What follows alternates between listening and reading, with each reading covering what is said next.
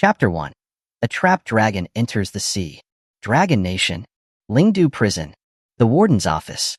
Dressed in prison garb, Qin Tianci sat leisurely in a chair, puffing on a cigarette. Before him, on a yoga mat, a woman with a devilish figure and alluring looks was holding a bizarre pose, a subtle fragrance filling the air. After a moment, she abruptly relaxed, collapsing onto the floor as if all her strength had been drained. Qin Tianci stubbed out his cigarette in the ashtray and couldn't help but complain. What a letdown. After all that practice, how can you not even hold it for a minute? The woman struggled to sit up, her gaze towards Qin Tianci seductive and languid. It's your fault for being like a beast. How am I supposed to handle you? Besides, I only practice qi to keep fit for your entertainment. I don't need to go out and fight like you do, right? Qin Tianci, unmoved by her provocative words, stood up and walked towards the door. Wait, the woman called out from behind. Qin Tianci turned back to see that she had already put on the warden's clothes. Her voluptuous figure was still proudly displayed, stirring up a whirlwind of fantasies. Qin Tianci watched her with interest. What, haven't you had enough of me? No, I don't want any more. The woman shook her head repeatedly, fearing that Qin Tianci would devour her alive in the next second. She quickly took out a letter and a jade pendant, placing them on the table. You'll be released from prison tomorrow. This was entrusted to me by that elder to give to you. Qin Tianci looked at the jade pendant on the table, letting out a resentful snort. That old codger still remembers he has a disciple like me here. The woman gave a charming smile, hooking her arm around his neck and personally putting the jade pendant on him. She laughed. Who would have thought that the Underworld king, who defended the border for 3 years and single-handedly repelled millions of enemies, would be the rapist from 3 years ago? The elder made you serve your full sentence to protect your family. As she spoke, a fragrant aroma wafted over him. Qin Tianci only needed to lower his gaze slightly to see the vast, alluring valley before him. But at this moment, a surge of anger welled up in his heart. That's right, he was a rapist, but he didn't rape an innocent young girl. Instead, he had been accused of raping his own fiancée. 3 years ago, he met Su Qing through a matchmaking service, and they were engaged without issue after a bride price of 100,000 yuan. On the night of the engagement, they booked a room. Qin Tianci thought he was about to enter the sweetest moment of his life, but who knew that Su Qing would suddenly turn on him and accuse him of rape the next day, bringing a lawsuit to the local judiciary. Qin Tianci, who came from a single-parent family and had no power or influence, ultimately lost the case. He was charged with attempted rape, sentenced to 3 years in prison, and lost his family's entire life savings and was burdened with huge debts. A disheartened Qin Tianci wanted to end his life in prison, but fate intervened. At the brink of death, he met an old man. The old man not only saved his life, but also taught him a miraculous healing art and absolute power that made other nations tremble, allowing him to become the Underworld king who shook the border in just 3 years. He saved lives like a benevolent Buddha and killed like he was crushing ants. In his left palm, he held life. In his right, death. The entire dragon nation bowed before him. However, very few people knew his true identity. The warden of Lingdu prison, the woman in front of him, was named Xia Zifu. In a sense, she was his half-senior sister. After all, the old man saw her natural charm and taught her a trick or two. Otherwise, she wouldn't have held such an important position as warden at such a young age. You had to know that Lingdu prison was the largest prison in the Dragon Nation, holding the world's worst criminals. Any one of them could stir up a storm across the globe. What's this? Qin Tianci touched the jade pendant around his neck. It was crystal clear, shaped like a swimming dragon, and clearly not an ordinary object. Xia Zifu smiled. That elder said this jade pendant is related to the tribulation of your cultivation. He told you to keep it safe. Tribulation? Qin Tianci was slightly stunned. When the old man taught him cultivation, he had seemed to mention it, but he hadn't taken it to heart. Now it seemed that this tribulation was not to be underestimated. What about this? Qin Tianci pointed at the letter. Xia Zifu's face showed a hint of teasing. This, well, is a fiancé that the elder specially selected for you. This letter contains your marriage contract. Another fiancé? Qin Tianci's face darkened. 3 years ago, he had met a gold digger like Su Qing. Now, he was particularly sensitive to the word fiancé. Relax. Xia Zifu knew what he was thinking. She reached out and gently stroked Qin Tianci's firm chest, looking intoxicated. That elder said these fiancés are all rich and powerful, definitely not comparable to Su Qing. More importantly, they can help you overcome that tribulation. You will be very satisfied. If you really don't want to bother with them, you can break off the engagement after you get out and come back to me.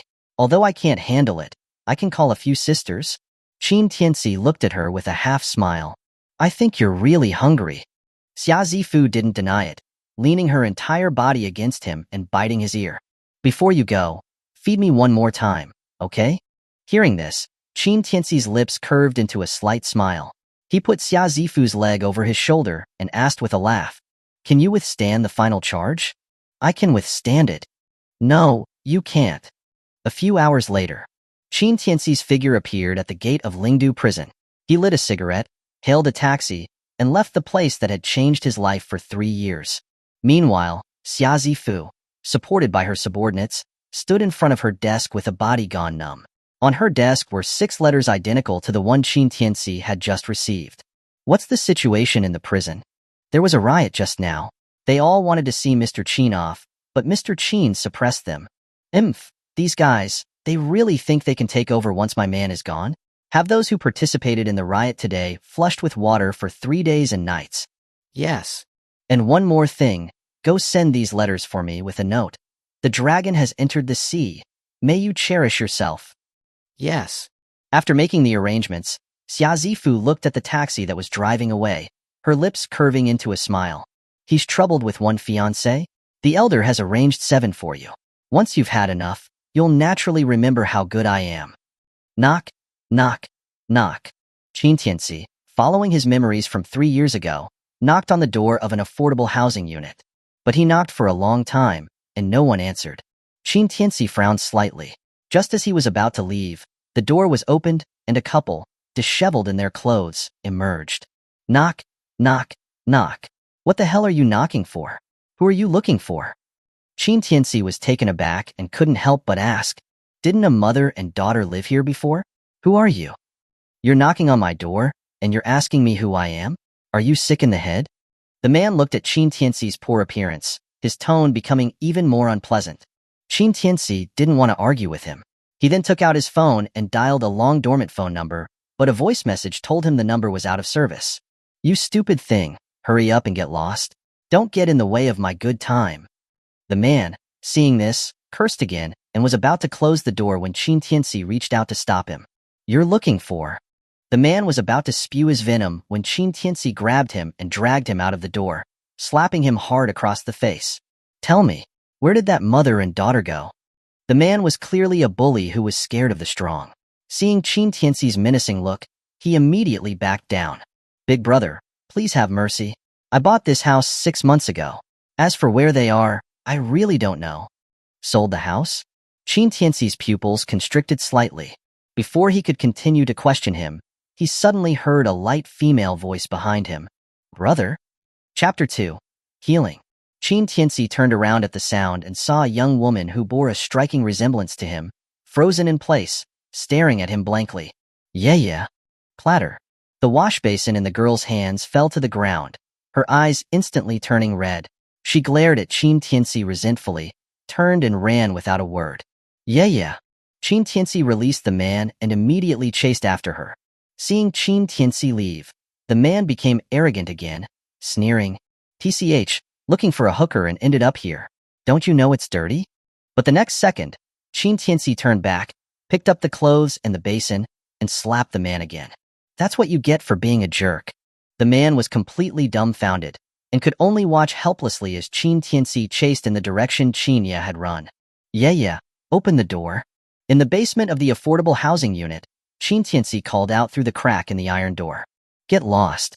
Who told you to come back? Qin Yaya cried as she yelled at Qin Tianci. This family doesn't need you. Why did you come back? Why? Qin Tianci looked at his younger sister, tears streaming down her face, his heart aching, but he still suppressed his emotions and said, Open the door first, and I'll explain everything to you slowly, okay? What's there to explain? Qin Yaya was devastated. During these 3 years you were in prison, you disappeared without a trace, without a single phone call. Mom and I thought you were dead. Why are you even back?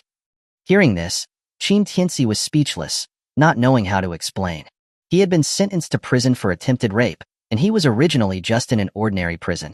However, after that suicide attempt, the old man saved him and secretly transferred him to the most terrifying Lingdu prison in the Dragon Nation, where he was trained by the prisoners there every day. For these 3 years, he had almost vanished from the face of the earth. Seeing that he remained silent, Qin Tianci cried even more piteously. Do you know how many people Mom begged in these 3 years to find you? How many people came to our home demanding payment? Even the old family house was sold, all to pay off your debts. Qin Tianci, do you even have a conscience? Qin Tianci was speechless. His identity was classified as S-level confidential. If foreign spies found out about it, Qin Tianci and his mother would be drawn into endless danger. Desperate, he could only sigh in the end. I'm sorry for you guys. How is Mom? Do you think she's doing well? Qin Tianci retorted. Mom was seriously ill and bedridden last year, and now. What did you say? Qin Tianci exclaimed. What happened to Mom? Qin Tianci was startled into silence by Qin Tianci's sudden burst of energy. Just as she was about to speak, she heard Qin Tianci shout again. Open the door. Let me go see Mom. Qin Tianci hesitated for a moment and finally opened the iron door. Qin Tianci immediately rushed in. He now realized that the basement was cold and damp and full of scurrying rats. The poor living conditions made him frown. He looked around and finally saw a frail woman in a tattered room in the corner. If it weren't for her faint breathing, Qin Tianci would have thought that a corpse was lying on the bed. Qin Tianci slowed down his steps, cautiously approaching the bed and crouching down. Mom! Qin Tianci's voice trembled slightly. He who hadn't shed a tear in 3 years now had tears welling up in his eyes. Hearing his voice, Zhou Guolan's usually calm breathing suddenly paused, and then her weak voice trembled. Is it Tianci who's back? Qin Tianci grabbed Zhou Guolan's hand tightly, crying like a child. Mom, it's me, Tianci. I'm back. Zhou Guolan thought she was dreaming, so she tried to prop up her weak body and explore in the dim environment, and finally found Qin Tianci's face. Tianci, is it really you back? Is it really you? She started crying as well, but she wasn't looking at Qin Tianci directly. Instead, she kept touching his face with her rough hands. Mom, what happened to your eyes? Qin Tianci noticed the abnormality. He waved his hand in front of her eyes and found that she didn't react at all. After you went to prison, Mom cried, her eyes blind. Then Su Qing, that woman, brought people over to demand debts and beat Mom deaf in one ear. Qin Tianci said coldly as she came in, her tone full of resentment. What did you say? Qin Tianci's breathing hitched, suppressing his anger as he asked, We already paid what we owed, and we didn't even ask for the bride price back. What other debts does she want? Qin Tianci looked at Qin Tianci, a cold smile on her face. Qin Tianci, are you pretending you don't know? Or are you acting here? The court sentenced you to 3 years and ordered you to pay 500,000 yuan in compensation. But that was just your personal compensation. That woman filed another lawsuit later, and the court ordered us to pay 3 million yuan in emotional damages. Where are we going to get the money to help you pay that? Hearing this, Qin Tianci felt his anger burning wildly in his heart. He hadn't expected that Su Qing was so vicious. He was only accused of rape by her and was forced to pay 500,000 yuan, but she wasn't satisfied. She even almost brought his family to ruin. He remembered this revenge. And Zhou Guolan, upon hearing Qin Tianci tell the story, hurriedly comforted Qin Tianci. Don't say any more, don't say any more. It's good enough that you are back, son. Those debts, Mom will find a way to help you pay them. You absolutely must not do anything stupid again. As she spoke, Zhou Guolan choked up again, which showed how much hardship she had endured these past 3 years.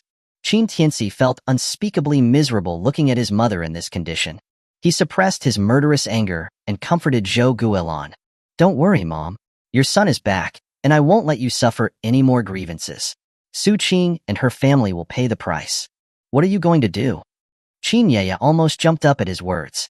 Qin Tianci, haven't you harmed this family enough? How are you going to make them pay the price? Can you just be a little bit more stable?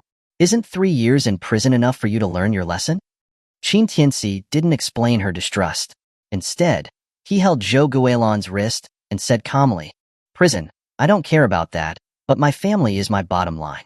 If the Su family doesn't get destroyed, I, Qin Tianci, won't be fit to call myself a son. As soon as these words came out, Qin Tianci paused. Looking at Qin Tianci's serious expression that didn't seem like a joke, she suddenly felt unfamiliar. But soon, she came back to her senses and laughed self-deprecatingly. With just you, a former convict? Do you know how much the world has changed in these 3 years? The Su family is already... Don't speak. Qin Tianci interrupted her. I'm going to help Mom get better. Get better? Qin Yaya was even more speechless. Do you know that Mom has a permanent disability now? Even the doctors say that the success rate of the surgery is only 2%. How are you going to help Mom get better? Do you even have money? At this time, Qin Tianci let go of Zhou Guolan's hand and said with a faint smile, There's no need to go to the hospital. This minor ailment, I can cure it. You? Qin Yaya looked incredulous. Qin Tianci, did you become stupid in prison? You, with a diploma from a junior college, are actually saying that you can cure Mom? Son, Mom knows that you care about me, but my illness is fine. I've already gotten used to it. Zhou Guolan, even at this moment, didn't forget to comfort Qin Tianci, not wanting to let her newly released son carry too much guilt. He still had a long road ahead of him. But Qin Tianci completely disregarded the mother and daughter's resistance. After laying Zhou Guolan down, he took out 3 silver needles and patted her hand. Don't worry, Mom. If I say I can cure it, I can cure it. You'll see me and Yaya very soon. With that, he slowly inserted the 3 silver needles into the acupoints on Zhou Guolan's head under Qin Yaya's astonished gaze, a faint blue light emanating from them. Chapter 3. Does your boyfriend have uremia? Mom, try opening your eyes now. An hour later, Qin Tianci's voice rang out beside Zhou Guolan. Zhou Guolan moved her sore eyeballs and slowly opened her eyes. The first thing she saw was Qin Tianci's gentle smile. I can see. I can really see. Zhou Guolan was overjoyed, her excitement overwhelming. Mom, you can really see? Qin Yaya couldn't believe it, rushing over to wave her hand in front of Zhou Guolan's eyes, only to have Zhou Guolan accurately grab her hand. Yaya, I can really see. And I can hear with my left ear too. I'm cured. Perhaps she had been suppressing it for too long. Zhou Guolan burst into tears of joy, pulling Qin Yaya into her arms and sobbing uncontrollably. Faced with this sudden surprise, Qin Yaya also burst into tears of joy. The mother and daughter wept in the dim basement, releasing the grievances of the past 3 years. Qin Tianci watched the scene before him, his heart filled with mixed emotions. If Su Qing hadn't framed him and sent him to prison, he wouldn't have acquired this extraordinary power. But if he hadn't met Su Qing, his family could have lived a peaceful life. He didn't know if he should hate her or thank her. Seeing that the 2 women had released their emotions, Qin Tianci quickly stepped forward to comfort them. Healing is the top priority. Afterwards, I'll help Mom take care of her body. We can't live in this basement anymore. Once I make the arrangements, I'll move you out. Tianci, how did you cure me? Even the doctors said my illness was incurable. Zhou Guolan asked the question that was on her mind. Qin Tianci smiled. I met an old traditional Chinese medicine doctor in prison. He taught me. This wasn't entirely a lie, as it was indeed the old man who had taught him. A blind cat catching a dead mouse. However, Qin Yaya didn't seem to have fully accepted Qin Tianci. If you have this ability, it would be better to find a decent job instead of making Mom worry about you. You need to act like a man. Qin Tianci's expression became a little strange after hearing this. Wasn't he a man? Even a woman like Xia Zifu couldn't last a minute under his onslaught. If he wasn't a man, did any man exist in this world? And being scolded by his own sister like this felt a bit odd. Yeah, your brother just came back, so stop blaming him. He must have had a reason for not contacting us. Seeing Qin Yaya's harsh attitude towards Qin Tianci, Zhou Guolan tried her best to persuade her. He's a rapist. What reason could he have? If it weren't for him, would our family have ended up like this? As soon as Qin Yaya uttered these words, she regretted them. She knew that Qin Tianci was completely a victim in that incident. If it weren't for the Su family's connections in the court, the charge of attempted rape wouldn't have been pinned on Qin Tianci. Yaya, how can you say that? Zhou Guolan became a little angry, quickly looking at Qin Tianci only to see that there was no anger on his face. Qin Tianci also knew that his sister's prejudice against him couldn't be changed in a short time, so he didn't get angry. He just smiled calmly. Mom, you're just recovering from a serious illness, so rest first. Since I'm back, you don't have to worry about the family matters anymore. No need to rest. I feel great right now. To his surprise, Zhou Guolan shook her head. It's been a long time since I got out of bed. You haven't eaten yet, Have you, Tianci? I'll go cook you some noodles. Look at you, you've lost weight. Mom, I'm not hungry. Bang, bang, bang.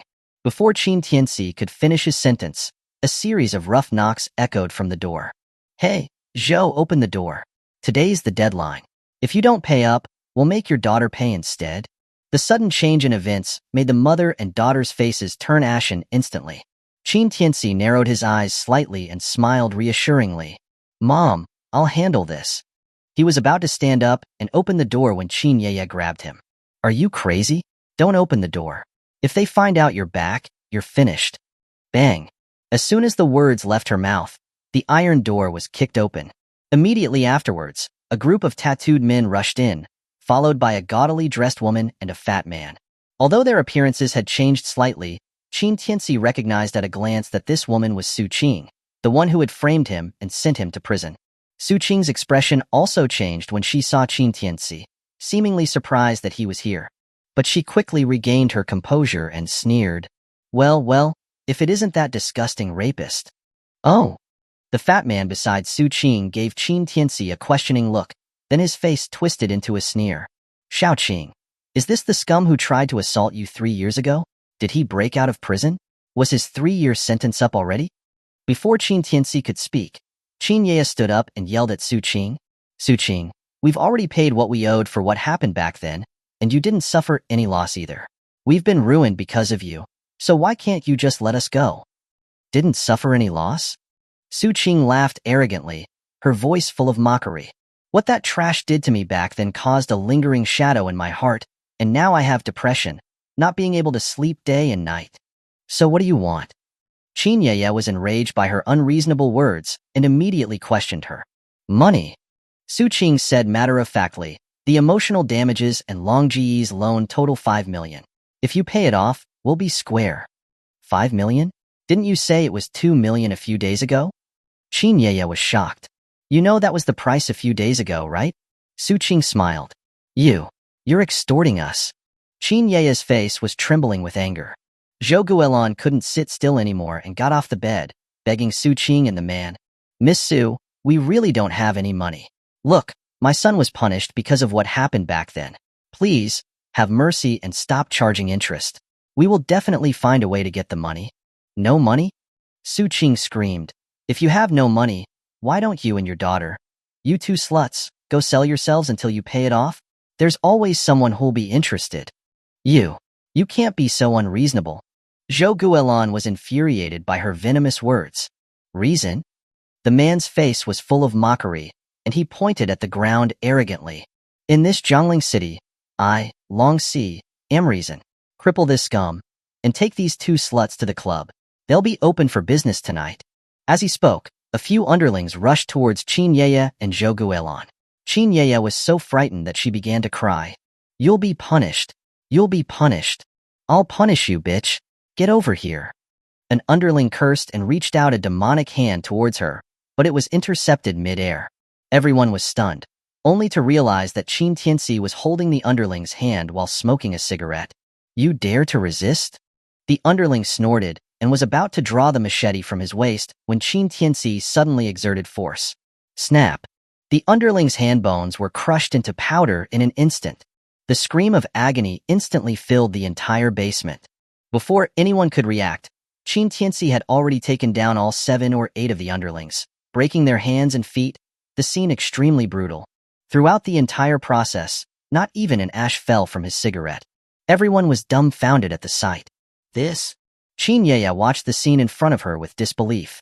How did her brother become so powerful after being in prison for 3 years? But Qin Tianci didn't pay any attention to their shocked expressions. He slowly walked over to Su Qing, took a puff of his cigarette, blew a cloud of smoke at her and said, Su Qing, does your boyfriend have uremia? What do you mean? Su Qing and Long Si were both stunned, not understanding why Qin Tianci would suddenly say that. Otherwise, your mouth. How could it be so poisonous? Slap. The moment the words left his mouth, Qin Tianci raised his hand and slapped Su Qing across the face without hesitation. Chapter 4. Get out. I'm going to see my husband. Su Qing was sent flying several meters away by Qin Tianci's unexpected slap, smashing the already broken table next to her into splinters. The tremendous pain caused Su Qing to scream, and it became clear that the flesh on her face was splitting open. Moreover, the bridge of her nose, which had undergone various cosmetic enhancements, had also fallen off, making her entire face look extremely ugly. My face. My face. Qin Tianci, you dare to hit me? Su Qing looked in disbelief at the blood on her hands that had come from her face, her expression becoming particularly ferocious. Qin Yeye and Zhou Guilin were both stunned.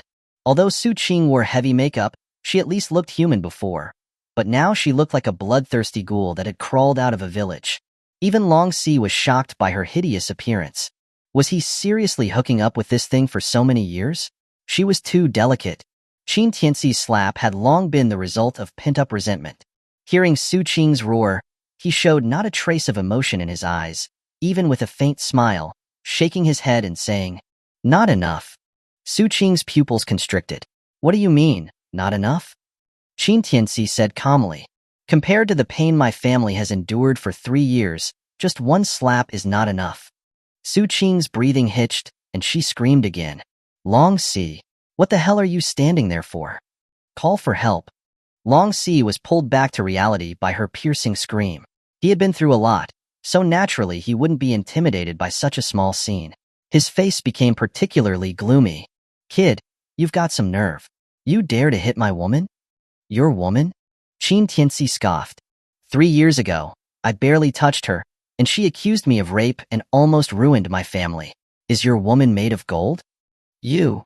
Long Si didn't consider himself a cultured man, but Qin Tianci's rude words left him speechless. He became furious and said, "Kid, you're the first person in Jiangling City to talk to me like that. Do you know who I am?" Qin Tianci leisurely took a puff of his cigarette, walked in front of him, and stared at him before asking, "The loan sharks that harassed my family, were you the one who forced them to borrow it?" Long Si was a bit unnerved by his sharp gaze. He had been in the Jiangling underworld for so many years, but he had never seen a man's eyes that looked like those of a beast. But to maintain his presence, he tried to remain calm. "So what if I did?" Qin Tianci asked again. "My mom's ear. Was that you that ordered people to beat her?" Long Si sneered. "Kid, don't think that just because you've been in jail for a few years, you can come here and act tough. You should find out who I, Long Si, am. Which of my men hasn't been in and out of prison a couple of times? Do you believe I can make one phone call and have you?" Before he could finish speaking, Qin Tianci suddenly kicked the machete at his feet into his hand. With a swift strike, Long Si's right ear was chopped off. "You talk too much nonsense." Instantly, Long Si's scream filled the air, blood flowing freely. "You bastard! You dare to chop off my ear. You're done for, and your slut mother and sister are too." As he said that, he scrambled to run out, Su Qing not daring to stay. Realizing that this man who had been in prison for 3 years had gone mad, she had no way to face him alone. However, Long Si stopped as soon as he got outside. He took out a firework from his pocket and roared at Qin Tianci, his expression twisted. "A signal flare. 1,000 troops will come to meet me. You're dead for offending me. Long Si, you bastard." Whoosh bang. As the firework exploded in the sky, Qin Yeye's face changed drastically. She rushed forward and scolded Qin Tianci. "Look what you've done. Do you want to kill us all?" But Qin Tianci seemed particularly calm, and even teased her with a smile. Did this guy watch too many movies? Does he think he's in the Axe Gang? The Axe Gang is nothing. Seeing that he was still in the mood to joke, Qin Yeye broke down and jumped. Long Si is the local gangster in Jiangling. The Su family has amassed countless wealth because of him over the years, and he has a bunch of ruthless underlings. You've offended him, and there's no place for us in all of Jiangling. Zhou Guilin was also full of sorrow. "Son, you've made a big mess. You should go. Mom will try to hold them off for you. Just don't let them find you." Qin Tianci looked at the mother and daughter, who were in complete disarray, and continued to smile calmly. "I've said it. Anyone who dares to bully you will have to prepare for a gruesome death." After speaking, he walked out the door, seemingly without a care in the world. Seeing this, Qin Yeye stamped her feet angrily. He's good for nothing but causing trouble. After 3 years in prison, how can he not learn a lesson? Although her words were full of blame, her body followed him out very honestly. But when she arrived outside, the scene in front of her terrified her, making her face pale and almost unable to stand. At this time, more than 100 men in black, armed with machetes, had flooded into the affordable housing complex, completely blocking the entrance. Other residents, upon seeing this, all hid inside their homes and closed their curtains. And Qin Tianci, dressed in rags, stood nonchalantly opposite hundreds of people, calmly smoking his cigarette, as if everything in front of him had nothing to do with him.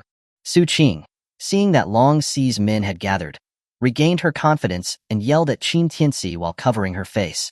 "You bastard! Aren't you very good at fighting? Fight! Continue fighting!" Long Si covered his ear and sneered. "What's the use of being able to fight? What age is this? If you want to be a gangster, you need connections and people. What's your rank? You dare to fight with me?" Su Qing continued to vent her anger. "Do you want to beg for mercy now? It's too late. Not only are you going to die, but your whole family is going to die. Go!" With a command, more than 100 underlings slowly advanced towards Qin Tianci. At the same time, on the street outside the affordable housing complex, the window of a white G-Wagon slowly rolled down. Through the window, a woman wearing sunglasses, with a perm and fair skin, was gazing at everything that was happening inside. But when she saw Qin Tianci in his tattered clothes, her eyebrows furrowed slightly. The female assistant, who was driving, couldn't help but ask, "Miss Xiao, is he the man you said could help the Xiao group get through this difficult time? He doesn't look like it in that poor state." The woman remained silent after hearing her question. Not only did the assistant not believe it, even she didn't. If it hadn't been for old Qing's personal recommendation, she might have thought she had been tricked. The woman continued to size up Qin Tianci, who had one hand in his pocket and a cigarette in his other, coolly evaluating. "His aura isn't bad, but his strength?" Before she could finish her sentence, cries of agony suddenly erupted from outside the window. In a short while, all 100 of Long Si's men were lying on the ground, wailing and groaning. And Qin Tianci was still standing where he was, not moving even half a step, continuing to smoke his cigarette calmly. The only ones left standing on the field, other than the mother and daughter Qin Yeye and Zhou Guilin, were Su Qing and Long Si, who were not far away. This scene seemed as if time had stopped. Even the woman in the G-Wagon, who had seen countless things, was shocked by this astonishing scene, her jaw dropping so wide that she could fit a rod with a 5-centimeter diameter in it. The words she hadn't finished speaking just now escaped her lips. "This strength, it's a bit absurd." The assistant in the driver's seat was also in disbelief, looking at the scene with a face full of shock. She had heard of people fighting 10 people at once, but she had never seen anyone fight 100 people at once, and it was all over in an instant. If she hadn't seen it with her own eyes, she could hardly imagine that a human could do this. Miss Xiao, is he even human?" The assistant turned to look at the woman in the back seat after regaining her senses, but there was no one there. "Miss Xiao?" The assistant looked around, only to see the woman had already gotten out of the car and was fixing her makeup in a handheld mirror. She waved at her and said, "Get out. I'm going to see my husband." The assistant. Chapter 5. Thank you for not marrying me. At this moment, Long Si and Su Qing were both petrified with fear, looking at Qin Tianci as if he were a monster. Zhou Guilin and Qin Yeye also stared wide-eyed, looking incredulously at the thugs groaning on the ground. Their minds were buzzing. How is it possible? Qin Yeye was dumbfounded. The scene that had just unfolded before her eyes felt like she was watching a movie with Stephen Chow taking on 100 enemies, but that was just a movie, and this was real life. Qin Tianci crushed his cigarette, and slowly walked towards them. Long Si reacted like he had seen a ghost, hysterically shouting at Qin Tianci, "You, don't come over here." Su Qing was equally terrified, falling to the ground with Long Si and yelling, "Stop right there. Stop." Qin Tianci ignored their screams, walking over to them and looking down at them with indifference. Suddenly, he raised a foot and stomped heavily on Long Si's right foot. The sound of bones cracking and Long Si's scream went off at the same time. "Kid, you're going to die. You're going to die horribly. If you have the guts, kill me, otherwise, I will never let your family go." "Is that so?" Qin Tianci chuckled. "I've never heard such a request." Just as he finished speaking, Qin Tianci saw a black muzzle pointed at him. Immediately afterwards, Long Si staggered to his feet and roared at him with a ferocious expression. "Bastard! You're so good at fighting? Keep fighting. Let's see if your fist is faster than my gun." "Brother!" Qin Ye's face instantly turned pale as she cried out in alarm. She hadn't expected that Long Si had brought a gun, and seeing him pull it out, the underlings who had been knocked down by Qin Tianci also drew their guns, struggling to their feet, aiming them at Qin Tianci and his mother and sister. Zhou Guolan was also frightened by this scene. She anxiously pleaded, "Master Long, please, don't hurt my son." "Shut up. You two sluts. This bastard hurt me and Master Long. You think you can get away with this? Keep dreaming." Seeing that Long Si had pulled out a gun, Su Qing instantly regained her confidence. She pointed at the mother and daughter and cursed, also sneering at Qin Tianci. "Emph, Qin Tianci, I didn't expect you to learn so many skills in prison after 3 years. But so what? You'll never get rid of the title of rapist. You'll always be bottom of the barrel trash, and no woman will ever look at you." Su Qing became more and more agitated as she spoke, her festering face becoming exceptionally menacing. But Qin Tianci remained calm while listening to her insults, as if the guns in Long Si's hands were mere toys. "Kill them," as Long Si gave the order. Just as Qin Tianci was about to make a move, a cold shout came from behind him. "Stop!" Everyone paused, turning their heads to look. They saw a tall, exceptionally elegant woman walking towards them in high heels, followed by an assistant. Their powerful auras instantly intimidated everyone present, making them afraid to make a move for a moment. Even a woman as arrogant as Su Qing couldn't help but feel ashamed of her own appearance when she saw the other woman. If she was the brilliant pearl of the Su family, then the woman before them was the sun. Her appearance made it seem like the whole world should revolve around her. Perhaps out of jealousy, Su Qing regained her senses and continued to curse. "Where did this stinking bitch come from? What business is it of yours? Get lost. Shut your mouth." Before she could finish speaking, Long Si suddenly interrupted her with a scolding tone. Su Qing stared at Long Si in disbelief. "Master Long, what do you mean by this?" However, Long Si had no time to pay attention to her. His earlier arrogant and domineering expression had been replaced with fear, and he hurriedly ran to the woman, bowing deeply and asking respectfully, "Ms. Miss Xiao, why are you here?" The woman's expression was cold as ice. Suddenly, she raised her hand and slapped him across the face. "Long Si, you've got some nerve. You even dared to touch the man of Xiao Qianxue?" "Xiao Qianxue?" His words stunned everyone present. In Jiangling, a person with the surname Xiao who could make Long Si so respectful could only be someone from the Xiao family. Xiao Qianxue? The heiress of the Xiao group? How could she be here? Qin Ye also reacted, covering her mouth in shock, her face full of awe. If Long Si was a local gangster, then Xiao Qianxue was the queen of Jiangling. She was the powerful woman that she could never hope to reach. Offending Long Si might still leave room for maneuver, but offending the Xiao family meant they would vanish from the face of the earth, not even knowing how they died. But what did this woman, who was so powerful, just say? Her man? Who? Her brother, who had just been released from prison. How could this be possible? Xiao Qianxue? Qin Tianci frowned upon hearing this name, his eyes constantly scanning the woman who had suddenly appeared, as if she seemed familiar. Your man? Who is it? Long Si was already dumbfounded by Xiao Qianxue's words, covering his face and staring with wide eyes. However, Xiao Qianxue didn't care about the shocked expressions of everyone present, stepping closer to Qin Tianci in her high heels. The next moment, she directly grabbed Qin Tianci's arm, her smile as radiant as a thawing glacier. "Husband, sorry, I'm late." This scene was met with complete silence. Everyone watched as the famous Ice Beauty CEO of Jiangling leaned into Qin Tianci's arms, as if they had seen a ghost, standing dumbfounded. Even the sound of their breathing could be heard clearly. Qin Tianci was a bit confused. Was this woman crazy? Calling someone husband right off the bat? But before he could respond, Xiao Qianxue continued to smile. "Don't worry, husband. Leave this to me." After saying that, she let go of Qin Tianci's arm, went straight to Long Si, her smile suddenly disappearing. With an extremely swift movement, she snatched the gun from his hand and pulled the trigger, shooting Su Qing in the thigh. Su Qing's pupils constricted, and when she reacted, her thigh was already bleeding profusely. A shrill scream instantly echoed throughout the entire housing complex. "He's trash in your eyes, but you're not even trash in mine. You look down on him because you are blind, not knowing the true dragon.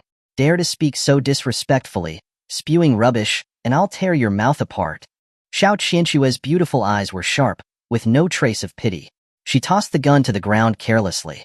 Click, click, click. Seeing this, the underlings all raised their guns and aimed them at Xiao Qianxue, but Long Si shouted and stopped them. Don't shoot. Put them all down. Xiao Qianxue sneered. Long Si, your underlings are truly loyal. Long Si's mind went blank, cold sweat pouring down his face. He hurriedly apologized. Miss Xiao, I really didn't know this dog. Pui, this Mr. Qin was your man. If I had known, even if you gave me 10,000 lives, I wouldn't have dared to cause him trouble. Xiao Qianxue cupped her bosom, her expression arrogant. So what do you need to do now? Long Si understood, and immediately rushed in front of Qin Tianci, sliding towards him in a 100-meter kneeling position. Mr. Qin, I was blinded by greed. I had no eyes. Please be generous and spare my life. After saying this, he slammed his head heavily on the ground. Qin Tianci looked at Xiao Qianxue with interest. Since someone was helping him, it saved him the trouble. He put his hands in his pockets and asked with a smile, "Didn't you say you were going to kill my whole family?" No. I deserve to die. I deserve to die. Long Si was scared out of his wits and hurriedly changed his words. Then the loan you gave my sister and my mom? What loan? Sister Zhou is a lucky user of our company, and she even won a 200,000 yuan prize. I'll send it over tomorrow. Long Si denied it, his acting so realistic that even Qin Tianci couldn't tell if it was true or false. Not bad. Go, pick up your ear, and get lost. Qin Tianci waved his hand, as if chasing away garbage. However, this tone was like the sound of heaven in Long Si's ears. He hurriedly kowtowed to thank him, then ran away with his underlings as if they were escaping for their lives. However, when Su Qing was leaving, Xiao Qianxue suddenly spoke. Miss Su. Su Qing turned her head, confused. Xiao Qianxue held her bosom, her eyes fixed on her. Thanks to you, framing Tianci 3 years ago and sending him to prison, I was able to wait for him. I should thank you for not marrying him. Her words were full of humiliation and sarcasm, causing Su Qing's already angry heart to explode completely. Her eyes glared at Qin Tianci with resentment. Qin Tianci, don't think that you can be safe by hiding behind a woman. Xiao Qianxue can't protect you forever. You ruined me, and I will make you pay a painful price. After Su Qing finished speaking, she ran away, her legs agile, not at all like she had been shot. Chapter 6, you get 2 points. Seeing that Su Qing had run away after making those threats, Xiao Qianxue snorted coldly with some displeasure. Bitch, if it weren't for the fact that the Xiao group has some issues recently, I would have annihilated the Su family with my own hands. Seeing that the trouble had subsided, Zhou Guilin and Qin Yeye went forward excitedly. Son, are you hurt? Qin Tianci smiled reassuringly. I'm fine. Aren't I doing well? You scared me to death. That Su Qing and Long Si were too overbearing. They even brought out guns. Zhou Guilin patted her chest with lingering fear. Guns? Qin Tianci showed a smile that was not quite a smile. If they had fired those guns just now, they would already be corpses. Can you please stop bragging? Qin Yeye had been a bit worried about Qin Tianci earlier, but as soon as she heard his exaggerated words, she became angry. If it wasn't for Miss Xiao arriving in time, it would have been you who turned into a corpse. Do you think you're invincible just because you practiced a few moves in prison? Although her tone was unkind, Qin Tianci could hear the concern in her words and couldn't help but joke. Oh, my little sister is getting smarter. How did you know your brother is already invincible? You. Qin Yeye was so angry that her cheeks puffed up. This guy was getting thicker-skinned. At this time, Zhou Guilin stopped the two siblings from bickering, her gaze turning towards Xiao Qianxue, who was standing on the side, nervously fiddling with her fingers, looking like she was meeting her future parents for the first time. Miss Xiao, thank you for saving our Tianci this time. May I ask who you are? Seeing Zhou Guilin looking at her, Xiao Qianxue, moving her legs, trotted over, revealing a beautiful smile that was both moving and friendly. Auntie, hello. I forgot to introduce myself earlier. I am Tianci's fiancée, Xiao Qianxue. Fiancée? As soon as these words were spoken, Zhou Guilin and Qin Yeye were both shocked. Even Qin Tianci was dumbfounded. Immediately after, as if he realized something, he opened the letter that Xia Zifu had given him. Inside was a picture, and the woman in it was none other than Xiao Qianxue. Heh, it really is her. Qin Tianci smiled in disbelief. He hadn't expected to run into her as soon as he came back. And looking at this woman, it seemed like she already knew quite a bit about his situation. Although he knew that what Xiao Qinxue knew was just the tip of his iceberg. What's going on? Zhou Guolan was already stammering, completely at a loss. That, Miss Xiao, don't you know about my Tianci? I know. Xiao Qinxue interrupted her with a light smile. So what if he's been to prison? He is the man Xiao Qinxue want. Qin Yeye regained her senses and said in shock. Miss Xiao, look at my brother's pitiful state. What makes him worthy of you? You're a swan, and he can't even be called a toad. No, I don't agree to this marriage. Qin Tianci? Good grief. You really are a sister. And when did my marriage become something for you to interfere with, you little brat? Xiao Qinxue was amused by Qin Yeye's words, giggling. Good little sister, you're really thoughtful of me. Don't worry, I will train your brother well in the future. That's not what I meant, Qin Yeye was about to expose Qin Tianci's past, but Zhou Guolan pulled her back and glared at her fiercely. Xiao Qinxue smiled without saying anything, and then turned her head and waved her assistant over. Xiaoli, go to the Lianci Hotel and arrange for my presidential suite to settle my aunt and my sister. I have something to discuss with my future husband. Yes. Molly glanced at Qin Tianci hesitantly, then nodded in agreement. After Molly had settled Zhou Guolan and Qin Yeye, Xiao Qinxue took Qin Tianci to her office at the Xiao Group. His appearance shocked all the employees of the Xiao Group. In everyone's impression, this was the first time Xiao Qinxue had brought a man to her office. However, Qin Tianci sat down on her chair as soon as he entered, crossed his legs on the desk, and grabbed a bunch of grapes from the side, eating them with a practiced ease as if he were at home. All right, what are your conditions? Or what is your purpose? But let me say this in advance, I won't be a live-in son-in-law. Qin Tianci took the initiative, questioning Xiao Qinxue. Seeing Qin Tianci like this, Xiao Qinxue couldn't help but raise her wavy hair and smile confidently. Qin Tianci, 3 years ago, your family pressured you into getting married. You met your fiancée, Su Qing, through a matchmaking service, gave a bride price of 100,000 yuan, and on the day of your engagement, you booked a room with her, but she accused you of rape, and you were sentenced to 3 years in prison. Hearing her recite his information, Qin Tianci wasn't surprised at all, instead lighting a cigarette and smiling. So you should know that I'm very sensitive to the word fiancé. Whether you can pass my test to become my wife, it depends on my impression of you and your performance in the future. The smile on Xiao Qinxue's face stiffened, her expression becoming a bit odd. How did it feel like their roles had suddenly reversed? Wasn't this something she should be saying? But she, Xiao Qinxue, wasn't the type of person to be led by the nose, so she smiled and walked towards Qin Tianci in her high heels. Then she stretched out a long, jade-like leg, placing her knee on the chair between Qin Tianci's legs. She put her hands on Qin Tianci's shoulders, the fragrance of orchid instantly wafting over him. She leaned her red lips close to his ear and whispered, "So what do you think of me? Do I meet your requirements?" In that moment, their eyes met, clinging like silk. Qin Tianci's deep gaze remained unmoved.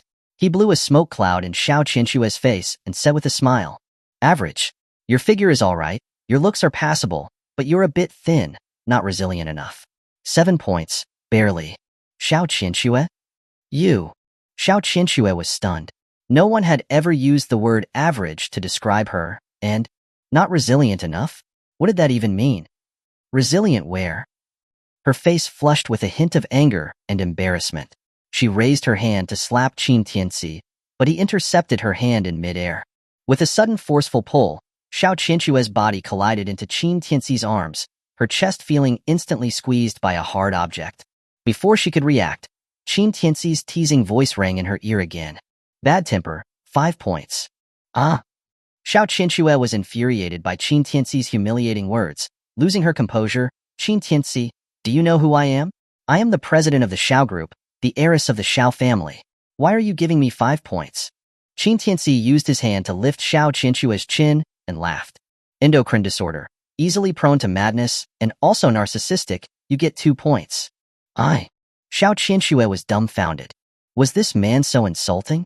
She thought that he had a kind of charisma that didn't change even if MT Tai collapsed. But now it seems that this man is simply shameless. Just as Xiao Qinxue was planning to give Qin Tianci a thorough lesson, the office door was suddenly kicked open, and Molly rushed in anxiously. Miss Xiao, something has happened. Never mind, I went to the wrong office. Chapter 7. I can make her my woman. Seeing Molly about to flee in panic, Xiao Qinxue finally realized that her and Qin Tianci's positions at this moment were extremely suggestive, almost at the point of embracing for a sprint. Xiao Qinxue's fair face flushed crimson, and she scolded Molly. Get back here. Immediately after, she broke free from Qin Tianci's arms, not forgetting to give him a fierce glare. After fixing her hair, she returned to her usual cold and aloof state. What's the panic? Didn't I say that you need to knock before entering my office? Molly was extremely embarrassed, keeping her head down and not daring to meet her gaze. I'm sorry, Miss Xiao. It's an emergency. The triad is causing trouble again. They've already been arranged into the meeting room by Vice President Xiao. It looks like it will be difficult to resolve peacefully. What? Xiao Qinxue was fine until she heard that. Immediately, her beautiful eyes widened. The triad is here again? Does she really think that I, Xiao Qinxue, am easy to bully? What is the triad? Qin Tianci continued to eat his grapes as he asked. The triad is an organized crime syndicate within the country, specializing in seizing the assets of other companies. Recently, the Xiao Group has become their target. After thinking for a moment, Xiao Qinxue explained the cause of the matter to Qin Tianci. After hearing this, Qin Tianci understood the situation. Although the Xiao Group was a local powerhouse in Jiangling, since being targeted by the triad, all of its operations had been affected, and they couldn't even carry out normal work. So, is this the reason you agreed to my marriage contract? Qin Tianci immediately guessed the purpose of this woman coming to him, not surprised at all. From his conversation with Xiao Qinxue earlier, it seemed that she didn't know his true identity. Although the marriage contract between the two of them had been arranged by that old man, one was, after all, a highly respected, beautiful, and beloved CEO, and the other was a recently reformed, released rapist. Even if the Earth exploded, these two species had no possibility of being together. Therefore, there was only one reason. Xiao Qinxue wanted to ask him to help resolve the Xiao Group's crisis. Xiao Qinxue, having her intention exposed, didn't hide or deny it. The gaze she gave Qin Tianci was no longer the same as before, and she asked with a serious tone, So, can you help me? Hearing this, Qin Tianci smiled. I'm very expensive, can you afford me? Seeing him so calm, Xiao Qinxue gained more confidence in him. She instantly smiled radiantly. I've already given myself to you. Isn't that enough? I haven't tasted it yet, don't know what it tastes like. Qin Tianci got up lazily. Let's go. But just as he was planning to go to the meeting room with Xiao Qinxue, his phone rang. Picking it up, Qin Tianci raised an eyebrow. He turned to Xiao Qinxue. I need to take this call. You go on ahead. Okay. Xiao Qinxue didn't say anything more and turned around to leave the office. Her decisive manner made Qin Tianci think this woman was even more interesting. He then pressed the answer button, his tone unfriendly. Old geezer, you're not dead yet? Hee, don't be angry. I just saw that you were released from prison. So this old man made a special phone call to offer some comfort. An old man's jovial voice came from the other end of the phone. Comfort my ass. Qin Tianci cursed impatiently. Hey you, dig my sister out of the ground and send her to my good disciple. Qin Tianci. Seeing that he didn't speak, the old man continued to ask with a smile. How is it? Good disciple, isn't the fiancée I picked for you not bad? She's okay, but I've always thought that women are a pain. How can you say that? If men didn't have women, wouldn't they be like rutting bulls, unable to see their awesomeness? Let's not talk about that. Hee, which of these fiancés do you like the most? Hearing this, Qin Tianci paused. Which one? What do you mean? Wasn't there only one? Who said that? I picked 7 for you, and all 7 are key to help you get through this tribulation. Halfway through, the old man seemed to realize he had said the wrong thing and quickly changed his words with a laugh. Haha, seeing that you were safe and sound, I'm relieved. I'll hang up now. I'm busy. Hey, baby, you can't be sucking that here. Click. He hung up. Listening to the busy tone from the phone, Qin Tianci's face darkened. Damn. 7? One Xiao Qinxue was enough of a headache for him. Yet this stupid old man had arranged 7 fiancées for him? If he hadn't hung up so quickly, Qin Tianci would have been swearing up a storm. Oh well. 7 was 7. Qin Tianci had no real way to deal with this old man. It had always been like this during his cultivation.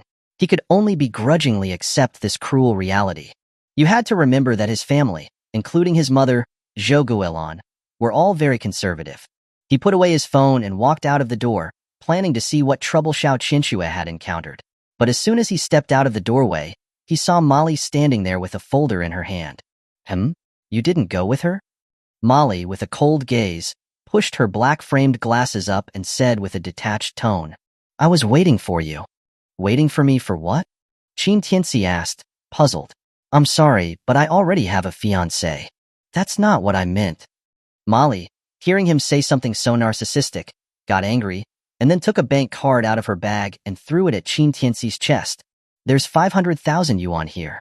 Please leave, Miss Xiao. Qin Tianci paused, then couldn't help but scoff.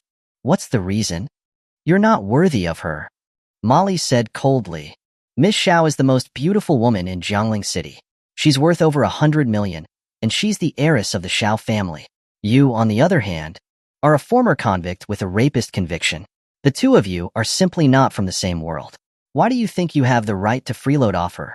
Qin Tianci, seeing her so arrogant, found it even more laughable. She doesn't have any issues, but you, a servant, are about to blow a gasket. I'd think you were her mother if I didn't know better. I just don't want to see such a good woman as Miss Xiao have her life ruined by your hands. And now is the most dangerous time for the Xiao group. Apart from being good at fighting, what can you do? Being called a servant by Qin Tianci, Molly's tone became even more unkind. Her words were full of provocation. What can I do? Qin Tianci, upon hearing that, actually touched his chin and began to think. Then, he suddenly thought of something. There actually is something. Molly was stunned. What is it? Qin Tianci walked over and patted her on the shoulder, smiling calmly. Making her my woman, that would be the biggest help to her. After saying that, he ignored Molly's shocked expression and went towards the meeting room on his own. After Molly came back to her senses, her face was almost green with anger. As expected of someone who was released from prison. Shameless. Rogue. However, her tantrum went unanswered. Ultimately, she could only mutter to herself, I won't let you bring harm to Ms. Xiao, just wait and see. Then she scurried towards the meeting room. Chapter 8, Desperate Xiao Qinshui. Inside the meeting room, Xiao Qinshui sat at the head of the table, her bosom high. Around her were the shareholders of the Xiao group. Her beautiful face was full of gloom. Across the meeting table, a few men with crew cuts, wearing suits and ties sat down. Although they had the look of professional elites, one could discover, upon closer inspection, that they each had a triangular tattoo on their collar, and one of them had some chilling scars on his face. His eyes were full of lewdness as he looked at Xiao Qinshui. He licked his lips from time to time, his expression extremely disgusting. This kind of blatant stare made Xiao Qinshui even more angry. I've already fulfilled the requirements of the triad, so now you're here to cause trouble at my company again. Shouldn't you give me an explanation? The scar-faced man laughed mockingly. Miss Xiao, you're wrong. We only have a cooperative relationship, so where do these requirements come from? Besides, we of the triad have always liked cooperating with elites like you who know what's good for them. It's our honor. What a joke. Xiao Qinshui was amused by his shameless words. You caused trouble all over the Xiao Group's production lines a while ago, which led to us closing off even the most basic export points. Is that your attitude of cooperation? The scar-faced man was scolded by her, but he wasn't angry. Instead, he smiled shamelessly. Miss Xiao, that's wrong. We were providing protection, so how can you say we were causing trouble? And since we're protecting you, it's only reasonable to collect a certain fee, right? And we're not even asking for much, just 20% of the shares. That's just a drop in the bucket for a group as big as yours. 20% of the shares? And you say that's not much? You're acting like robbers. I can call the police. Xiao Qinshui was furious, slamming her hand on the table. Call the police? But the scar-faced man wasn't afraid at all. Instead, he sneered, if calling the police was useful, then what would the triad need to do? You. Xiao Qinshui's chest rose and fell with anger, but she couldn't completely turn against the other party. The triad's power was enormous throughout the country. This sudden venture into Jiangling caught the entire Xiao group off guard. Once the other party seized their lifeline, there would be endless troubles. At this time, a middle-aged man, who had some resemblance to Xiao Qinshui, spoke up, scolding her. Xiao Qinshui, how did you become the CEO? If it wasn't for Director Li currently maintaining the Xiao Group's production line, we would have lost at least 100 million this month. How can you have the face to question them now? The director Li he was talking about was the scar-faced Liuba. The person speaking was Xiao Qinchue's second uncle, Xiao Liu. Xiao Qinchue frowned. Second uncle. It's obvious that they're extorting us. Can't you see that? Xiao Liu snorted coldly. I only know that under your leadership, Xiao Qinchue, the group is a mess. You can't shirk your responsibility. Xiao Qinchue confronted him coldly. I took over the Xiao Group at 18 and have increased its value from 100 million to 5 billion in the past 5 years. You don't have the right to question me. Impudence. Xiao Liu shouted angrily. Xiao Qinchue, watch your attitude when you speak. I am your second uncle. In the company, there are only superiors and subordinates, no relatives. Xiao Qinchue didn't back down at all, confronting him directly. This made Xiao Liu's face look extremely unpleasant, but he quickly suppressed his anger and snorted coldly. Whatever you say, if you can't handle this matter today, I will convene a shareholders' meeting to dismiss you from your position as CEO. You. Xiao Qinchue was furious. Ever since she took over as CEO, her second uncle had never been convinced by her leadership. He had created problems for her everywhere, and now he was taking advantage of her misfortune. Stop, stop, stop. Liuba interrupted their argument and said with a fake smile, We're all family, Miss Xiao. Don't speak like that. Who is family with you? Xiao Qinchue, seeing that the pretense had been dropped, stopped acting and stood up, scolding him angrily. Let me tell you, no matter what despicable means you of the triad use, my Xiao Group will never succumb. Seeing this, the smile on Liuba's face gradually faded. Looks like Ms. Xiao is refusing to cooperate? Xiao Qinchue said coldly. I'll treat you with respect if you're proposing a genuine partnership. But if you demand 20% of our Xiao Group's shares right off the bat, then I only have one word for you. Get lost. Since negotiations had collapsed, Liuba simply stopped pretending and got up slowly, his expression increasingly sinister. Since Ms. Xiao is so strong, then there's nothing to talk about. However, Ms. Xiao, it's inevitable for accidents to happen in life. Are you threatening me? Xiao Qinchue raised an eyebrow. I wouldn't call it a threat, just a reminder. Liuba smiled, shrugging his shoulders like a rogue. After all, Ms. Xiao, you are so beautiful. If you fall into the hands of a villain, I can't guarantee what might happen. I also can't guarantee what might happen to the Xiao Group's production lines. Xiao Qinchue, are you planning to ruin the Xiao Group? Xiao Liu slammed a hand on the table and angrily yelled at Xiao Qinchue, not forgetting to turn to Liuba and smile ingratiatingly. Don't be angry, Director Li. My niece was spoiled since she was young. I'll try to persuade her. Xiao Qinchue stared at him coldly. Second uncle, can you not even distinguish between black and white anymore? Shut up. Xiao Liu waved his hand unreasonably. Isn't it just 20% of the shares? Just hand over your shares. You can also gain a strong partner like the triad. Isn't that worthwhile? Why do you have no foresight? Xiao Qinchue was laughed at by his words. Second uncle, are you senile? Let me tell you clearly, it's impossible. At this time, Liuba also started to take advantage of the situation, his eyes constantly fixed on Xiao Qinchue's legs. He licked his lips and said, Why don't we do this? I don't need the 20% of the shares. As long as Ms. Xiao is willing to spend one night with me, I can let you sit in the CEO position with peace of mind. It's a much better deal. Director Li's suggestion is even better. Xiao Liu clapped his hands and turned to order Xiao Qinchue. Go keep Director Li company tonight. Not only can the group go back to normal, but we can also save 20 billion shares. Xiao Qinchue, I won't let you waste such a good opportunity. Xiao Qinchue couldn't believe her ears, glaring at Xiao Liu. Why don't you go? Xiao Liu nonchalantly spread his hands. If I was a woman, I could. Xiao Qinchue, you keep saying that you're doing this for the good of the group, but now you can't make this small sacrifice. Then we can't trust you to lead the group's development. That's because you're very cheap, unlike you, who is so shameless. Xiao Qinchue spat back angrily, her insults no less fierce. Xiao Qinchue, you're getting more and more disrespectful. Sure enough, those words immediately infuriated Xiao Liu. He pointed at Xiao Qinchue with trembling fingers and turned to the other shareholders. Xiao Qinchue is acting arbitrarily, disregarding the company's best interests. I now announce that we'll vote on the spot to remove her from her position as CEO. As soon as those words were spoken, Xiao Qinchue's pupils constricted. Before she could say anything else, she saw the other shareholders exchanging glances with each other for a moment before raising their hands. In a short while, it was a unanimous vote. Xiao Qinshue's face instantly turned ashen. At this moment, she suddenly woke up, staring at Xiao Liu and yelling angrily. Xiao Liu, you've planned all this, haven't you? After thinking about it, she completely understood. This was all a plot set up by Xiao Liu to seize the position of CEO. He might even have been in cahoots with the Triad, setting a trap for her on purpose. But now, the situation was overwhelmingly against her. Internally, Xiao Liu was stabbing her in the back, and externally, the Triad was lurking. Even she was unable to turn the tide. Slander. This is completely slander. Xiao Liu denied repeatedly, I'm doing all this for the sake of the group.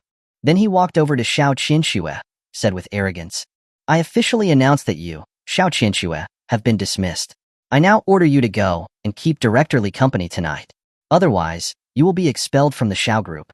Under the constant attacks from both Xiao Liu and Li Erba, Xiao Qinshue's eyes gradually turned red.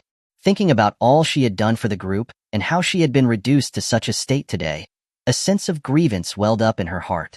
However, just as Xiao Liu and Li Erba thought they had won, the meeting room door was suddenly kicked open, shattered into pieces. Then, Qin Tianci, with a cigarette in his mouth, walked in slowly. His eyes flashed with cold light, like a beast that had spotted its prey in the darkness. He scanned everyone in the room. Who was it just now that said they were going to remove her as CEO? Chapter 9. It's not like there isn't a hole to drill. Qin Tianci's appearance shocked everyone in the room. The door of this meeting room was made of material comparable to aluminum alloy in hardness. Yet this kid had kicked it into scrap metal with one foot? Xiao Liu, having regained his senses, immediately stood up and pointed at him, yelling, Who are you? Who allowed you to come in? Get out. Qin Tianci glanced at him, then turned his gaze to Xiao Qinsue, sitting at the far end, and smiled. Me? Well, ask her. Great, Xiao Qinsue, you're really something. Bringing disreputable people into the group during work hours, you have ulterior motives. Xiao Liu immediately made a mountain out of a molehill, seizing the opportunity to slander Xiao Qinsue. When Xiao Qinsue saw Qin Tianci appear, for some unknown reason, the heart that had been so wronged it wanted to cry suddenly calmed down, and a sense of security she had never felt before arose. Then she stabilized her emotions and showed a gentle smile.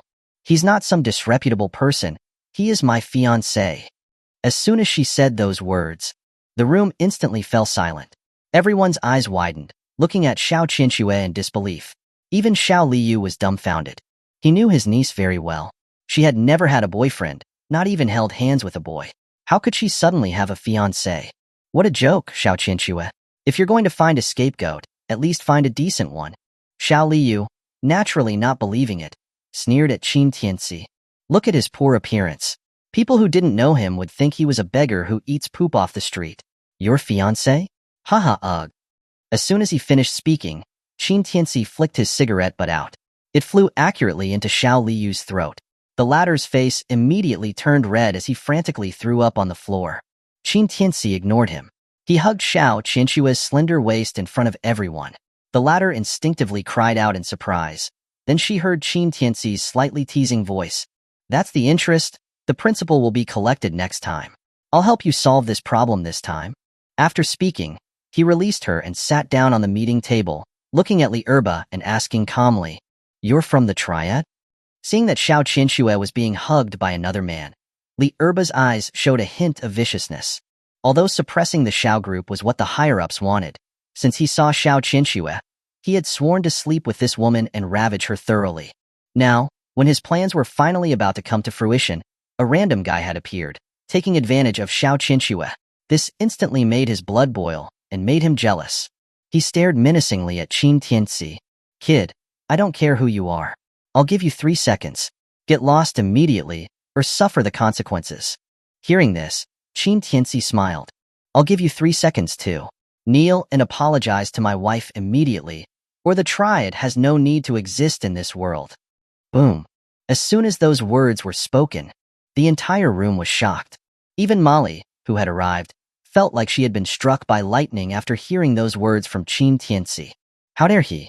How dare he? Even Ms. Xiao wouldn't dare talk to the Triad like that. He was a powerless man.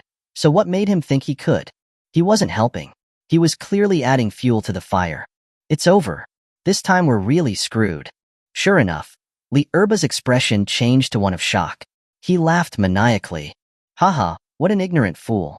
You're the first person to ever dare. Before Li Erba could finish speaking, Qin Tianci suddenly disappeared and appeared in front of him. Bang! Boom! Li Erba was sent flying like a bullet, smashing through the meeting room wall and landing on the ground, vomiting blood. This scene stunned everyone again. Even though Xiao Qinxue had seen the man's power before, she was still shocked. 3 seconds are up. Qin Tianci's expression was cold, his tone emotionless. At this time, Xiao Liu reacted, pointing at Qin Tianci. You bastard! How dare you hurt Director Li? Do you want to kill us all at the Xiao group? Xiao Qinxue, you brought this man. You need to give us a proper explanation. You want an explanation?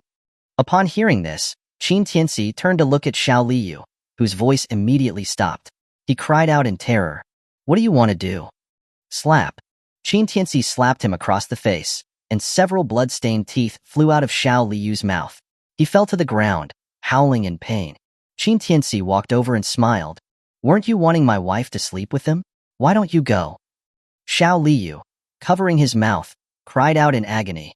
I'm not a woman. What am I supposed to do there? Qin Tianci laughed again. You may not be a woman, but it's not like you don't have a hole to drill. Maybe he likes your type. You. Xiao Liu was enraged. The man in front of him was full of roguishness and foul language, leaving him completely speechless. But Qin Tianci hadn't had enough. He looked at the other shareholders in the meeting room. You guys wanted to remove my wife from her position as CEO too? Seeing his menacing look, the people were about to deny it when Qin Tianci slapped them one by one, causing them to vomit blood. The sound of the continuous slaps echoed in the meeting room like a symphony. When Qin Tianci had finished slapping the last person, Li Erba, who had been kicked away by him earlier, climbed back up and roared viciously.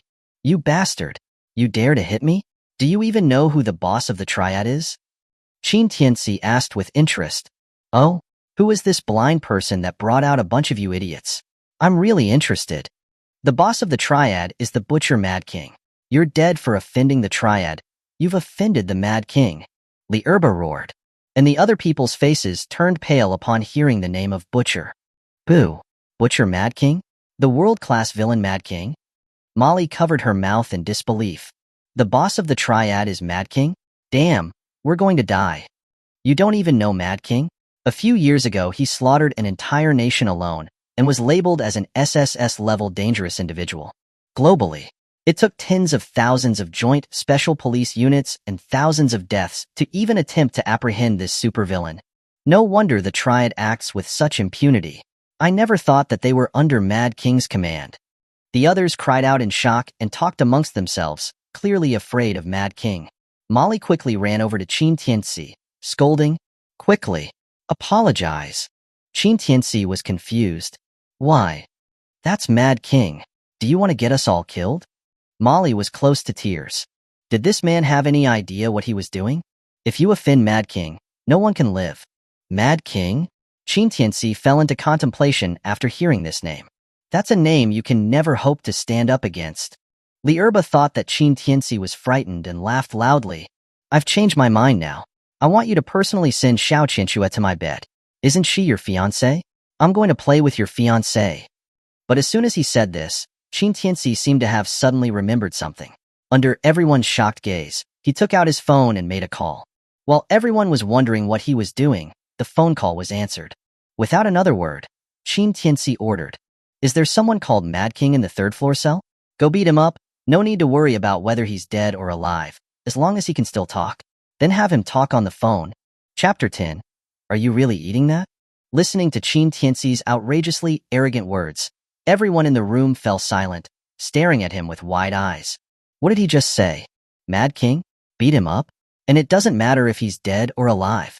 What kind of godlike nonsense was that? Li Erba was the first to react and started laughing so hard that tears were streaming down his face.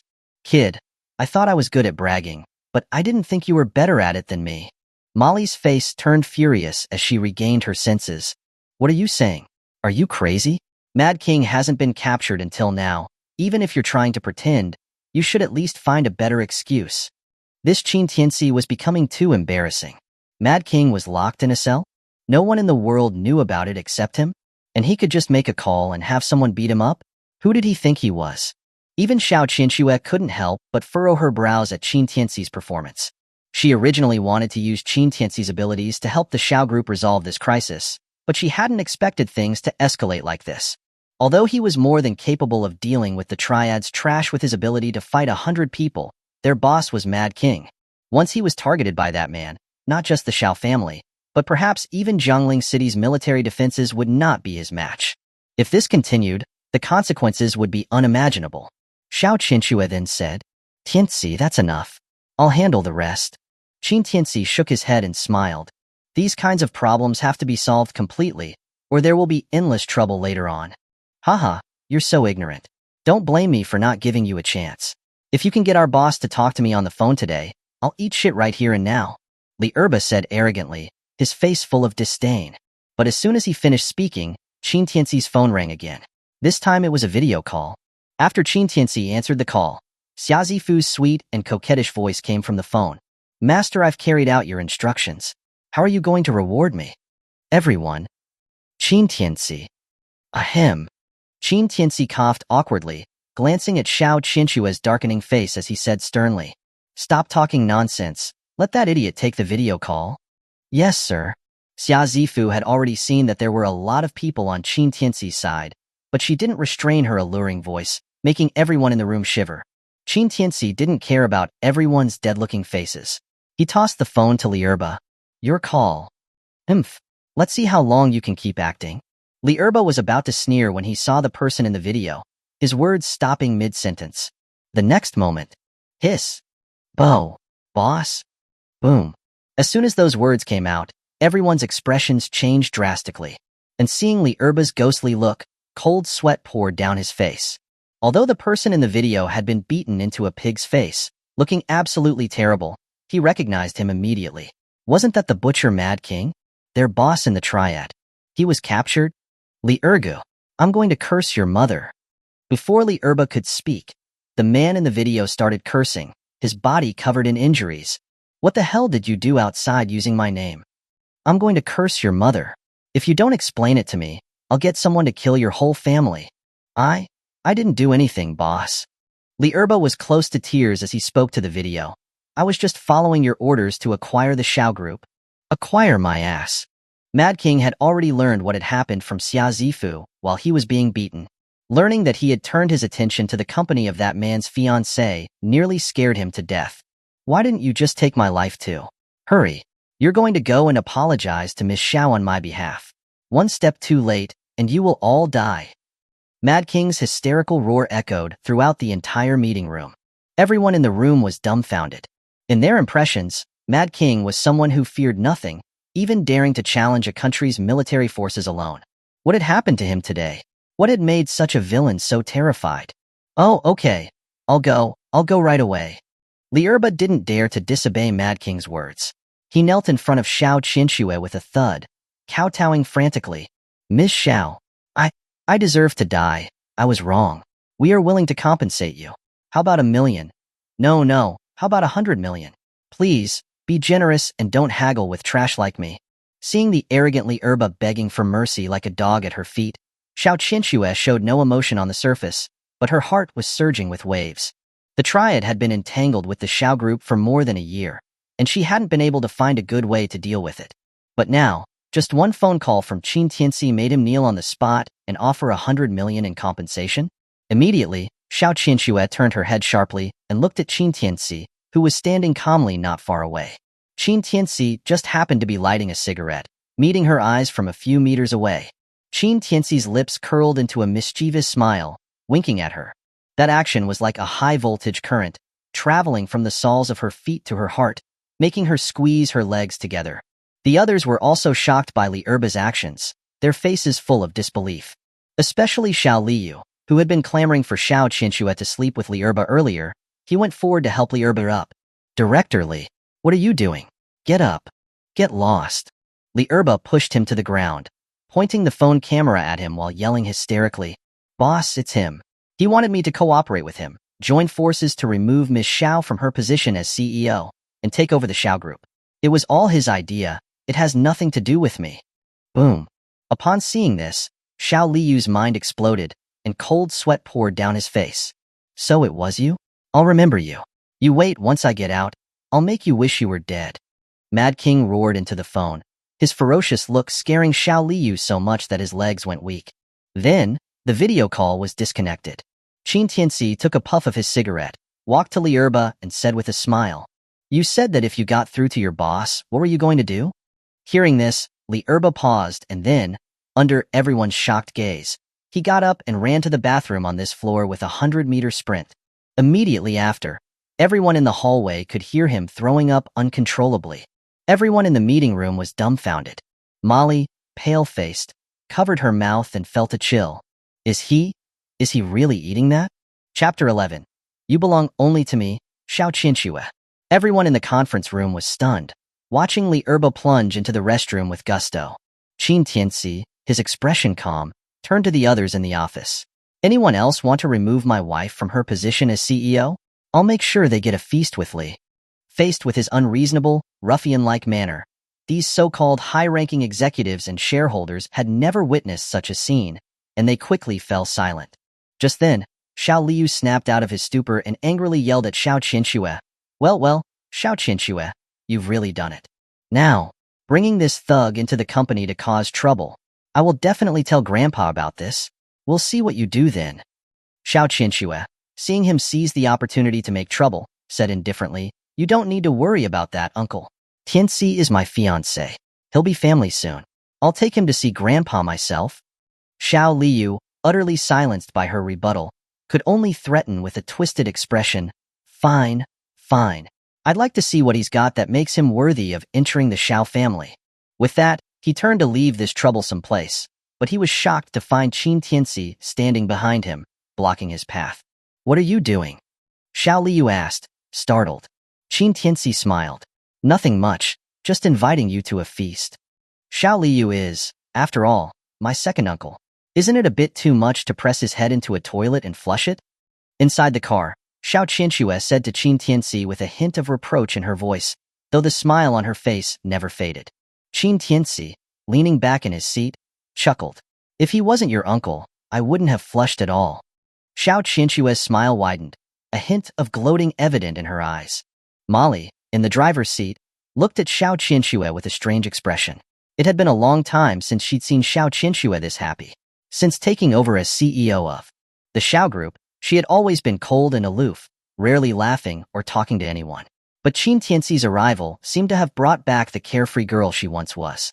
Thinking of this, Molly couldn't help but snort, saying to Qin Tianci in a sarcastic tone, You even had actors lined up. You can't tell me you didn't have ulterior motives for Miss Xiao. You meticulously planned this hero saves the beauty scenario, didn't you? Such a show. In her opinion, Qin Tianci's phone call was just him calling an actor in advance to intimidate the triads. He had clearly done his research on the triads and orchestrated the situation to step in as a hero and win Xiao Qianxue's heart. She'd be damned if she believed Qin Tianci actually knew some mad king who could be ordered to beat someone up with a single phone call.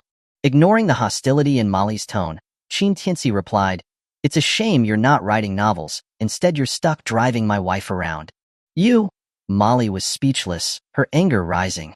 Xiao Qianxue interrupted the argument. Okay, Molly, stop.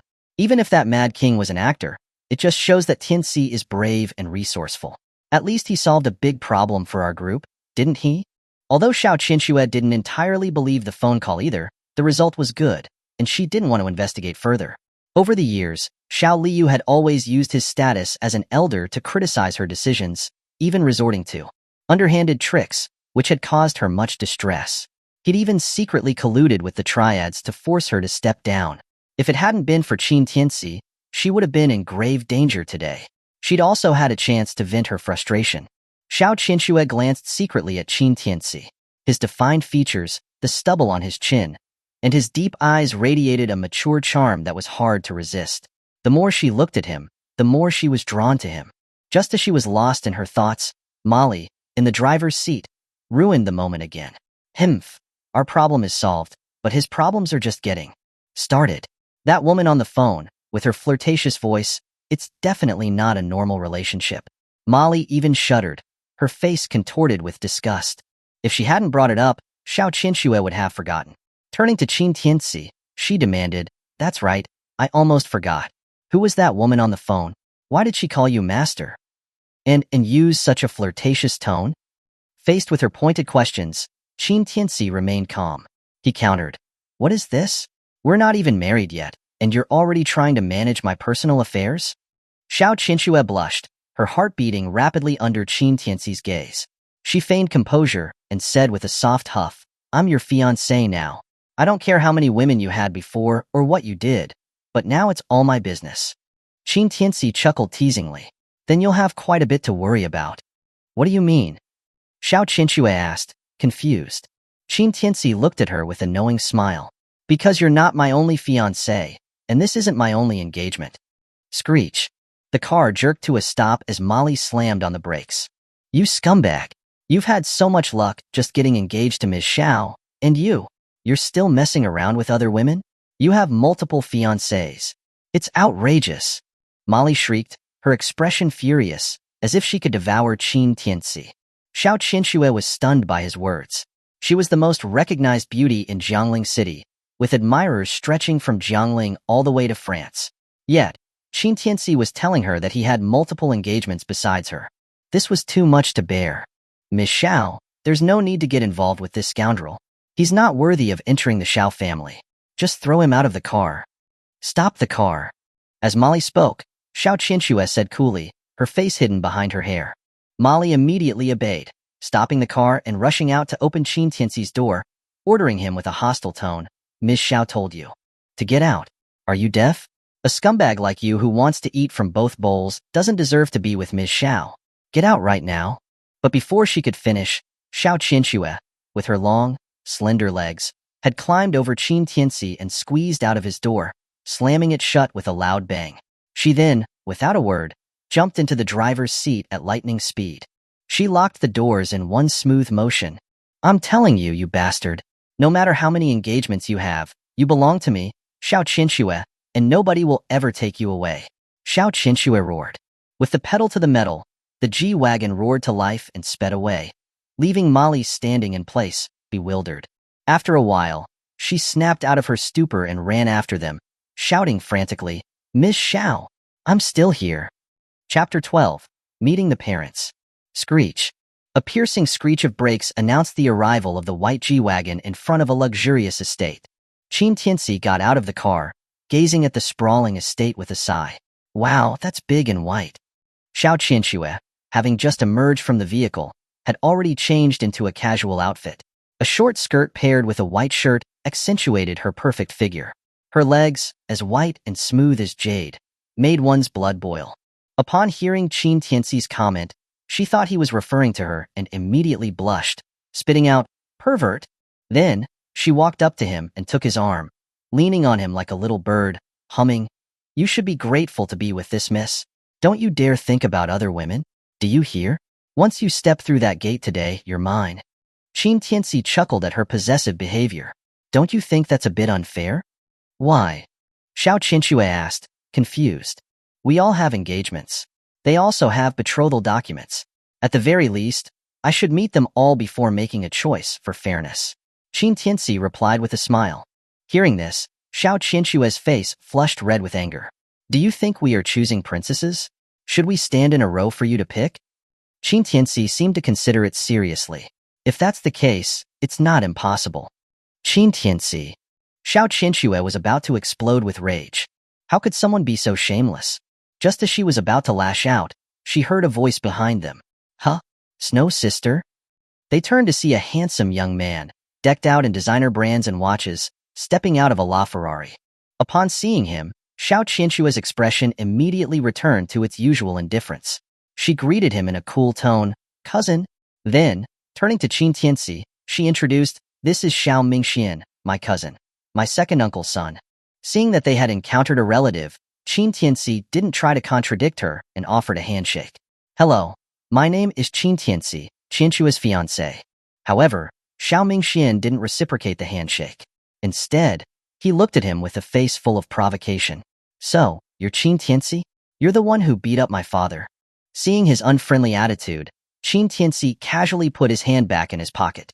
He replied with a smile. As an elder, he had no sense of shame. He deserved it. Xiao Mingxuan's face darkened, his tone becoming even more unpleasant. You're quite arrogant, aren't you? In Jiangling, you're the first person to dare talk to me like that. Qin Tianci chuckled. You're flattering me. Xiao Mingxian sputtered, eyeing him arrogantly from head to toe. He turned to Xiao Qianxue with a sneer. Snow sister, I heard from my father that you found a beggar for a boyfriend. TSK. You must be desperate, bringing anyone home. Upon hearing the insults aimed at Qin Tianci, Xiao Qianxue's already cool face darkened. Xiao Mingxian, watch your tongue. He's my fiancé, and I won't let you insult him. Xiao Mingxian shrugged, indifferent. I don't care who he is to you. He beat up my father, and now he dares to come to the Xiao family. He won't be leaving here on 2 feet today. With me here, do you dare? Xiao Qianxue's voice was cold with rage. We'll see. Xiao Mingxian threatened. Then, his tone turned sarcastic. But, it seems that I won't need to do anything. Your parents won't let this kind of lower-class person into the Xiao family either. They're too dirty. Understand? As he was leaving, he seemed to remember something and turned back. I'll also remind you, Grandpa hasn't been feeling well lately. It's best if you don't bring a dog to upset him. You wouldn't want him to get bitten. You wouldn't be able to handle the consequences. Xiao Mingxian. Xiao Qianxue was furious. But before she could lash out, Xiao Mingxian turned and walked into the estate, ignoring her anger. Xiao Qianxue gnashed her teeth and stomped her foot, her eyes spitting fire. Qin Tianci chuckled, unconcerned. It seems your family isn't very welcoming of me. Xiao Qianxue quickly explained. The Xiao family has been developing too smoothly in the past few years. Many have forgotten the hardships Grandpa went through when he started the business. Don't take it to heart. It's okay. I don't care what others think of me. In the past 3 years, Qin Tianci had gone through too many life-or-death situations, and he had long since become indifferent to such things. In this world, strength is the only thing that matters. Would a person care about the opinions of ants? Obviously not. Xiao Qianxue had been worried that Qin Tianci might become self-conscious after seeing her family's wealth. If that were the case, even if she wanted to help him improve his social standing, there would be a barrier between them. After all, they weren't equals and her family cared deeply about social status. But Qin Tianci's attitude was surprising, and she breathed a sigh of relief. Confidence is a man's greatest asset. This was what attracted her most to Qin Tianci. Let's go. No matter what my family says, this is my marriage, and I will make the decisions. Hearing her words, Qin Tianci was moved. It seemed this trip to meet the parents wouldn't be as peaceful as he had imagined. The two rode in a car for about half an hour, eventually arriving in front of the main villa. They walked through the door to find the luxurious living room already filled with people. Among them were Xiao Liyu and Xiao Mingxian, whom Qin Tianci had already met. On the other side of the sofa sat a middle-aged couple. The man, though in his 40s, had thick hair and was full of energy. The woman was dressed elegantly, possessing a graceful air. Looking at her features, she must have been a beauty in her younger days. Xiaoxue, you're back? The woman's face immediately softened with a warm smile upon seeing Xiao Qianxue. She quickly rose to greet her. Mom!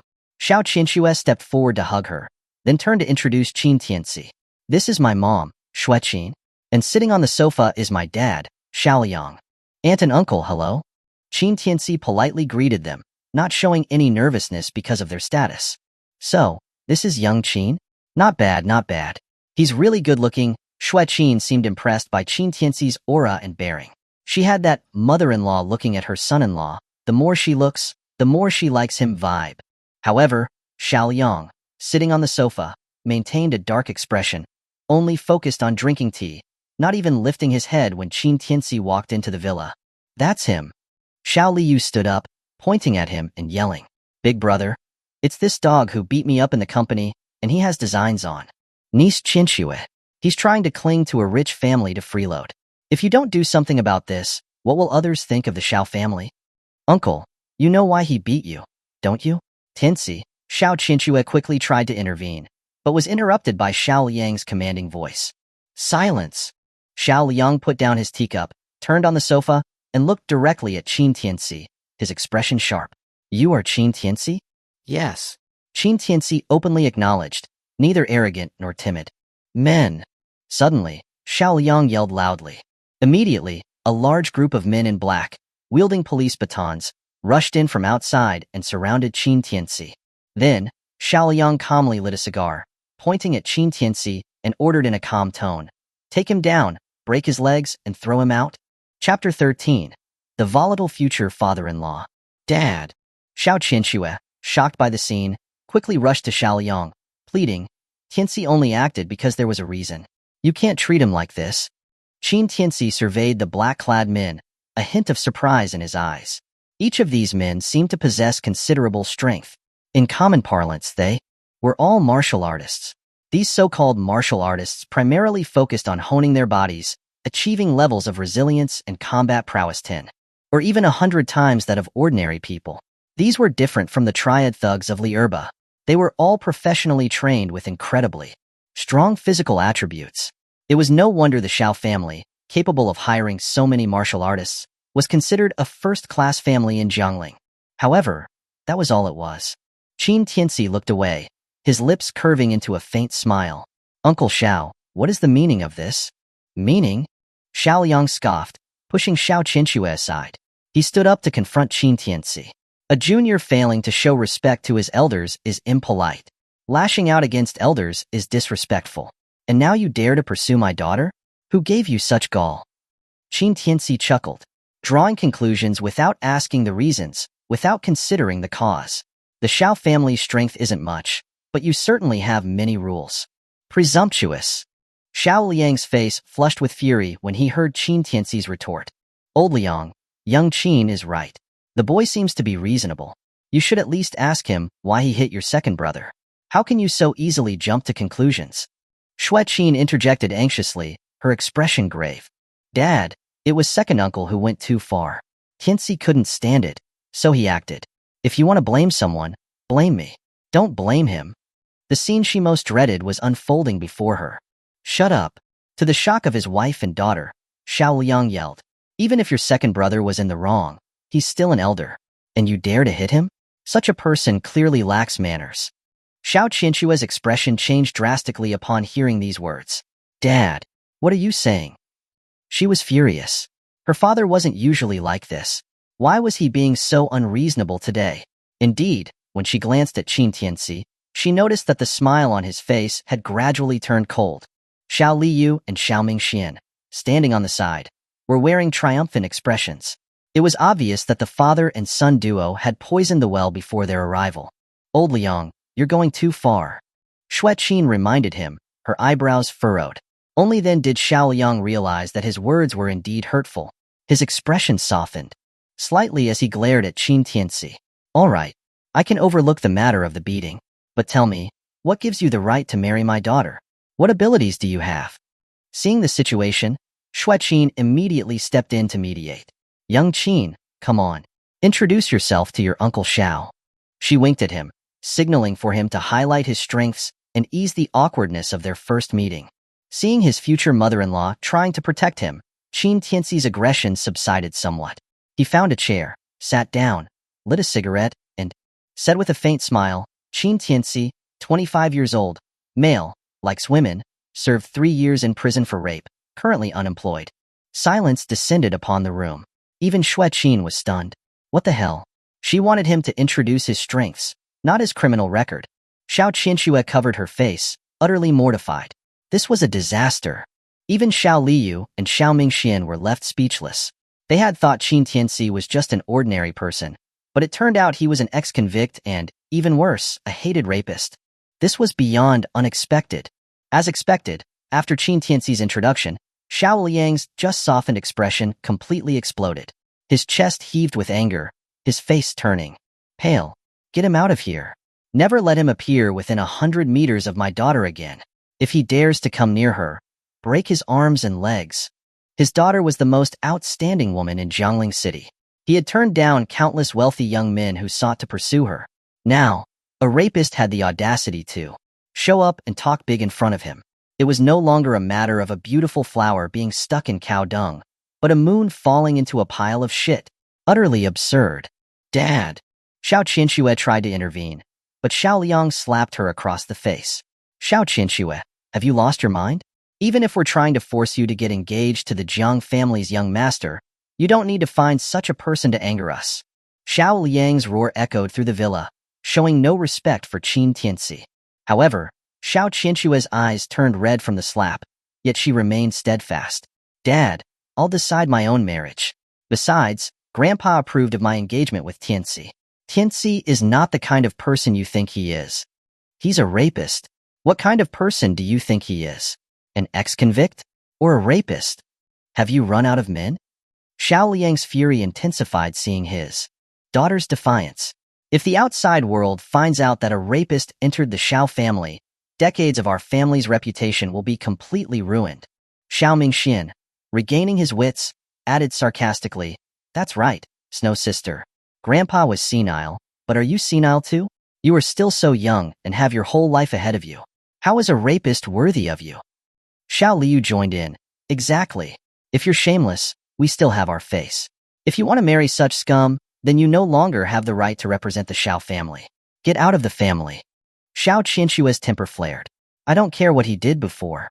I'm going to marry him, even if it means being expelled from the family. Hearing their arguments, Qin Tianci couldn't help but take another look at Xiao Qianchua. This woman was certainly resolute. When did he become so attractive? Fine, fine, fine. Xiao Liang, fueled by Xiao Qianchua's words, repeated, "Fine," 3 times. His expression twisted with rage. You want to marry this scum, right? All right, I'll break his arms and legs. Right now, I refuse to believe that you'll still want to marry him when he's in a wheelchair for the rest of his life. He then pointed at Qin Tianci. Go, beat him to death. I'll take responsibility. Wait. Qin Tianci, sitting on the chair, suddenly interjected. What? Are you scared?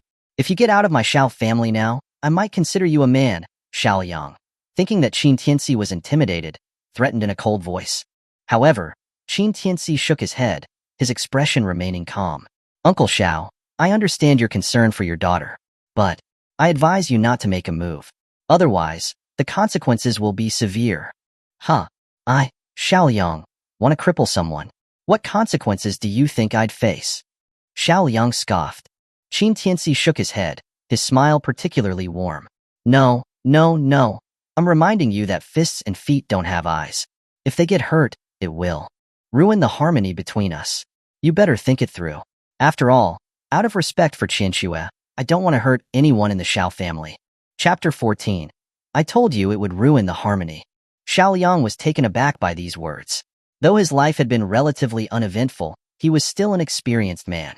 But even he had never encountered such an arrogant young man. The bodyguards present were handpicked and expensive martial artists.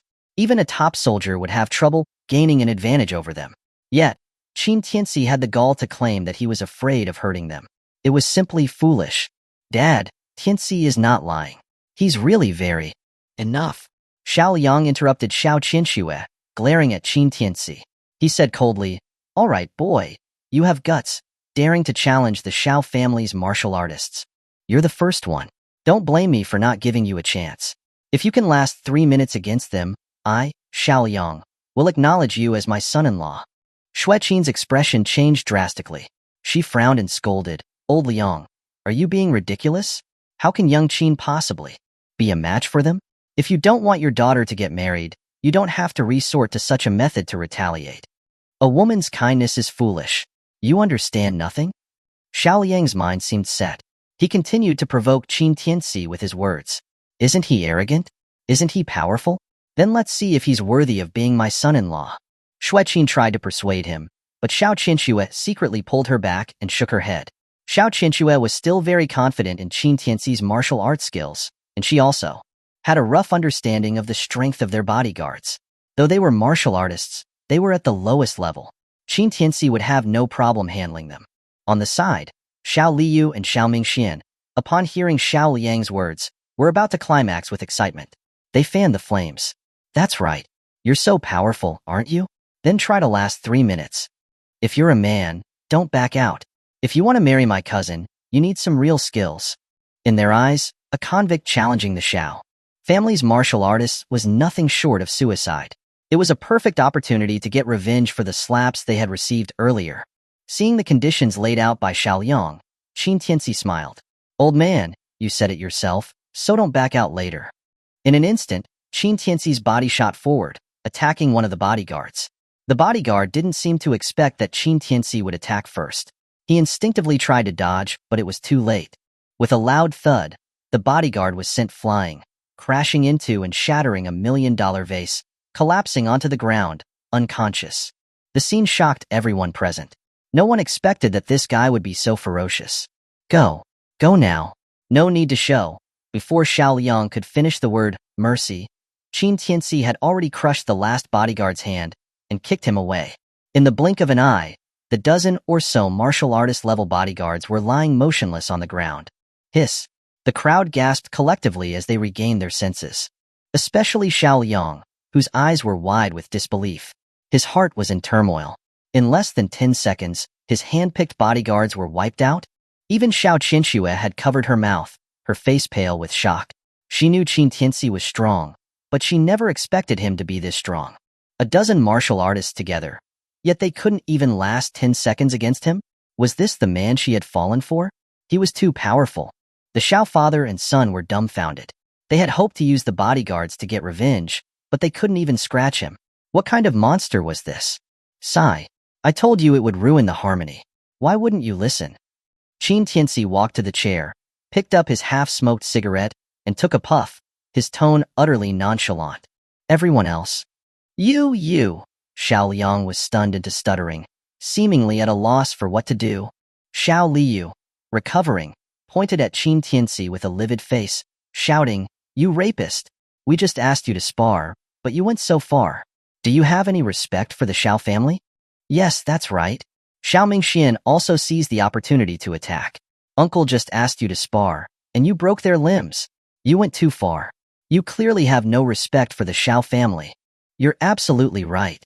Qin Tianci not only wasn't angry, but agreed with a light smile. The Xiao family is insignificant to me. If it weren't for Qinxue, you wouldn't even have the qualifications to catch my eye. Here, Qin Tianci's smile disappeared, his tone becoming exceptionally cold. In an instant, the temperature in the room seemed to drop. An invisible pressure swept over everyone present, and they subconsciously felt a chill run down their spines. You, arrogant. Xiao Liu, fighting back the unease, yelled, Big brother, this kid is too arrogant. We absolutely cannot let him into the Xiao family. That's right, uncle. This rapist is too arrogant. He completely disregards you. Xiao Qinxue, sensing that Qin Tianci was genuinely angry, became pale with worry. She regretted bringing Qin Tianci to meet her parents so soon. Just as the atmosphere reached a standstill, the butler rushed in, breaking the awkwardness. It's not good, sir. The old master's condition suddenly deteriorated. He's about to die. What?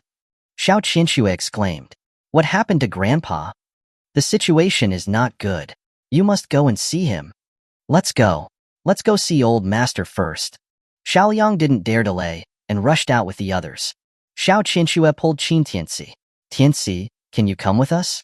Her engagement with Qin Tianci was decided by her grandfather.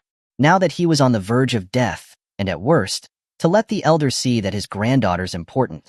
The event was settled, so he could leave this world peacefully. But since her fiancé had just had a conflict with her family, she could only plead with Qin Tianci for his decision. Seeing the worry on Xiao Qinxue's face, the gloom on Qin Tianci's face cleared, and he smiled. Don't be so nervous. With me here, the old master will be fine. Xiao Qinxue was overwhelmed with emotion and a sense of security. Thank you. The two then took an estate car to another villa.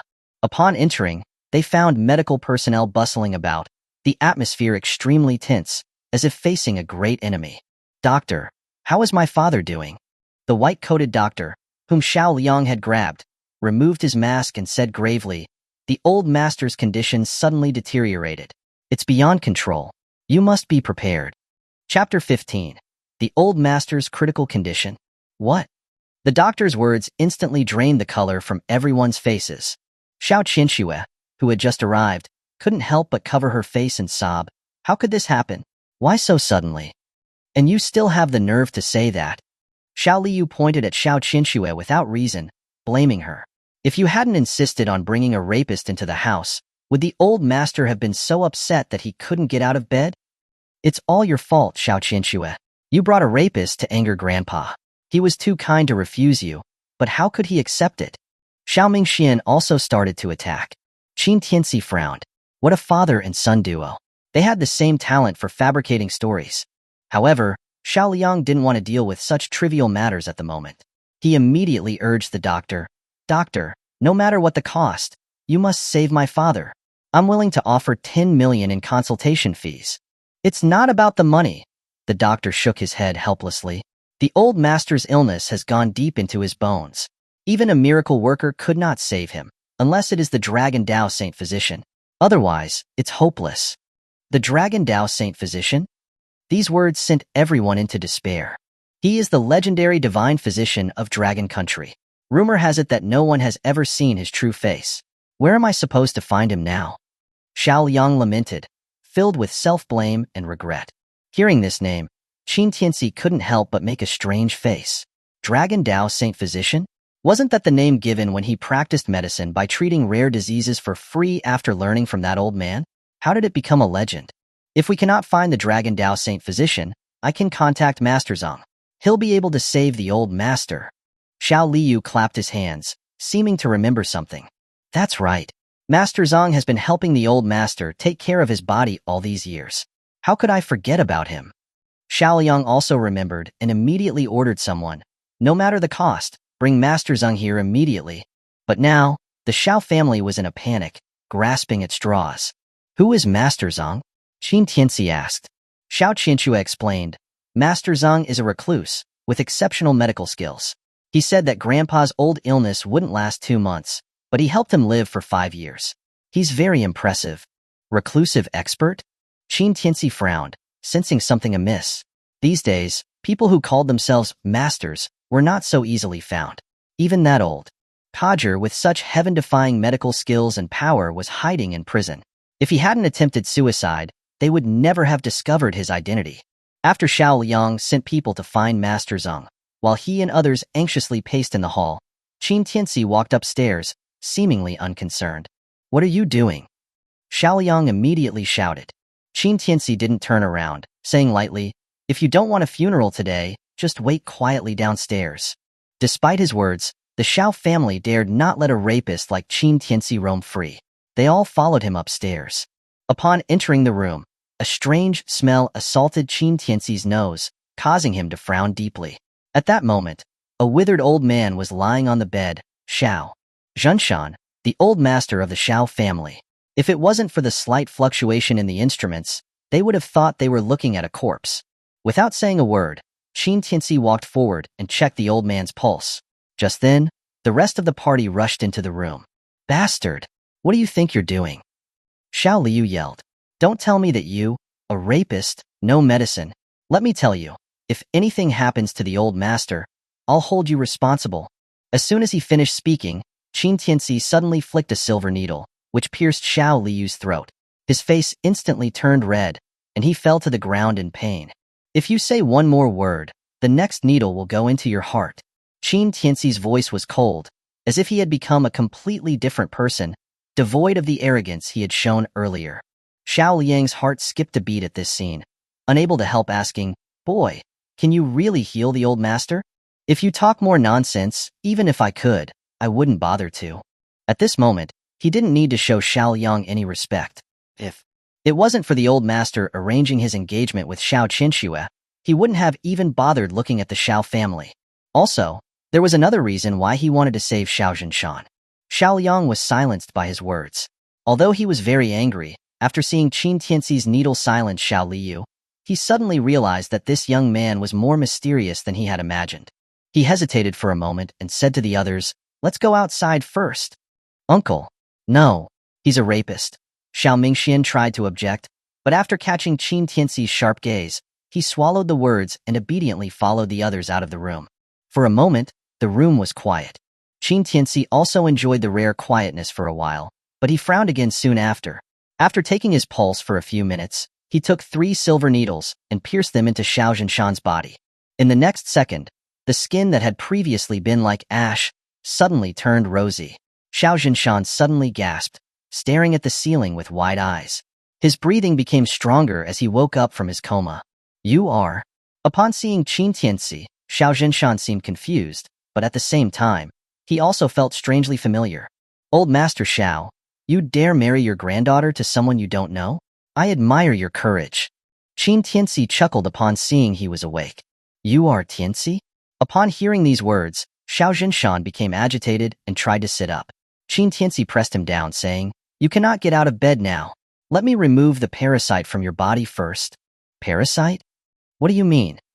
Xiao Zhinshan was shocked. You don't have a disease. It's a parasite that can erode your bone marrow. It's an evil thing controlled by someone else. You've been targeted. Qin Tianci said calmly, his fingers moving deftly, looking for the parasite's location. How could this happen? Who would want to target an old man like me, who's practically in a coffin already? Xiao Zhinshan asked, confused. In this last year, who has been taking care of your body? If you think about it, you should be able to remember. Qin Tianci replied lightly. After a moment of contemplation, Xiao Zhinshan exclaimed, Master Zong? Qin Tianci nodded. There's something wrong with this Master Zong. I smelled the scent of this parasite as soon as I came in. Although I don't know what his purpose is, he definitely has accomplices. Who introduced you to him? Upon hearing this, Xiao Zhinshan's face turned ashen. Xiao Liu, my son. Chapter 16. The Monk Who Could Resurrect the Dead. Hearing the name he uttered, Qin Tianci didn't seem surprised. He merely said with a wry smile, Your son is truly filial. You bastard. Xiao Zhinshan trembled with rage. That unfilial son. It must be because I entrusted the Xiao group to Qinxue instead of his grandson, Xiao Mingxian, that he harbored such evil intentions. It had to be said that Xiao Zhinshan was a formidable character. He quickly analyzed the reasons behind the situation. However, Qin Tianci shook his head. He might not be the mastermind. There's another reason? Xiao Zhinshan asked, astonished. This goo insect is called a marrow-sucking goo. The cost of refining it is considerable. If Xiao Liu's goal was merely to fight for the family fortune, the cost would outweigh the benefit. Qin Tianci explained. We'll find out the true purpose when that Master Zeng arrives. What a pack of wolves. They're so blinded by profit that they'd even harm me. Beasts. Xiao Zhinshan, an old man nearing his twilight years, had been betrayed and plotted against by his own son. It was understandable that he could barely contain his anger. He then turned to Qin Tianci. Tianci, you're a good kid. If it weren't for you, this worthless life of mine would have been snuffed out without anyone knowing. Who knows what hardships Qinxue would have suffered in the future? Hearing this, Qin Tianci let out a self-deprecating laugh. As a rapist, I wouldn't dare to aspire to the Xiao family. What do you mean? Xiao Zhinshan was displeased. This is a marriage contract that I arranged with old Qing in black and white. Who would dare oppose it? Qin Tianci didn't reply. Xiao Zhinshan instantly understood. He knew his two sons' temperaments best. For Qin Tianci to be here, he must have already met Xiao Liang. His face flushed with embarrassment, and he gave a dry laugh. Tianci, don't blame my eldest. That boy only has Qinxue as a daughter. He has always doted on her, afraid of her getting hurt. Although he is rather stubborn and concerned about appearances, he's actually a good-natured man. Qin Tianci smiled faintly. You don't have to explain. I've already met your granddaughter. She's quite good, quite to my liking. If I want to marry her, no one can stop me. Xiao Zhinshan scoffed. My two sons are good in all aspects, except for their lack of ability to recognize people. Do you know how long I begged old Qing for this marriage contract? They truly have no eyes. In other people's eyes, I'm just a rapist. Qin Tianci emphasized. Xiao Zhinshan was exasperated. That doesn't count as rape. Su Qing is nothing more than a gold digger. If it were me, I would have killed her long ago. Qin Tianci was stunned, then couldn't help but laugh. This old fellow was quite the modern thinker. All right, with me here, you won't die. Once you're well, you can teach your sons a lesson yourself. With that, Qin Tianci blocked the path of the goo insect with a needle. Bear with it, it'll hurt a bit. Throw up if you feel like it.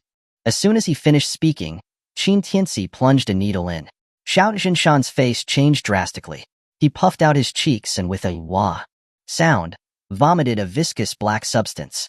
Qin Tianci's eyes were quick, and he pinched it with his fingers, putting it into the prepared jade bottle. That's it. I'll prescribe a formula for you. After taking some medicine to regulate your body, you'll recover in half a month. Qin Tianci shook the bottle with the wriggling goo inside and instructed him. Thank you. Thank you so much, Tianci. Xiao Zhinshan felt his body lighten up, and he was filled with gratitude towards Qin Tianci. We're family, there's no need for formalities. Qin Tianci smiled. If you want to capture Master Zhang, I can help, but I'll need your cooperation. Xiao Zhinshan nodded, his old eyes flashing with a hint of sharpness. A few minutes later, a knock sounded on the door. Xiao Liyu's stern voice rang out. Master Zhang has arrived. Open the door, kid. You can't afford to delay my father's treatment. Creak. Qin Tianci slowly opened the door. Xiao Liyu and the others immediately rushed in. Behind them was a bald monk with prayer beads in his hands, appearing profound and unfathomable. Qin Tianci recognized that he must be Master Zhang. How's my father? Xiao Liang rushed in and asked Qin Tianci anxiously. Qin Tianci looked at the worried Xiao Qianxue and shook his head with a sigh. He's already gone. Let's prepare for the funeral. What? Everyone was shocked by the news. Xiao Qianxue and Xue Qin were especially devastated by this horrific news. They held each other and began to cry. Xiao Liang pushed Qin Tianci away and entered the room. As expected, he saw the comm instruments in the lifeless Xiao Zhinshan. His face paled, and he nearly stumbled. Xiao Mingxin grabbed Qin Tianci's collar, roaring, "You dog! Didn't you say you know medicine? Is this the medicine you know? Huh? You killed my grandpa." Xiao Liyu was also furious. This is treacherous. This is insidious. You killed my father. Don't even think about leaving the Xiao family alive today. Ba. The bald monk recited a Buddhist prayer, pretending to be compassionate. Master Xiao could have been saved, but you, young man, acted recklessly and wasted vital energy. It's a real tragedy. Xiao Liang suppressed the grief in his heart and glared at Qin Tianci. You beast. How could I have believed that a rapist would understand medicine? I should have never let you into this room. I didn't kill him. Qin Tianci said calmly. His lifespan had ended. It was simply a natural death. Young friend, why speak nonsense? Master Zhang interrupted, his tone rebuking. This old monk has been helping Master Xiao extend his life for years. I understand his condition best.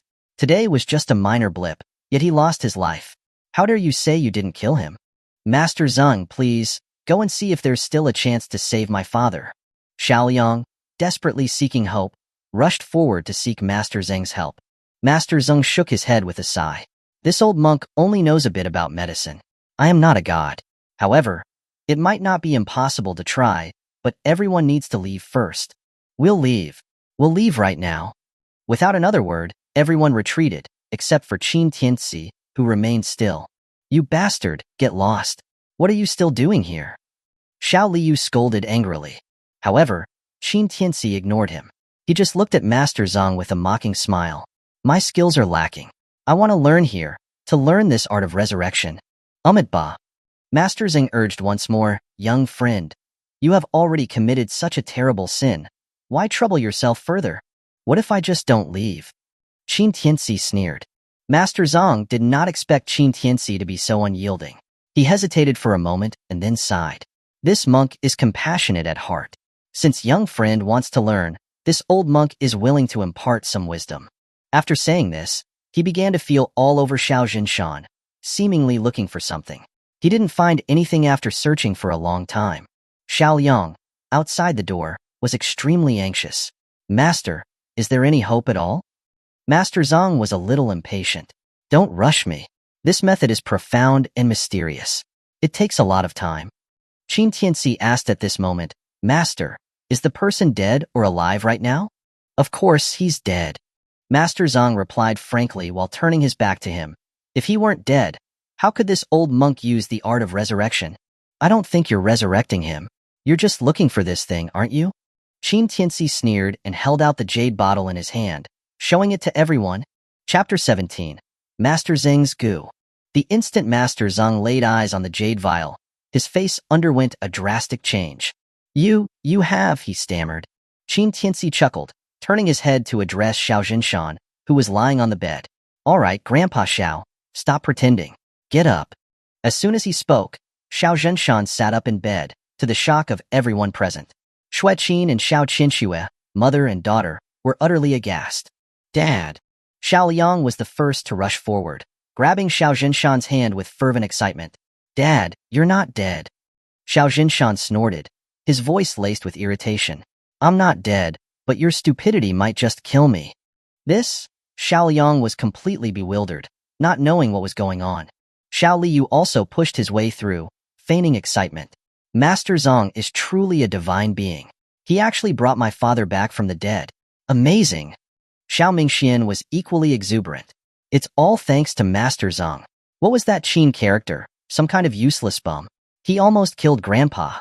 Hearing this, Master Zong forced a dry chuckle. Though his mind was filled with confusion, he immediately took the credit. It is not my doing. Master Xiao was not fated to die. I merely assisted. You bastard, Xiao Liu shouted at Qin Tianci. Thank goodness Master Zong was here today, otherwise Grandpa would have died. Someone, grab him and tie him up. Slap. Before he could finish speaking, Xiao Zhunshan had delivered a stinging slap to Xiao Liu's face, leaving him utterly stunned. Dad, why did you hit me? Hit you? I wish I'd splattered you against the wall back then. You ungrateful swine. Xiao Zhunshan roared, his anger palpable. Everyone else was completely lost. Xiao Liang was even more perplexed. Dad, what are you talking about? It was second brother who called Master Zong. He saved your life. Bullshit. Xiao Zhunshan continued to rage. This bogus Master Zong was poking and prodding all over me. Anyone would think he had some weird fetish. He couldn't even tell if I was dead or alive. How could he save anyone? The room went silent. Master Zong, finally regaining his composure, hastily explained. Master Xiao, you misunderstand. I was simply proceeding with gradual trials. It was your own good fortune that saved you. Is that so? Qin Tianci suddenly interjected with a smile. He walked up to Master Zong, grabbing his hand and snatching a black needle hidden within his sleeve. Then what's this? Master Zong was horrified. His plan had been exposed. What are you doing? Give it back. Qin Tianci sneered. What happened to the monk act? Xiao Qianxue stepped forward, gazing at the black needle with confusion. Tianci, what is it? Qin Tianci explained casually, it's a goo-attracting needle, used specifically for extracting goo worms. A goo-attracting needle? A collective gasp swept through the room. Xiao Zhinshan spoke up. For the past year, I haven't been bedridden with an illness, but afflicted by this evil monk's goo. If not for Tianci, I would have surely died today. Goo. The word landed like a bomb in everyone's minds. Something they had only ever seen on television was suddenly unfolding before their very eyes. As Master Zeng's face became more and more pallid, Qin Tianci continued his relentless exposure. This marrow-sucking goo, once ingested, needs human bone marrow as its food source. It will continuously erode the body. Over time, it will inevitably lead to death. However, if the body is cremated, the goo caster will suffer a backlash. That's why he has to use the attracting needle to extract the goo worm. Shut up. Master Zong was in complete disarray. You're slandering me. You have no evidence. I have no evidence. Qin Tianci scoffed. Then, raising the jade vial, he smashed it against the ground. Crash.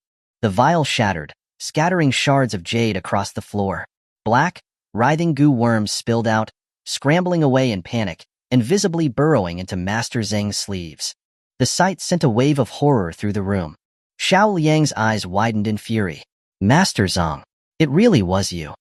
No, it wasn't me. Master Zong panicked, immediately pointing at Xiao Liu. It was him. He paid a fortune to have that goo made, to harm Master Xiao so he could seize control of the Xiao Corporation. I was just following orders. You're lying. Xiao Liu was infuriated by the accusation and hastened to explain to Xiao Zhunshan. Dad, this guy's been exposed. Now he's resorting to crazed accusations. How could I ever harm you? Qin Tianci pressed further. Then why were you having goo worms made? You're making this up. Xiao Liu raged. How could I know how to make goo worms? I just got him to make them and then, he suddenly stopped, realizing what he had said. His face flushed scarlet. Xiao Zhinshan was trembling with rage. You unfilial son. You unfilial son. Xiao Liang, finally understanding, rushed forward, slamming a fist into Xiao Liu's face. You beast. He's your own father. Is this how you repay Dad's kindness? With the evidence mounting, Xiao Liu had no way to defend himself. He redirected all his fury toward Qin Tianci. You dog. It's all your fault. You ruined a year of careful planning. I sacrificed so much for the Xiao family. Why shouldn't I take control of the Xiao Corporation? Why does that slut, Xiao Qinxue, deserve to take over. Qin Tianci's expression remained aloof. A beast will always think like a beast. Guards! Xiao Zhinshan roared, his anger reaching its peak. A group of bodyguards burst into the room. Throw this unfilial son out of the family. Freeze all his assets. He is never to return. Yes. The bodyguards dragged Xiao Liu away like a dead dog. Qin Tianci, you just wait. I'll never forgive you. His voice faded away as he was carried out. Xiao Zhinshan then turned to Xiao Mingxian, who was standing by, petrified. Xiao Mingxian was in complete disarray. He couldn't believe his own father would do something so treacherous. You, get out. Same as your father. You're no longer part of the Xiao family. Get out. Xiao Zhinshan's heart ultimately softened. He didn't send them to prison, but merely banished them from the family. Xiao Liang watched it all, feeling a heavy unease in his heart, but still seething with fury. Seeing that their family affairs had been dealt with, Qin Tianci looked towards Master Zhang, who was trying to sneak towards the door, and let out a whistle. Master Zhang, right? Now it's your turn. Tell us, why did you place Gu on Master Xiao? What exactly did you want from the Xiao family? At these words, Master Zhang froze. Then, whoosh, he darted towards the door, moving with astonishing speed. Don't let him get away. Xiao Yang cried out, but it was too late. The bodyguards were no match for Master Zhang. He unleashed the Gu, inflicting bites and stings to clear his path. Just as he was about to escape, Qin Tianci moved. In a flash, Qin Tianci appeared before Master Zhang. You despicable creature! You dare ruin my plans? Today, I'll offer you as sacrifice to my Gu. Master Zhang cried, unleashing Gu worms from his sleeves. Qin Tianci didn't flinch. He raised his hand and slapped Master Zhang across the head. Master Zhang felt like he had been struck by a 1,000-ton truck. His head spun 360 degrees. His body crashed into the villa wall, shattering the brick. He fell to the ground, dead. Chapter 18. A conversation between men. Damn, went a little too hard. Qin Tianci muttered, looking at Master Zhang, who was most definitely dead. Tianci? Xiao Qinxue hurried down the stairs, concern etched on her face. Are you all right? What could happen to me? Qin Tianci cocked his chin toward Master Zhang. He's the one with the problem. He's all right, isn't he? Xiao Qinxue asked tentatively, sneaking a glance. Qin Tianci chuckled. He's certainly not all right anymore. At that moment, Xiao Zhinshan, supported by Xiao Yang and Xue Qin, came downstairs. He expressed his gratitude to Qin Tianci profusely. Tianci, we owe you a great debt. The Xiao family would have been destroyed without you. My children have failed me. You must be laughing at us. Qin Tianci shook his head, casually lighting a cigarette. It was nothing. You've already thanked me many times. The more Xiao Zhinshan looked at Qin Tianci, the more impressed he was. He was so thankful that he had insisted on that marriage contract. He turned to Xiao Yang, then suddenly smacked him on the head. Dad, why did you hit me? You blind fool. Xiao Zhinshan said, frustrated. If I weren't still alive, you would have pushed a young man as remarkable as Tianci out of our lives. What do you think I'm hitting you for? Xiao Yang felt aggrieved. What was wrong with not wanting his daughter to marry a rapist? And now, being scolded in front of Qin Tianci, he felt like he was completely humiliated. Humph. From now on, set another place at the table, for Tianci. Do you understand? Yes. Xiao Qinxue felt a warmth spread through her, and instinctively grabbed Qin Tianci's arm, leaning against him. Later that evening, Qin Tianci was smoking in the courtyard, his mind replaying the events with the monk. The people he had eliminated from the cult years ago had a lot in common with Master Zhang. Could that cult have become active again? But why would they target the Xiao family? And why? Had the old man chosen these 7 fiancées for him? He also said these fiancées were linked to the tribulation he was going through with his cultivation. Qin Tianci touched the dragon jade pendant on his chest. Somehow, everything seemed connected, waiting for him to uncover the truth. I'll figure it all out once I meet the other fiancés, Qin Tianci thought. When he sensed someone approaching from behind, he turned to see it was Xiao Yang. He looked strange, trying to look at Qin Tianci while avoiding eye contact. He sat down a little ways away, also smoking, seeming casual.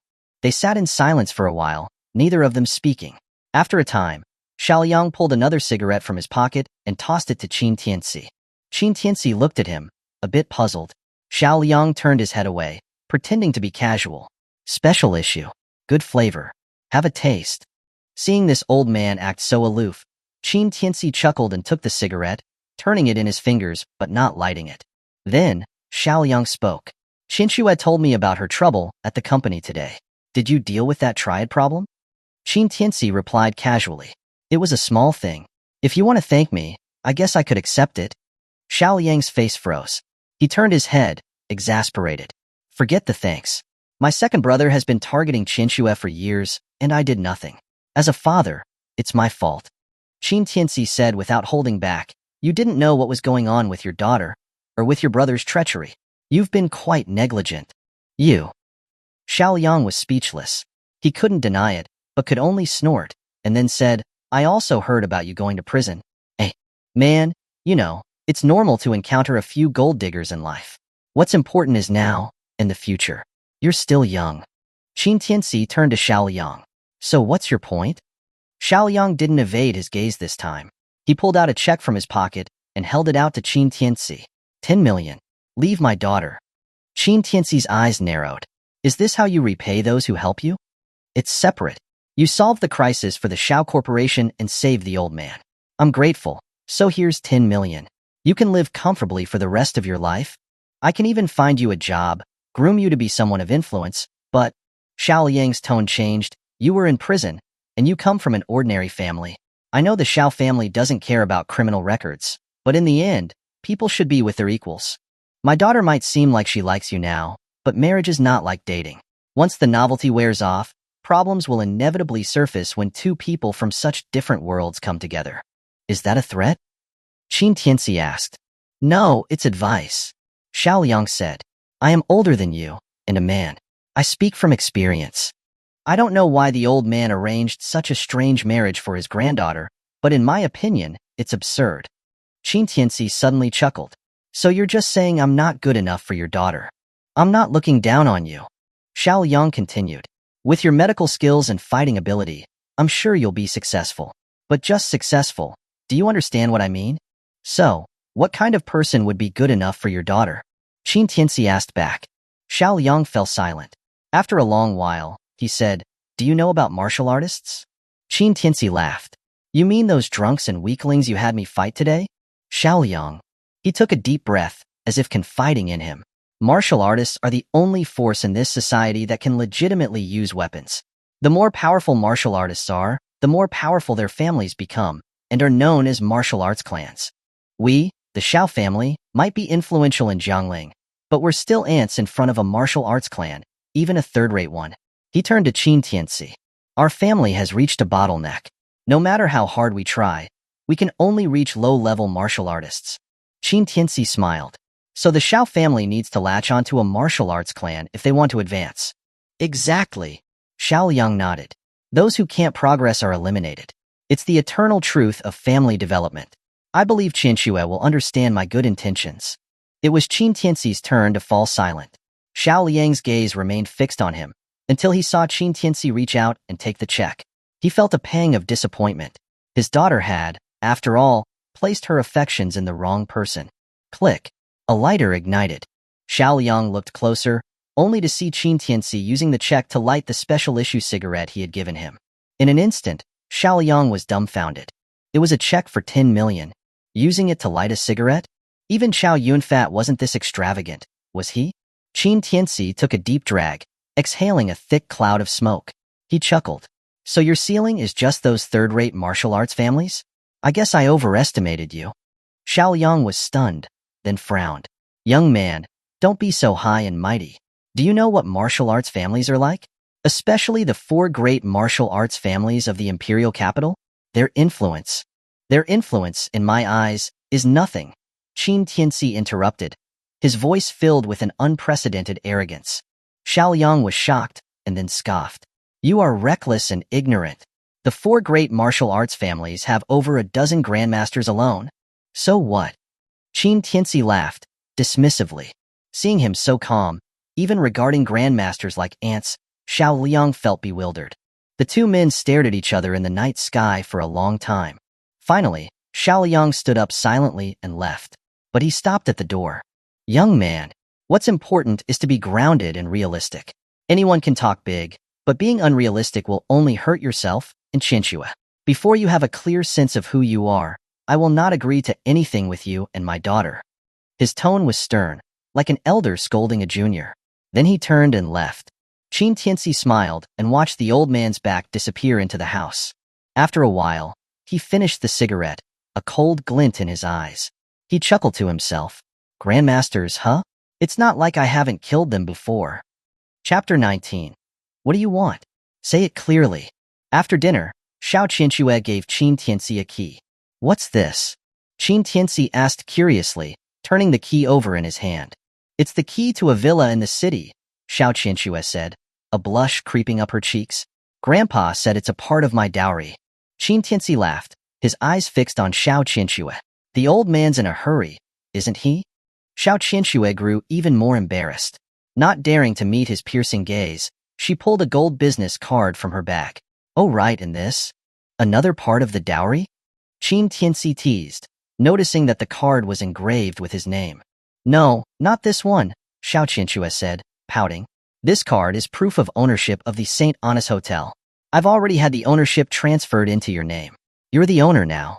Qin Tianci was momentarily stunned.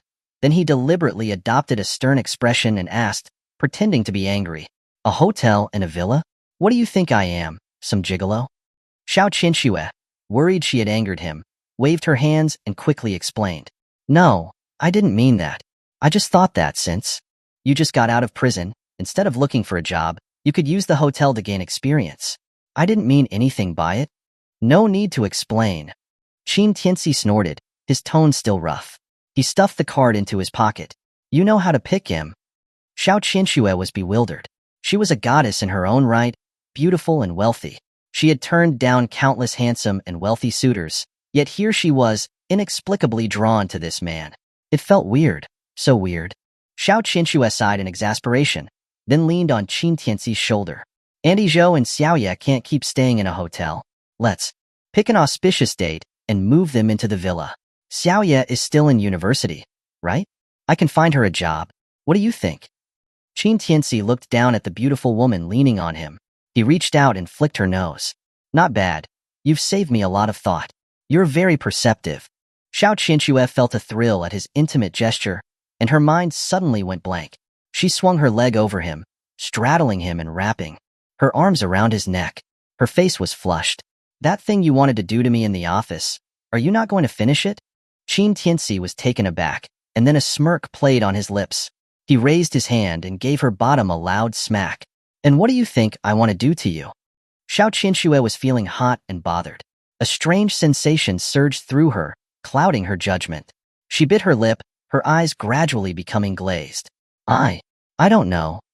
If you don't know, why are you sitting on me? Get down. Qin Tianci pretended to push her off, but she refused. No, don't. I want it. What do you want? Say it clearly, Qin Tianci said, stopping his motions. He leaned back in his chair, looking at the flushed and flustered Xiao Qinchue with amusement. Compared to Xia Zifu, Xiao Qinchue was like an innocent girl, totally out of her league. Her maturity was an act. Qin Tianci had her eating out of his hands. I want, she stammered, almost unable to speak because of his teasing. Fighting back a tremble, she bit her lip and leaned in slowly. Just as their lips were about to touch, suddenly, ahem. A cough came from outside the door, followed by Xiao Yang's gruff voice. Qinchue, Tianci, come out when you're done digesting. Grandpa wants to see you. Xiao Qinchue jumped, startled by the sound. She quickly pushed herself off Qin Tianci and started to fix her clothes and hair. She feigned composure. Okay, Dad. Qin Tianci chuckled, amused. He called out to the door. Old man, is it your family custom to wander around while digesting? This old man was definitely keeping an eye on him. Humph. The man outside snorted, annoyed, and walked away. Xiao Qinchue, feeling like she'd been caught doing something wrong, hastily pulled Qin Tianci to his feet. Let's go see Grandpa. Qin Tianci, his interest ruined, lost the desire to continue. He went with Xiao Qinchue to Xiao Zhinshan's room, Xiao Qinchue's face still flushed. Xiao Zhinshan, who had led the Xiao family for so many years, could easily tell what the young couple was up to. He didn't bring it up, but instead asked with a smile. Qinchue, what do you think? Is the fiancé Grandpa chose for you to your liking? Grandpa, what are you saying? Xiao Qinshua's face flushed again, and she protested, sounding rather petulant. Xiao Zhinshan laughed, seeming very pleased with how things were progressing. He grew serious and addressed Xiao Qinshuo. Qinshuo, I received news that the Tsar is being released from prison in a week. Hearing this, Xiao Qinshuo's expression changed. The Tsar is being released? Is that reliable? Xiao Zhinshan nodded. The Tsar will hold a banquet in Jiangling to celebrate his release. Qinshuo, whether the Xiao group survives this crisis depends on you. Xiao Qinshuo's expression grew somber. I looked into it before. The Jiang family and the Tsar's relationship is better than we thought. Plus, while he was in prison, the Jiang family did everything to help him. I'm afraid that. She trailed off, then rallied. But don't worry, Grandpa. I'll do my best. Qin Tianci, who had been listening, finally spoke. Who is this Tsar? Xiao Qinshuo explained. The Tsar is the king of the neighboring nation, Shazhou. He is one of the richest people in the world, with more cash than anyone. They say he's ruthless and violent. He was arrested 2 years ago for offending Pluto and thrown into the Lingdu prison. Qin Tianci was startled. When had he ever arrested such a small fry? He's the kind of person you'd never come across. It's irrelevant whether you know him or not. Xiao Yang said, having been drinking tea all evening. His tone was contemptuous of Qin Tianci. He then turned to Xiao Qinshuo to caution her. Qinshuo, the Tsar's release, and the banquet he's holding in Jiangling, has been the buzz of the upper circles. No matter what, the Xiao group has to get his investment, or we'll be in a terrible position if the Jiang family beats us to it. Xiao Qinshuo nodded. I will do my best. Tianci should go as well. Xiao Zhanshan said with a chuckle. Why should he go? To make a fool of himself? Xiao Yang frowned and scoffed, clearly against the idea. Shut up. Xiao Zhinshan snapped. This banquet is crucial for the future of our family. If he doesn't go, are you going instead? But he's just some kid who knows nothing. This kind of event isn't right for him, Dad. Xiao Yang was confused. He couldn't understand why his father had so much faith in Qin Tianci. All he saw in this kid was an inflated ego. But Xiao Zhinshan said, not willing to take no for an answer, you listen to me, you unfilial son. Tianci is your future son-in-law, and he'll lead the Xiao family one day. Open your eyes and look at him. Do you understand? Ahem ahem ahem. Xiao Yang's expression froze. He hurried to pat his back. I understand, Dad. You've just recovered. Don't get worked up. He then shot a helpless look at Qin Tianci and muttered, next week, you'll be going to the banquet with Qinshuo. If you mess things up, I won't forgive you. Chapter 20. The Jiang family's young master. Jiang Haobua. Despite Xiao Yang's strong opposition, Xiao Qinshuo couldn't persuade Qin Tianci to stay the night. Qin Tianci didn't want to rush into things with Xiao Qinshuo. Anyway, they were going to be married, not just a one-night stand. She deserved respect. After Xiao Qinshuo reluctantly said goodbye to him at the entrance of the St. Anna's Hotel, Qin Tianci pulled out his phone and called Xia Zifu. Master feeling lonely tonight? Do you want this slave to send you a few pictures? Her seductive voice greeted him when he answered. Qin Tianci lit a cigarette, annoyed. Stop being provocative. I have something I need to ask you. Xia Zifu quickly became serious. Master, please ask away. Do you know anyone called the Tsar? The Tsar? Xia Zifu paused, and then there was the sound of rustling paper as she flipped through something. Found him. The Tsar calls himself the king of Shazhou and is one of the wealthiest men in the world. He has a huge supply of oil and is incredibly rich. Why was he arrested?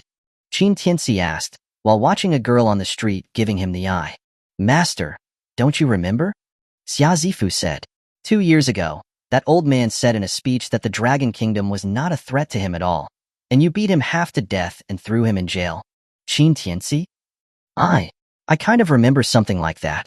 Is he being released? Yup. Xia Zifu replied. After your little lesson, he's been a model prisoner, so they gave him a reduced sentence. Got it. Qin Tianci, having confirmed his information, was about to hang up when Xia Zifu's voice, which made his skin crawl, came over the phone.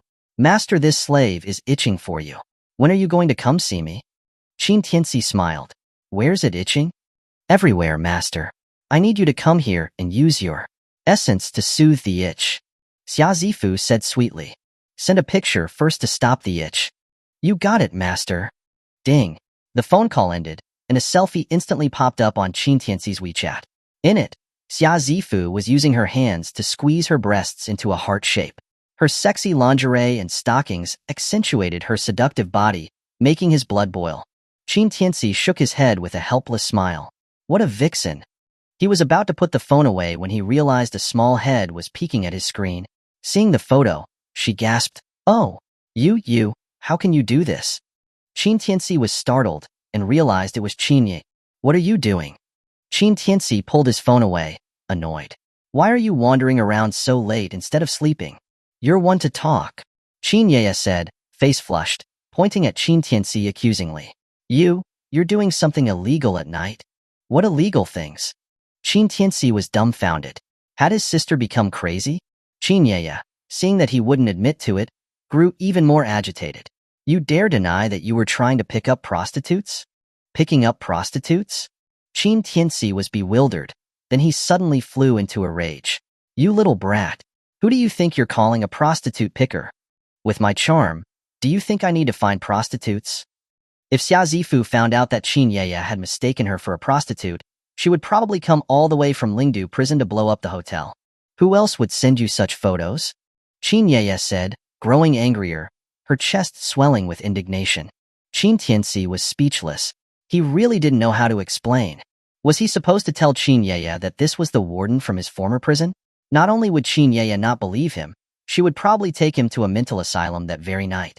Seeing him remain silent, Qin Ye turned red and ran away. "I'm going to tell Mom and Sister Xiao that you're a scumbag." Crap, Qin Tianci rushed to chase after her. He would never live it down if his mother found out. Just as Qin Ye ran into the lobby, a large group of bodyguards suddenly appeared from the side. They were walking aggressively, parting a path for a handsome young man dressed in a white suit, sporting designer brands, and a gold watch. When the lead bodyguard saw Qin Ye blocking the way, he immediately pointed at her and yelled, "Get out of the way! How dare you block young Master Zhang's path, you blind dog!" Without another word, he slapped Qin Ye across the face, knocking her to the ground. He then turned to the young man in white and fawned over him. "Sorry about that, young Master Zhang, it was my negligence. This way, please." Qin Tianci, who had just caught up, witnessed all of this. His eyes flashed coldly, and he strode forward to block the group's path. "You're blind too, aren't you?" But before he could finish, Qin Tianci grabbed the bodyguard's shoulder and put in a sudden burst of force. Crack! The bodyguard's shoulder, along with the entire arm, shattered. Not satisfied, Qin Tianci grabbed the arm and twisted it 360 degrees. "Ah!" The horrific scream echoed throughout the lobby, shocking the hotel patrons. "Protect young Master Jiang." The other bodyguards were alarmed and quickly pulled out their collapsible batons, surrounding Qin Tianci. Qin Tianci ignored them, his gaze like that of a wild beast, fixed on the bodyguard whose arm he had broken. He said slowly and deliberately, "Apologize." "Who are you? Let him go." The other bodyguards shouted at Qin Tianci, trying to stop his violence. Qin Tianci ignored them, and instead stomped on the man's leg, shattering his bones. "I said, apologize to my sister." His roar silenced everyone around. Even Qin Ye, who was still dazed from the slap to her face, was stunned by the ferocity of his expression. I'm sorry. I'm sorry." The bodyguard stammered, almost shouting, and Qin Tianci finally released him. "You piece of trash, you have a death wish." The other bodyguards, seeing that he had released their man, charged at Qin Tianci with their weapons. At that moment, the young man in white suddenly spoke, his tone calm. "Stop." The bodyguards stopped and looked at him, bewildered. The young man came forward, his expression unreadable, but his eyes exuded a cold arrogance, as if he was looking down at everything before him. Qin Tianci simply ignored him. He walked to Qin Ye and helped her up. "Are you all right?" Qin Ye shook her head. I'm fine. Let's just go." She was a university student, but she wasn't oblivious to the tension, especially the young man in white. It was clear he was not someone to be trifled with. "Leave." The man seemed to find this idea fascinating. A cruel smile twisted his handsome face. "You think you can just walk away after hitting someone of Jiang Haobua's stature? That's not appropriate, is it?" "Jiang Haobua?" The crowd around them began to murmur as the young man revealed his name. "The second son of the Jiang family, Jiang Haobua? The Jiang family? Is that the one in Jiangling that rivals the Xiao family? The one that is supposedly connected to a martial arts clan?" Who else would have such an entourage? Zhang Haobua is a well-known thug in Jiangling. He could kill someone and get away with it. Those two kids are in trouble. Hearing the buzz around him, Qin Tianci recalled what Xiao Qinxue had said about the Zhang family. Zhang Haobua must be a member of that family. Qin Tianci wasn't fazed. He turned to Zhang Haobua, his eyes fixed on him. He hit my sister. That's because she blocked my path. She deserved it, Zhang Haobua said, hands in pockets, a defiant taunt in his eyes. Is that so? Qin Tianci suddenly smiled and slowly walked up to Zhang Haobua, standing face to face with him. The bodyguards all tensed, and the crowd held their breath. Suddenly, Qin Tianci raised his hand and slapped Zhang Haobua across the face. The crisp sound of the slap echoed throughout the lobby. Chapter 21. Sorry, I'm super brave. Silence. A deathly hush fell over the room as everyone stared, wide-eyed, at the scene unfolding before them. They were so shocked, they even forgot to breathe. After a long moment, hiss, the crowd gasped. Even Qin Yeye covered her mouth in horror. He actually hit Zhang Haobua? Has he lost his mind? That's the second young master of the Jiang family. How dare he? The place erupted. People's faces twisted with a mixture of fear and astonishment. Qin Tianci, however, remained unfazed, his expression detached. You also blocked my way. You deserved it. Zhang Haobua's head was cocked to one side, his eyes filled with shock, confusion, and an underlying rage that was beginning to surface. He turned his head, wiping the blood from the corner of his mouth, and smiled. But it was a sinister smile, almost gleeful. He stared at Qin Tianci, a murderous intent creeping into his gaze. Do you know who I am? Does it matter? Qin Tianci was not intimidated by his gaze. His deep eyes were as calm as a still lake. Your dog bit my sister. I'm holding you responsible. It's only fair. Ha ha ha. Zhang Haobua threw his head back and let out a wild, maniacal laugh. Fair? In Jiangling, someone actually talks to me, Zhang Haobua, about fairness. Ha ha ha ha. How interesting. It's too interesting. You stupid, ignorant bastard. Young Master Zhang, let me teach him a lesson. One of the bodyguards, seeing this, could no longer contain himself. His boss had just been struck. What were they waiting for? They moved to attack Qin Tianci, but Zhang Haobua stopped them. Get back here. But young Master Jiang, the bodyguard was reluctant. But one look at Zhang Haobua's furious expression, and he had no choice but to back down. Just then, a man wearing a hotel manager's uniform came running down the stairs, bowing and scraping before Zhang Haobua. His expression was one of extreme panic. I'm so sorry, young Master Jiang. Our hotel management was negligent. We've upset you. I'll take care of it right away. I'll take care of it. Then, without a second thought, he pointed at Qin Tianci. Where the hell did you come from, you dog? Do you know who this is? The second young master of the Jiang family, Zhang Haobua. Who do you think you are, daring to attack him? Qin Tianci glanced at him, his voice hard. Who are you? The man pointed to the name tag on his chest. I'm Hu Kai, the lobby manager of the St. Honest Hotel. I'm ordering you, and that little slut with you, to apologize to young Master Jiang right now. Qin Tianci found himself laughing in disbelief. You don't even know what happened, and you're telling me to apologize? Is this how you manage this hotel? Young Master Jiang is a VIP client of our hotel. He can't be in the wrong. Apologize. Why are you wasting time? Hu Kai didn't care about who was right. His attitude was arrogant and overbearing. Why should we? Qin Yeye was incensed by Hu Kai's words. We're staying at this hotel too. They attacked me first. Why should we apologize to them? You? Are you even qualified? Hu Kai's gaze turned contemptuous as he looked at Qin Tianci and Qin Ye. I've seen plenty of women like you hanging around the hotel to take photos for social media and then go find men with money. Do you think you can afford a hotel like this? You just snuck in. You. Qin Yeye was furious. Her face flushed scarlet with anger. He doesn't need to apologize. Zhang Haobua suddenly spoke, leaving Hu Kai in confusion. Young Master Jiang, please don't get upset. You. Zhang Haobua ignored him. He wiped his face and walked straight up to Qin Tianci, grinning with a creepy, unsettling smile. Are you always this brave? Qin Tianci squeezed his face into a fake smile. Sorry, I'm super brave. Hearing this, Zhang Haobua nodded, and then, to everyone's shock, began to clap slowly. Very good, very good. It's been a long time since I met someone this interesting. Not bad. He bent down and looked intently at Qin.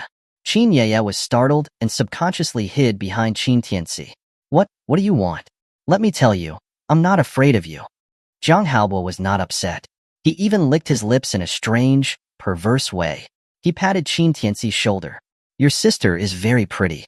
You have to keep a close eye on her. If another guy spots a cute girl like her, things might not turn out well. Everyone's faces paled at the blatant threat. Qin Tianci, however, remained unruffled, though a flicker of murderous intent flashed in his eyes. He began to laugh, took out a cigarette, lit it, and blew smoke into Zhang Haobo's face. Then, he ground the burning end into his immaculate, designer suit.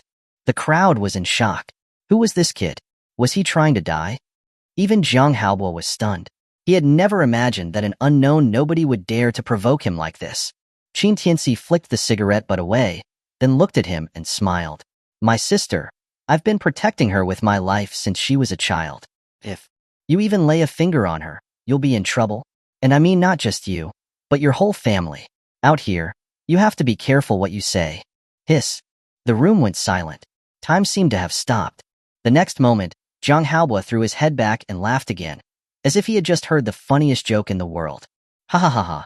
How funny. So very fun. Okay, I'll remember you. Then he turned and left without another word. His bodyguards were all confused, but quickly followed him. Hey, young Master Zhang, I'll see you out. Hu Kai rushed after them. Once Zhang Haobo got into the car, his smile vanished. He flew into a rage, smashing the car's television screen, venting his fury. The bodyguards rushed forward, asking, Young Master Zhang, that dog dared to provoke you like that. I'll take some guys and kill him. We'll leave no trace. No need, Zhang Haobo said, forcing himself to control his anger. His teeth clenched tight. The Tsar will be released soon. Grandpa said we shouldn't cause trouble. So we're just going to let it go? The bodyguard was confused. He knew his young master would go to extremes, often hurting or even killing people for less. How could he be so tolerant now? Heh, let it go? Zhang Haobo laughed coldly. His face was twisted with hatred. No one in Jiangling has ever dared to hit me. Once we get the Tsar's investment, I'll make sure not just him, but his entire family will die and become dust. Investigate this dog and find out his name, where he's from, and what his background is. And that sister of his? She's pretty hot. Make sure you keep her safe for me. The bodyguard's eyes lit up with excitement. Young Master is a man of taste. Don't worry, we'll take care of everything. Meanwhile, Hu Kai, after seeing Zhang Haobo off, returned to the hotel, fuming. He pointed at Qin Tianci and Qin and roared, Security! Throw them out, and learn some manners. Don't let this kind of trash inside. Qin disgusted by his snobbery, argued. It was their fault. Why are you kicking us out? Because I'm the lobby manager of this hotel? Hu Kai was arrogant and started to push them towards the exit. Qin Tianci walked up to Hu Kai, his expression detached. He took a good look at the name tag on his chest. What? What are you going to do? Are you going to hit me? Qin Tianci asked, calmly. You're the lobby manager of this hotel, right? Yes. Hu Kai was puzzled, then scoffed. What? You want to file a complaint? No need for that, Qin Tianci said. Hu Kai thought he had caved, but then he continued. You're fired. Don't bother coming to work tomorrow. What? Hu Kai was stunned. Then he burst out in anger. Look at yourself. You want to fire me? Do you even have the right? Don't I? Qin Tianci chuckled, then took the gold card that Xiao Qinshua had given him. He stuffed it into Hu Kai's chest pocket. If I see you in the hotel tonight, you better be ready for a trip to the hospital tomorrow. Then he grabbed Qin and walked towards the elevator, not even looking back. Hu Kai was bewildered. He pulled the gold card out of his pocket and mocked. What are you doing? A smelly beggar. Daring to? But the moment he saw the gold card, his words died in his throat. A few moments later, the crowd saw Hu Kai, pale as a ghost and trembling uncontrollably. He's the owner? Chapter 22. Sister Xiao is great, but she has bad eyesight. When Qin Tianci got back to his room, he sent a message to Xia Zifu. Jiangling, St. Anna's Hotel, lobby manager, Hu Kai. Tomorrow, find someone to break his arms and legs, send him to the hospital, fix the bones, and then break them again. Ding. Master, what did he do? Why are you so angry? He insulted my sister. Understood. After sending the message, Qin Ye asked him, Who were you messaging? No one. Just work stuff. Qin Tianci said with a smile, deliberately hiding the truth from her. Work? Did you find a job? Qin Ye was surprised, but her expression was skeptical. Is it that hard for your brother to find work? Qin Tianci chuckled, amused by her expression. Qin Ye huffed, turning her head away. Who knows what you'll do? I don't care. Clearly, she hadn't completely let go of her resentment towards Qin Tianci from the past. Qin Tianci knew that things wouldn't change overnight. He sighed and asked, How's school going? Qin Ye's expression immediately darkened. Zhou Guilin sighed. We haven't had much money. Ye has had to drop out. If she can't pay the tuition fees, she'll have to quit. That's no good, Qin Tianci said, shaking his head. She has to keep studying. She has to get an education. If I go back to school, are you going to support the family? Can you even afford it? Qin Ye said angrily, glaring at Qin Tianci. Ye, don't talk to your brother like that, Zhou Guilin told her, stopping her. Your brother hasn't had an easy time either these past few years. Has it been easy for me? Qin Ye's eyes turned red with indignation. If I hadn't been working all these years, I would already be in my junior year of college. But what about him? He never cared about anything. Qin Tianci listened to Qin Ye's complaints, feeling deeply guilty. It's okay. I'm back now, right? From now on, you focus on your studies. I'll make money and support the family. Seeing his guilty expression, Qin Ye felt her heart softening. She knew that Qin Tianci hadn't had it easy in prison either. Compared to him, her grievances were nothing. Plus, Qin Tianci had just stood up for her at the hotel, facing off against the thug from Jiangling. She saw all of it. Her frozen affection was starting to melt. She asked, as if it didn't really matter, So, what kind of job did you find? Qin Tianci gestured towards the presidential suite. See? It's right here. What do you mean? Qin Ye was confused. A job at the hotel? You. Then she seemed to understand, and she stood up, scolding him with disappointment. Qin Tianci, what can I say about you? Qin Tianci was puzzled. What did I do now? What did you do? Are you really that clueless? Qin Ye said, stomping her foot. The hotel belongs to Sister Xiao. You even made her give you a job here. If others find out, won't they say you're a freeloader? Qin Tianci finally understood what she meant, and he laughed. Why should we waste free food? You. How can you be so accepting of being a freeloader? You're a man. Maybe you'll marry Sister Xiao someday. What do you think her family would think about us? Qin Ye launched into a tirade. Instead of trying to improve yourself, you're like a parasite, eating off her. How will they look at our family? I thought you were going to change, but you're worse than before. Seeing Qin Ye so angry, Qin Tianci laughed. You little rascal, why are you so worried? Don't worry, this is just temporary. Your brother has his own assets. His assets? The old man hadn't told him exactly what he had, and Qin Tianci hadn't bothered to figure it out. In short, there was nothing he couldn't buy. The hotel that Xiao Qinshue gave him was like a single grain of sand falling into the ocean. Insignificant. You have assets? Qin Ye chuckled sarcastically. All your assets combined wouldn't be enough to buy a bottle of water. Seeing Qin Tianci smile and say nothing, Qin Ye looked to Zhou Guilin for help. Mom, look at him. This is so embarrassing. Zhou Guilin was more open-minded. She smiled and tried to reassure her daughter. It's not a big deal. They'll be husband and wife soon. What's hers will be his, right? Plus, I believe in my son. I'm sure he won't just settle for this. Mom understands me. Qin Tianci smiled. It's just a hotel. Just consider it the dowry that the Xiao family gave me. You're talking big. Just a hotel? Qin Ye exclaimed, shocked. Do you even know how much this hotel is worth? Just this presidential suite. Costs 50,000 yuan a night. You. Then she suddenly paused, looking at Qin Tianci. You said Sister Xiao got you a job? What kind of job was it? Qin Tianci spread his hands. Nothing special. She just gave me this hotel. I'm the boss now. The mother and daughter both froze. After all that talking, they thought Qin Tianci was going to work at the hotel as a waiter or something. Who knew that he had actually gotten the CEO position? Tianci, what did you just say? Miss Xiao gave you this hotel? Yeah. Qin Tianci replied matter-of-factly. I did something for her family and her grandfather gave me the hotel. You're a terrible liar. Qin Ye said immediately. Did you save someone's life? What did you do? Why would someone give you a hotel the first time they met you? I'm not lying, Qin Tianci said, then pulled out the key to the villa. Not only did she give us the hotel, but she also gave us a villa. Once we get settled tomorrow, we can move there.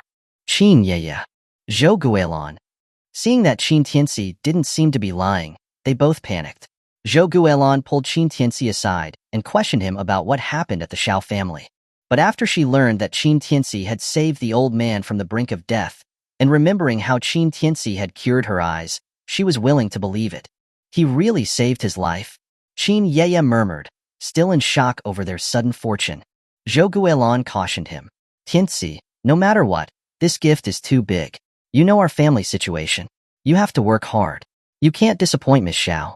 You can't let her family look down on you. Do you understand? Mom, Qin Tianci took her hand and smiled, reassuring her. Don't underestimate your son. For the Xiao family to let me be their son-in-law, it's like their ancestors' graves exploded with fortune. They should be happy that I came along. Why would they look down on me?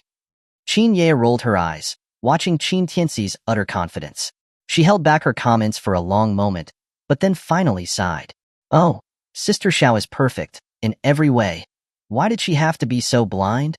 Chapter 23, Too Small, Doesn't Fit. A few days later, with Qin Tianci's arrangements, his mother and sister moved into the villa that Xiao Qianxue had provided. On the surface, Qin Ye scorned Qin Tianci's freeloader behavior, but she couldn't hide her happiness when they moved in. During Qin Tianci's 3 years in prison, the mother and daughter had struggled to make ends meet, living in utter poverty. Now, they were living in the most luxurious villa in Jiangling, which filled them with emotion. The balcony is so big. It would be so pretty if we had some succulents and other greenery. This is the perfect spot for a doghouse. I'm going to get a puppy to help me guard the yard. Watching Qin Yeye excitedly plan for their new home, Qin Tianci couldn't help but smile. Nothing was more important than his family being happy. He had to admit, Xiao Qianxue was a rare and wonderful woman. Not only had she had the entire villa cleaned before they arrived, she had also made sure that the furniture and appliances were complete. Everything was meticulously arranged. They just had to move in and everything was ready. Once things were settled, Qin Tianci sat in the courtyard, basking in the sun, and sent Xiao Qianxue a message. My mom and sister love the house. It's great. Whoosh. Xiao Qianxue replied almost immediately. It was a cute, shy emoji. I'm glad Andy and Yeye like it. Oh, and I had Molly custom make a whole closet of suits in your size. Pick one you like, and let's go to the Tsar's welcome banquet tomorrow, okay? Qin Tianci was momentarily taken aback. He got up and opened the closet, revealing a huge selection of suits in different styles and colors. He touched a few, and immediately recognized the expensive material. He chose a black one. His well-built body filled the suit out perfectly. He smiled and sent her a message. How did you know my size? Xiao Qianxue sent a winking emoji. A guess? Qin Tianci. I'm guessing you felt it with your hands. Xiao Qianxue. Wrong. My eyes are a tape measure. Qin Tianci. But there's still one size that's not quite right. Xiao Qianxue. Which size? Qin Tianci. The crotch. Too small. Doesn't fit. After he sent that message, Xiao Qianxue didn't reply for a long time. Whoosh. Just when Qin Tianci thought the conversation was over, his phone buzzed again. Xiao Qianxue. You pervert. Qin Tianci chuckled. He had never imagined that Jiangling's icy beauty CEO had such a cute side to her. It was actually kind of fun. Qin Tianci. Oh, I almost forgot, you haven't seen it, so it's not your fault. Xiao Qianxue. Seeing Xiao Qianxue's increasingly annoyed tone, Qin Tianci put away his phone, ending the conversation. Just then, Qin Yeye walked in without knocking. Mom told you to eat? She stopped abruptly, her eyes wide as she stared at Qin Tianci. She even forgot why she had come. Dinner? Qin Tianci asked, amused, bringing Qin Yeye back to reality. Qin Yeye's face was flushed. She looked flustered, her eyes darting away. Why yes, it's time for dinner. You dinner. Yes, dinner. Like a frightened rabbit, she turned and ran. What was that about? Qin Tianci was confused. He changed back into his casual clothes. Those were more comfortable. But what he did find strange was that, from the moment they started eating, Qin Yeye kept her head down, avoiding all eye contact with him. She didn't even say a word. Even Zhou Guilin noticed her odd behavior. She kept asking if she was sick. Qin Yeye stammered a reply each time, trying to change the subject. Qin Tianci decided not to press the issue. He said a few words and went back to his room. He couldn't help but notice that Qin Yaya kept staring at him throughout the entire time. Her eyes were full of confusion, wondering what she was thinking. The next day, Xiao Qianxue arrived as planned. She picked up Qin Tianci in her G-Wagon, and they drove together to Jiangling's most luxurious hotel, Cloud Peak Palace. The Cloud Peak Palace was bustling. Jiangling's rich and powerful had gathered there, people jostling shoulder to shoulder. It was so crowded that it looked like a busy marketplace. The guests were dressed in designer clothing. A single watch or a necklace could be worth millions. Qin Tianci watched the crowded scene and sighed. It's just a gangster being released from prison, isn't it? When I was released, I didn't get this kind of reception. Xiao Qianxue laughed. He's the czar, the oil king of Shazhou. He has armed forces at his disposal and is incredibly wealthy. Even our Xiao family has to be careful around him. How can you compare to him? Qin Tianci shrugged. Just a small fry czar. You guys think too highly of him. Xiao Qianxue was speechless. Her fiancé was a no. Nothing impressed him. But that wasn't his fault. He had been locked up for 3 years. He had lost touch with society. She would just have to be patient and help him adapt to these kinds of situations. Xiao Qianxue lowered her voice and cautioned, Tianci, I heard the czar doesn't have a good temper, so you have to pay attention to my cues today and don't cause any trouble, okay? Qin Tianci was startled. He laughed at her. My cues? Your eyeliner looks good today. No need for me to look for your cues. Xiao Qianxue. That's not what I mean. Xiao Qianxue protested. The czar's release has a lot of people on edge. He will choose a family in Jiangling to partner with for future trade. He'll invest billions. Many families are watching closely. If we can get this opportunity, it would be life-changing for the Xiao family, so it's very important. Oh, really? Qin Tianci was surprised that things were this important. No wonder the Xiao family was taking it so seriously. After thinking for a moment, he said, if you think this czar is a good partner, I can help you wrap things up with just one phone call. Yeah, right? Xiao Qianxue scoffed. She didn't believe him. She glared at him warily. Just don't cause any trouble. Please, please. She clasped her hands together, her long legs swinging back and forth as she begged. Qin Tianci glanced at her up and down. He noticed that she was wearing a white fishtail dress. The sequins sparkled, making her look like a princess. Her simple actions drew a lot of attention. Just as Qin Tianci was about to reply, a surprised voice came from behind. Qin Tianci? What are you doing here? Chapter 24. Just barking dogs. Don't let it bother you.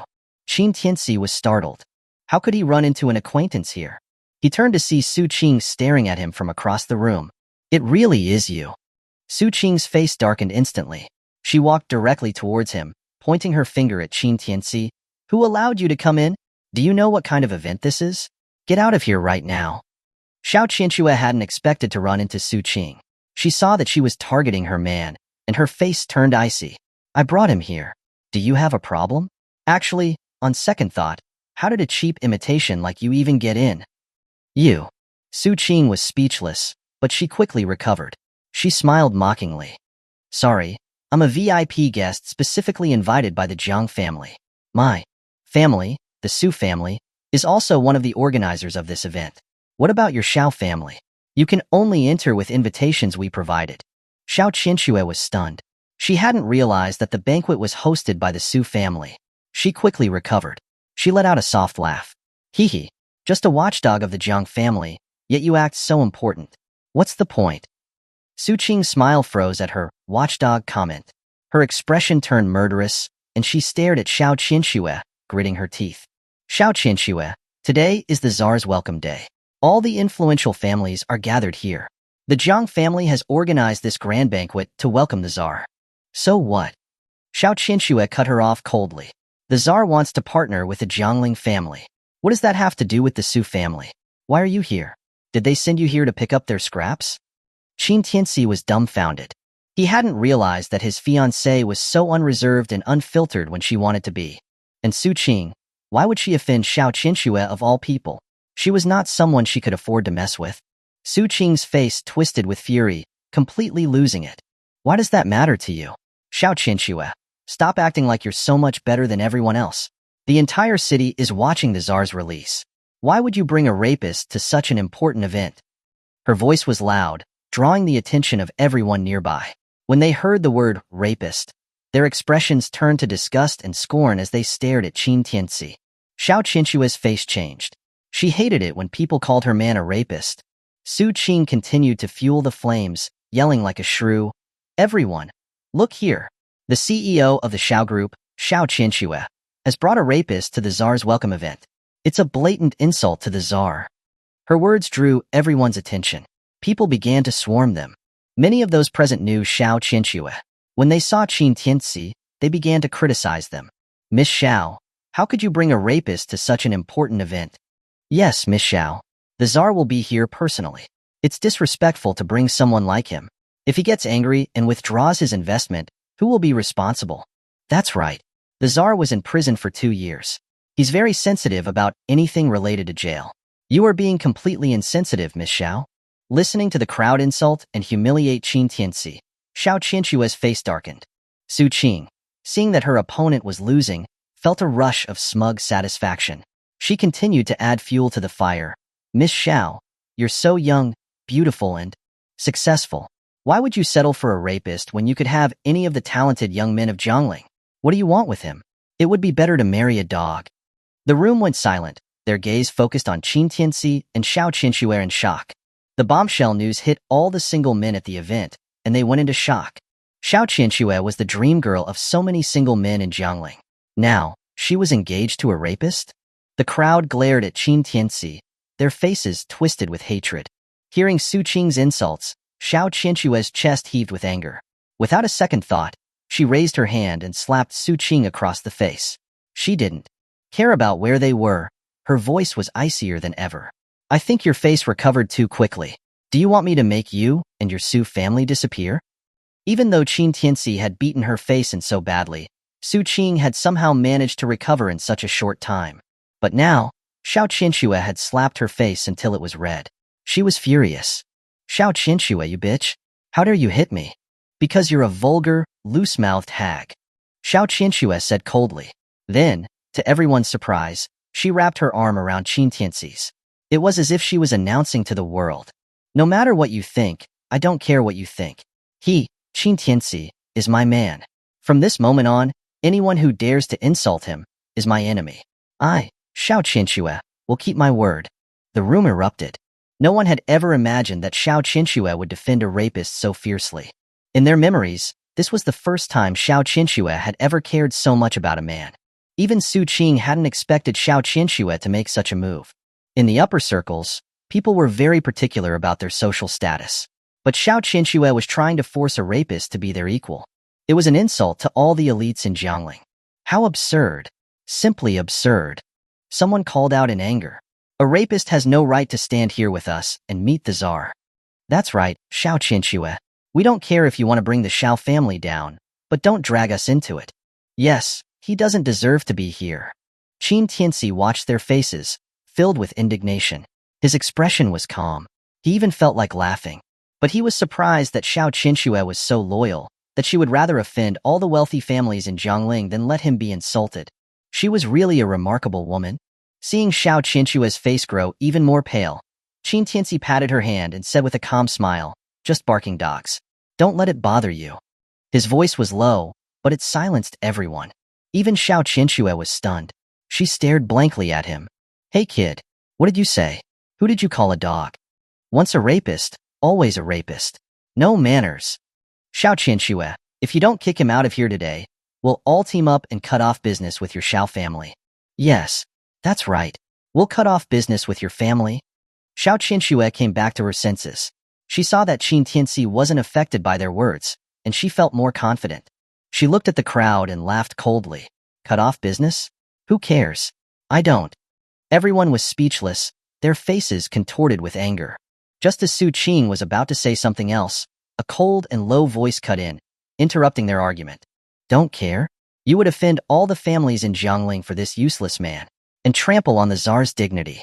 Qinshu, are you sure that you and your Xiao family can handle the consequences?" Chapter 25. Provocation. Hearing the familiar voice behind them, Qin Tianci and Xiao Qinshu both turned their heads. The bustling crowd parted, making way for a handsome man and his entourage. But when Xiao Qinshu saw the man's face, her expression immediately darkened. "Zhang Haobua, this is my business. It has nothing to do with you. The man before them was none other than Jiang Haobua, the one who had clashed with Qin Tianci at the St. Honest Hotel a few days prior. Today, Jiang Haobua was wearing a blue suit. His handsome features made him look like a prince straight out of a fairy tale. Many women in the room were awestruck by his appearance. Su Qing immediately rushed to his side, whining and complaining. "Young Master Jiang, you're finally here. This Xiao Qianxue brought a rapist to the Tsar's banquet and slapped me in the face. Look, it's still red." Everyone's faces changed when they heard this.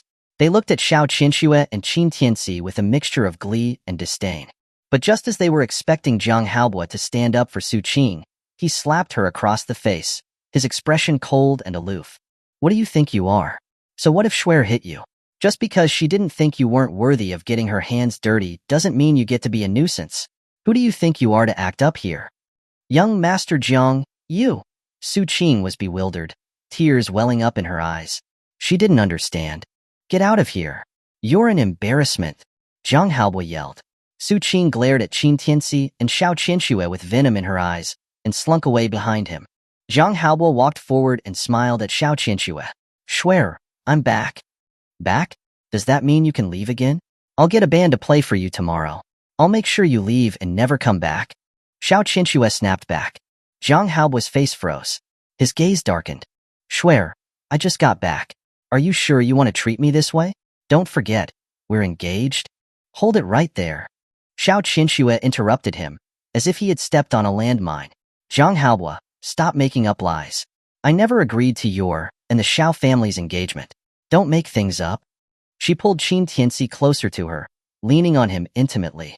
"Plus, I already have a fiancé. It was my grandpa's decision. You should just give up." Jiang Haobua's eyes narrowed at this. A flash of hatred crossed his face. Then he threw his head back and laughed. "Him? Your fiancé? Ha ha ha. You're killing me. Is it really that funny?" Xiao Qianxue frowned, clearly annoyed. Jiang Haobua stopped laughing. He put his hands in his pockets and slowly walked towards Qin Tianci, staring at him intently. Qin Tianci, he has a younger sister and an aging mother. 3 years ago, he was arrested for attempted rape and served 3 years. He was only released a few days ago, and he's still living in some rat hole. "TCH, Xiao Qianxue, if you don't want to marry me, at least pick someone decent to annoy me. Why are you with a dog?" "Jiang Haobua." Xiao Qianxue couldn't hold back her anger, but Qin Tianci stopped her. Qin Tianci walked slowly towards Jiang Haobua, meeting his gaze head-on. Then, he calmly lit a cigarette. "Not bad. You did your research well." Jiang Haobua shrugged mockingly. He pointed at Su Qing. "The accuser is right there. Was it really that hard to find out this information?"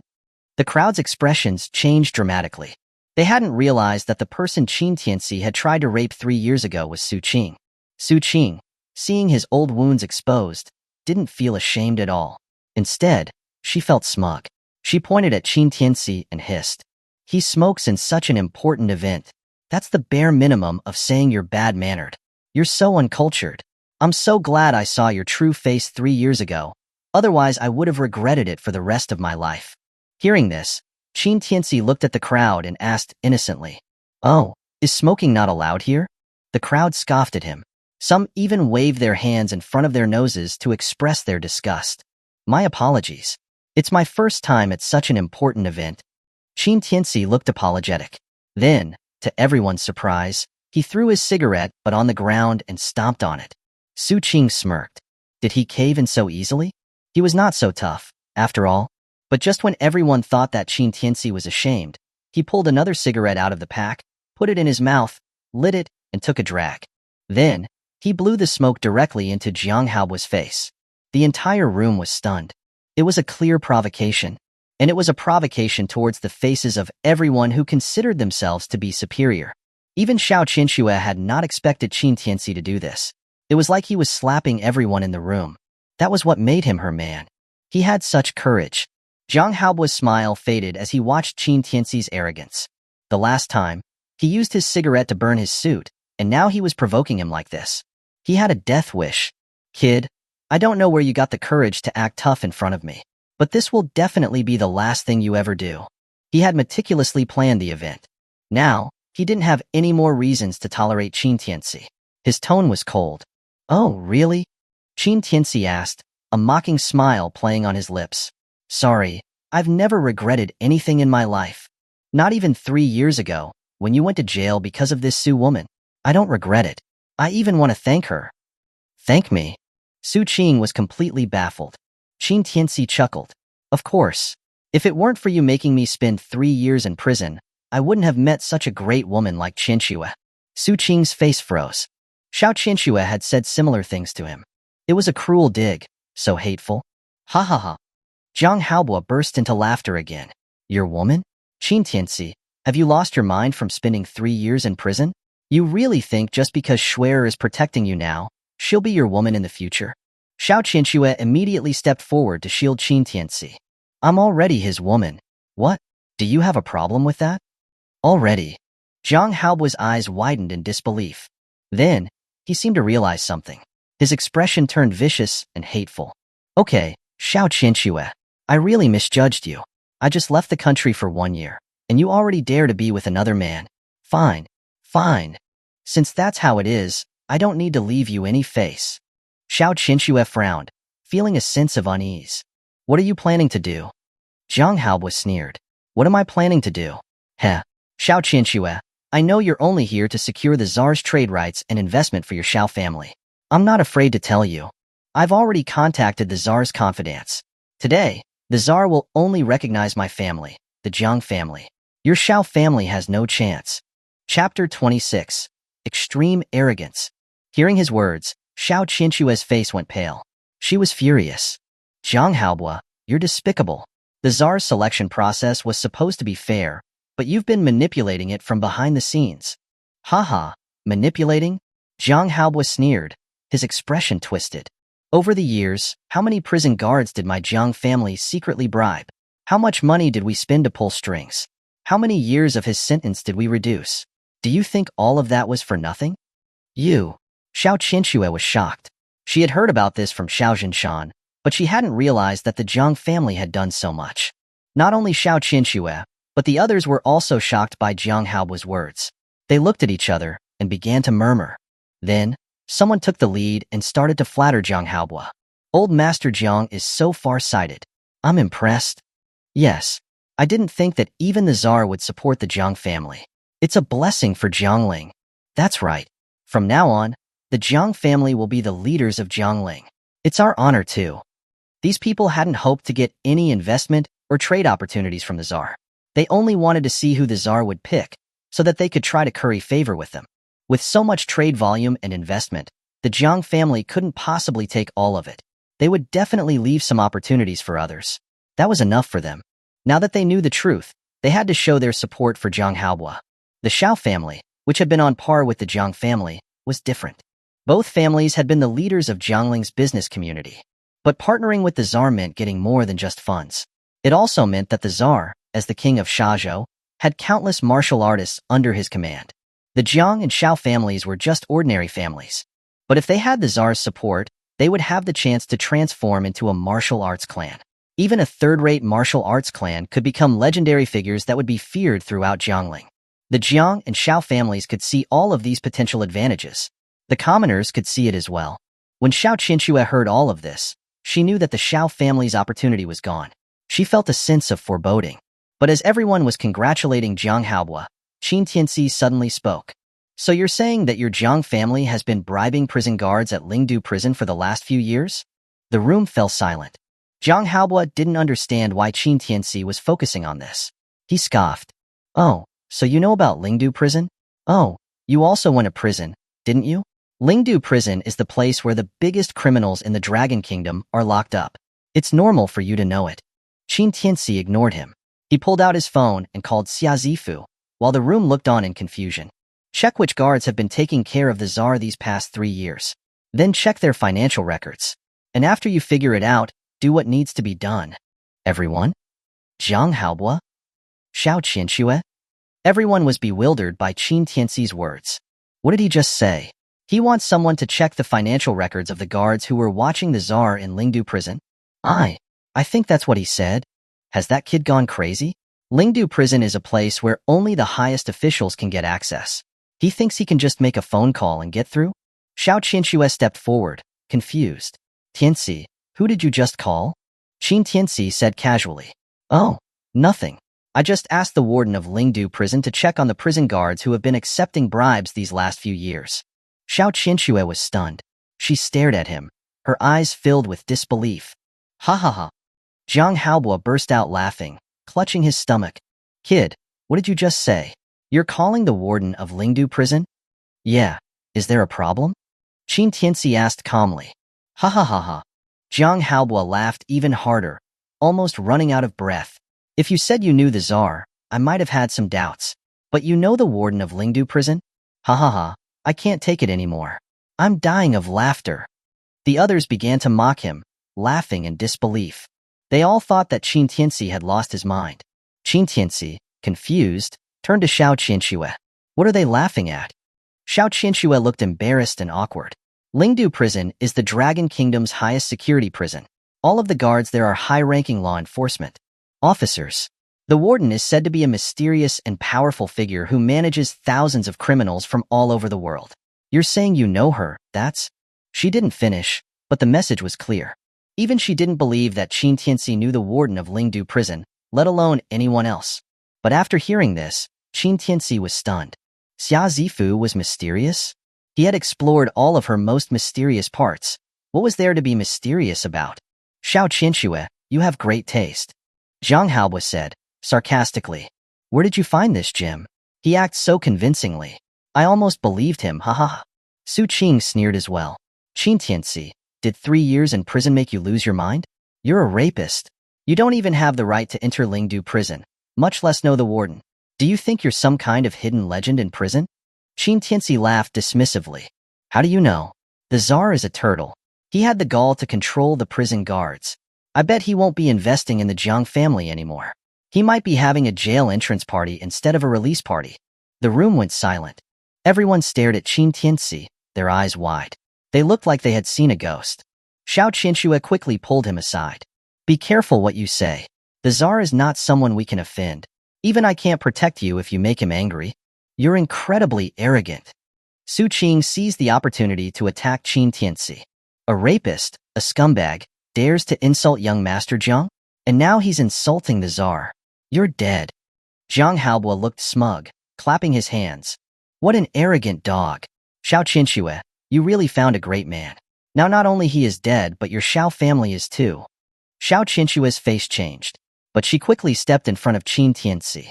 Since I chose him to be my man, I'll stick with him through thick and thin. Even if the czar is angry, I'll face it with him. Seeing Xiao Qianxue so determined, Jiang Haobo's expression froze. His eyes grew more hateful. Okay, then your Xiao family will die with him. Xiao Qianxue was starting to lose hope. She should have come alone.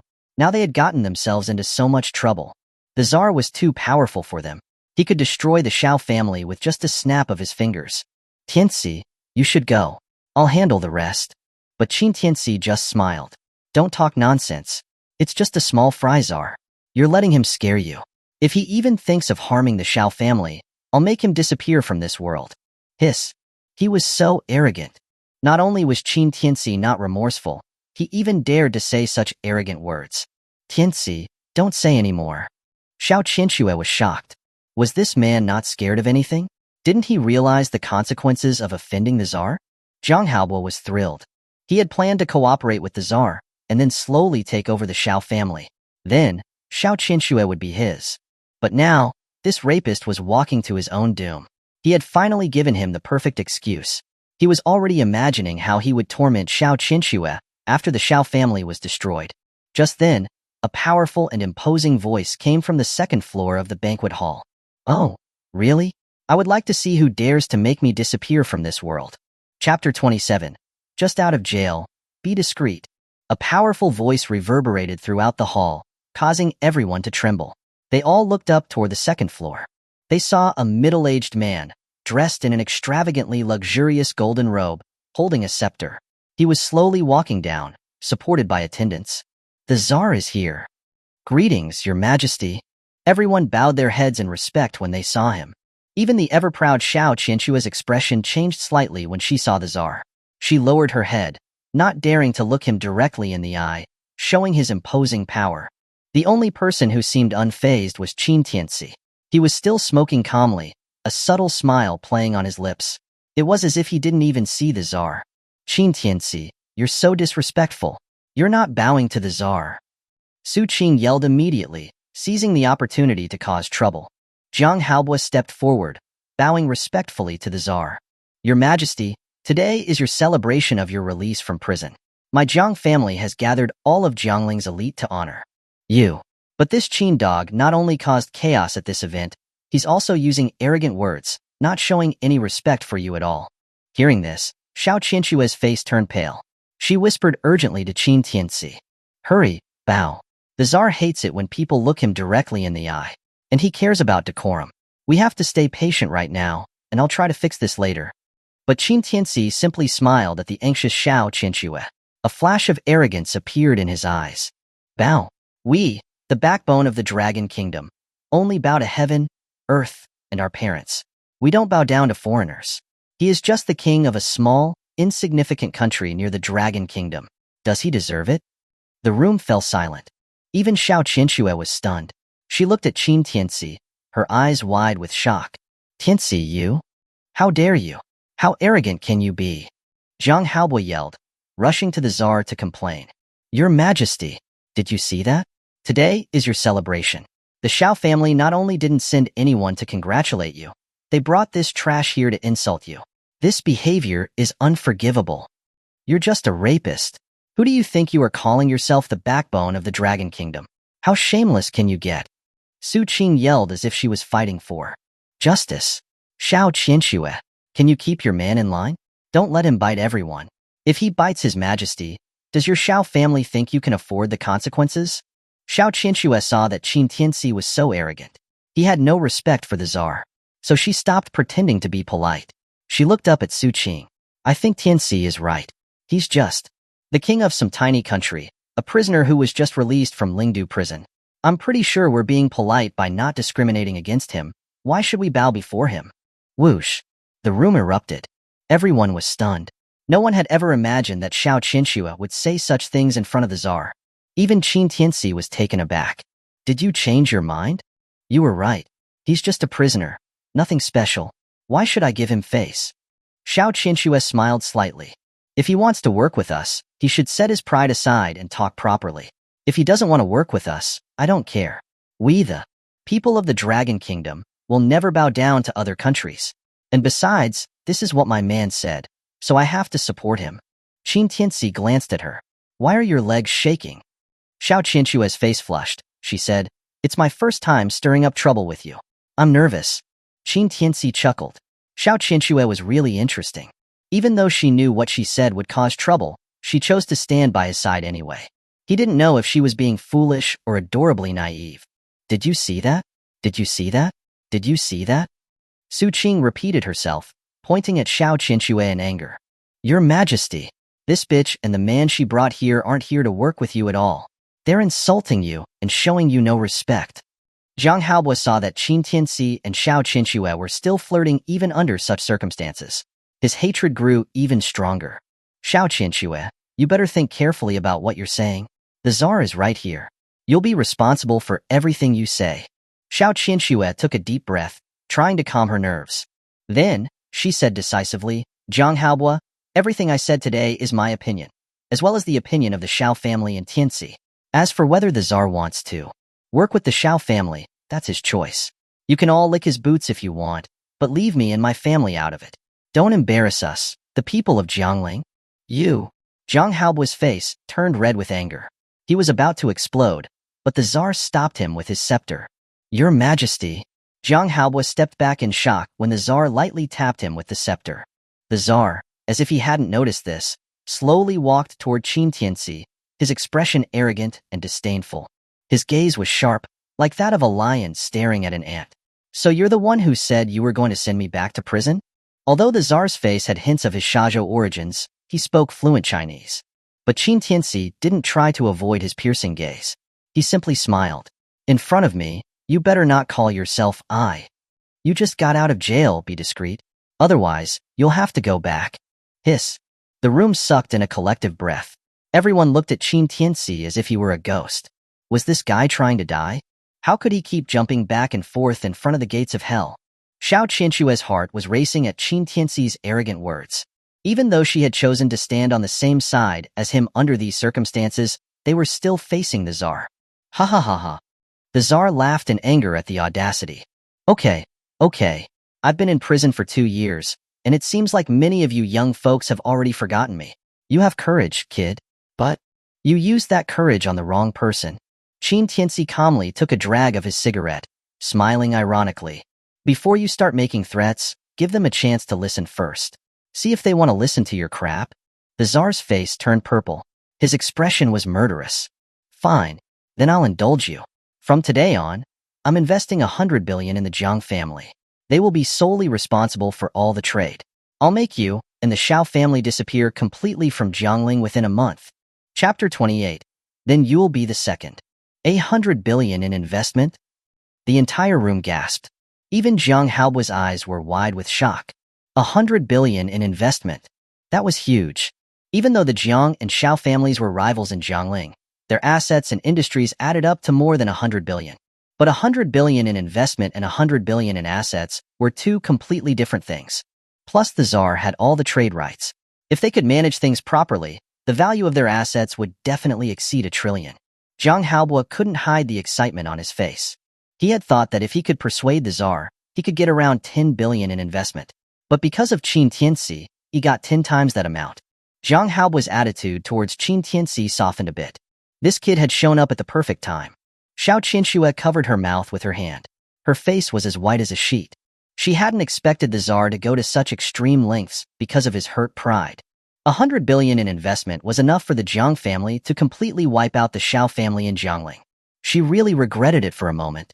She regretted letting Qin Tianci come along. If she had come alone, although she had little chance of securing any investment, things wouldn't be so unmanageable. But then, she thought, even Qin Tianci wasn't afraid. So why should she be? At worst, they would just have to work together. Su Qing was ecstatic that the Tsar had publicly stated that he would go after the Xiao family. The Xiao group? The Xiao heiress? In the Tsar's eyes, they were nothing. If Qin Tianci had just stayed silent, they wouldn't have been in this situation. But now he had jumped out and was asking for death. Her desire for revenge was greatly satisfied. You'll die for offending the Tsar. Do you really think this bitch, Xiao Qianxue, can protect you forever? Su Qing snickered, her eyes full of malice. The others also looked on with glee, waiting for Xiao Qianxue and Qin Tianci to suffer. After all, Xiao Qianxue was too perfect. When the Xiao family was on top, they both respected and feared her. But if the Xiao family fell, then with their status, they could turn Xiao Qianxue into a sex slave without any consequences. At this moment, Qin Tianci suddenly laughed after hearing the Tsar's threat. The Tsar frowned, his expression annoyed. Do you think I'm joking?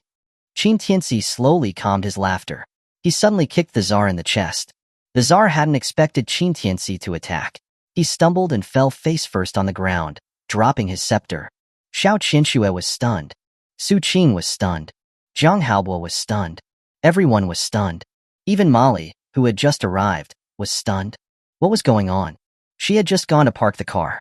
Now she saw Qin Tianci attacking the Tsar? Molly rubbed her eyes. She thought she was dreaming. Before anyone could react, Molly rushed into the crowd, pushing Qin Tianci aside. She angrily scolded.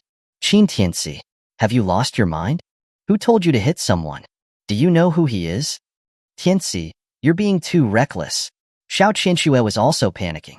The Tsar might be the king of Shazhou, not within Dragon Kingdom's territory, but his men were all powerful and reckless martial artists. That was one of the reasons why the Xiao and Jiang families were desperately trying to win him over. If they lost the business deal, that would be the most that they would have to worry about. But if Qin Tianci took action, then that was a different story. They could lose their lives. You dog, how dare you attack the Tsar? Su Qing yelled, adding fuel to the fire. Jiang Haobu's face darkened. He glared at Xiao Qianxue. Xiao Qianxue, is this how you show your sincerity? You let this wild dog insult the Tsar? Xiao Qianxue was at a loss for words, her face turning extremely pale. Before she could speak, Molly rushed forward to help the Tsar. Your Majesty, I'm so sorry. I'm so sorry. This is all a misunderstanding. A misunderstanding. Get lost. The Tsar yelled, pushing her away. Molly staggered back a few steps. Qin Tianci caught her, preventing her from falling. Molly was even angrier now. She broke free and pointed at Qin Tianci, yelling, "Look at what you've done. Apologize to the Tsar right now." Apologize? Qin Tianci smiled. He doesn't deserve it. You're a bastard. Who do you think you are, daring to attack His Majesty? You keep saying he's not good enough and this and that. What are you? Are you anything special? Everyone started to attack Qin Tianci. Enough, Tianci. Even Xiao Qinxue stepped forward, looking pale. Don't say anymore. You'll die if you keep going. Qin Tianci asked, "Didn't you say that we were going to make trouble together?" Xiao Qinxue shook her head. "Making trouble is one thing. I'll support you with that. But you've attacked the Tsar, and he will retaliate endlessly. Even I can't protect you from that." Qin Tianci looked at the panicked expression on Xiao Qinxue's face. He smiled and gently rubbed her head. "Don't worry, no one in this world can take my life." How arrogant! The Tsar stood up, brushing the dust off his robe. He waved his hand, and his scepter flew back to his hand. He glared at Qin Tianci, his expression twisted. "Kid, no one has ever dared to be this disrespectful to me. You are the first." "Oh, really?" Qin Tianci smiled. "Then how did you end up in Lingdu prison? Did you forget?" The Tsar's face stiffened. He was ashamed and enraged. "Then you'll be the second." "But, even if I did offend Pluto back then, he sent me to Lingdu prison, and I accept that. Who do you think you are? Do you think you're comparable to him?" Hearing this, everyone gasped. They had all heard that the Tsar had been sent to Lingdu prison by the Dragon Kingdom's Pluto, but hearing it from the Tsar himself still shocked them. Pluto. Those two words represented a legend in the Dragon Kingdom. No one had ever seen his face. Even the Tsar had only seen his back when he was sent to prison. Seeing Qin Tianci stay silent, the Tsar's killing intent grew stronger. His power suddenly exploded, a terrifying pressure sweeping through everyone. "Don't worry, after you die, I'll take over the Xiao family, and I'll make Xiao Qinxue your concubine. She will serve me for the rest of her life." "You dare to say that no one can take your life? I want to see if your dog life can be taken." The Tsar suddenly lunged forward. The tip of his scepter turned into a sharp blade. It aimed for Qin Tianci's head, moving with shocking speed. Xiao Qinxue's face changed. She couldn't stop him. The others sighed with schadenfreude. They had offended the wrong person. How could they challenge such a ruthless man like the Tsar? If he didn't die, then who would? But just as the blade was about to pierce Qin Tianci's skull, the latter calmly said, 2 years, and you still haven't changed that loose tongue of yours. It seems that the leopard head in the first floor wasn't enough to discipline you." Clang. The blade froze in the air, less than 5 millimeters from Qin Tianci's eye. Everyone gasped in shock. They didn't understand what was happening. When they looked closely, they saw the Tsar's expression was one of terror. Chapter 29. The Tsar cried. While everyone else was confused by Qin Tianci's strange words, the Tsar knew exactly what he was talking about. Leopard Head, the leader of the first floor of Lingdu prison. In other words, he was the ruler of all the prisoners on the first floor. Of course, that was only the first floor. The further down you went in Lingdu prison, the more terrifying and dangerous the prisoners were. It was said that on the 10th floor, there was a supervillain who could destroy the world. But that was beyond the scope of the Tsar on the first floor. Even Leopard Head was a famous S-class criminal before he entered prison. The first day the Tsar was imprisoned, he was beaten by Leopard Head until he didn't even recognize his own mother. Leopard Head had said, "Don't think that you're all that great or powerful outside. Once you get to Lingdu prison, you are worse than a maggot. You could grab anyone here, and they would have killed more people than you've had meals." The Tsar had never forgotten those days. They had become his worst nightmare. Even now, he paled at the mention of Leopard Head. But he had never spoken to anyone about this after he got out. So how did Qin Tianci know about Leopard Head? How do you know about Leopard Head? The Tsar stared intently at Qin Tianci, trying to see something in his eyes. But he only saw calmness. Xiao Qinxue was stunned when the Tsar stopped his attack. She was barely breathing. Her chest was heaving with tension, and sweat was dripping from her forehead onto her shoulders. Qin Tianci calmly lit a cigarette, looking at the Tsar with a mocking smile, without saying a word. Su Qing and Zhang Haobo were also bewildered. They were about to urge the Tsar to take action when, ding-ling, a phone rang in the silent hall. One of the Tsar's subordinates snapped out of his daze and quickly pulled out his phone, handing it to the Tsar. Your Majesty, a strange phone number. It's for you," Qin Tianci said matter-of-factly, his smile unwavering. The Tsar's pupils shrunk. He put down the scepter and hesitantly took the phone.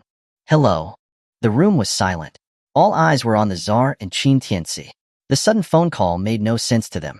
Xiao Qianxue pulled Qin Tianci close to her, ready to run at any opportunity.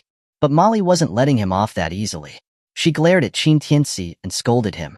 What exactly do you want? Can you please stop causing trouble? Can you please just give Miss Xiao a break?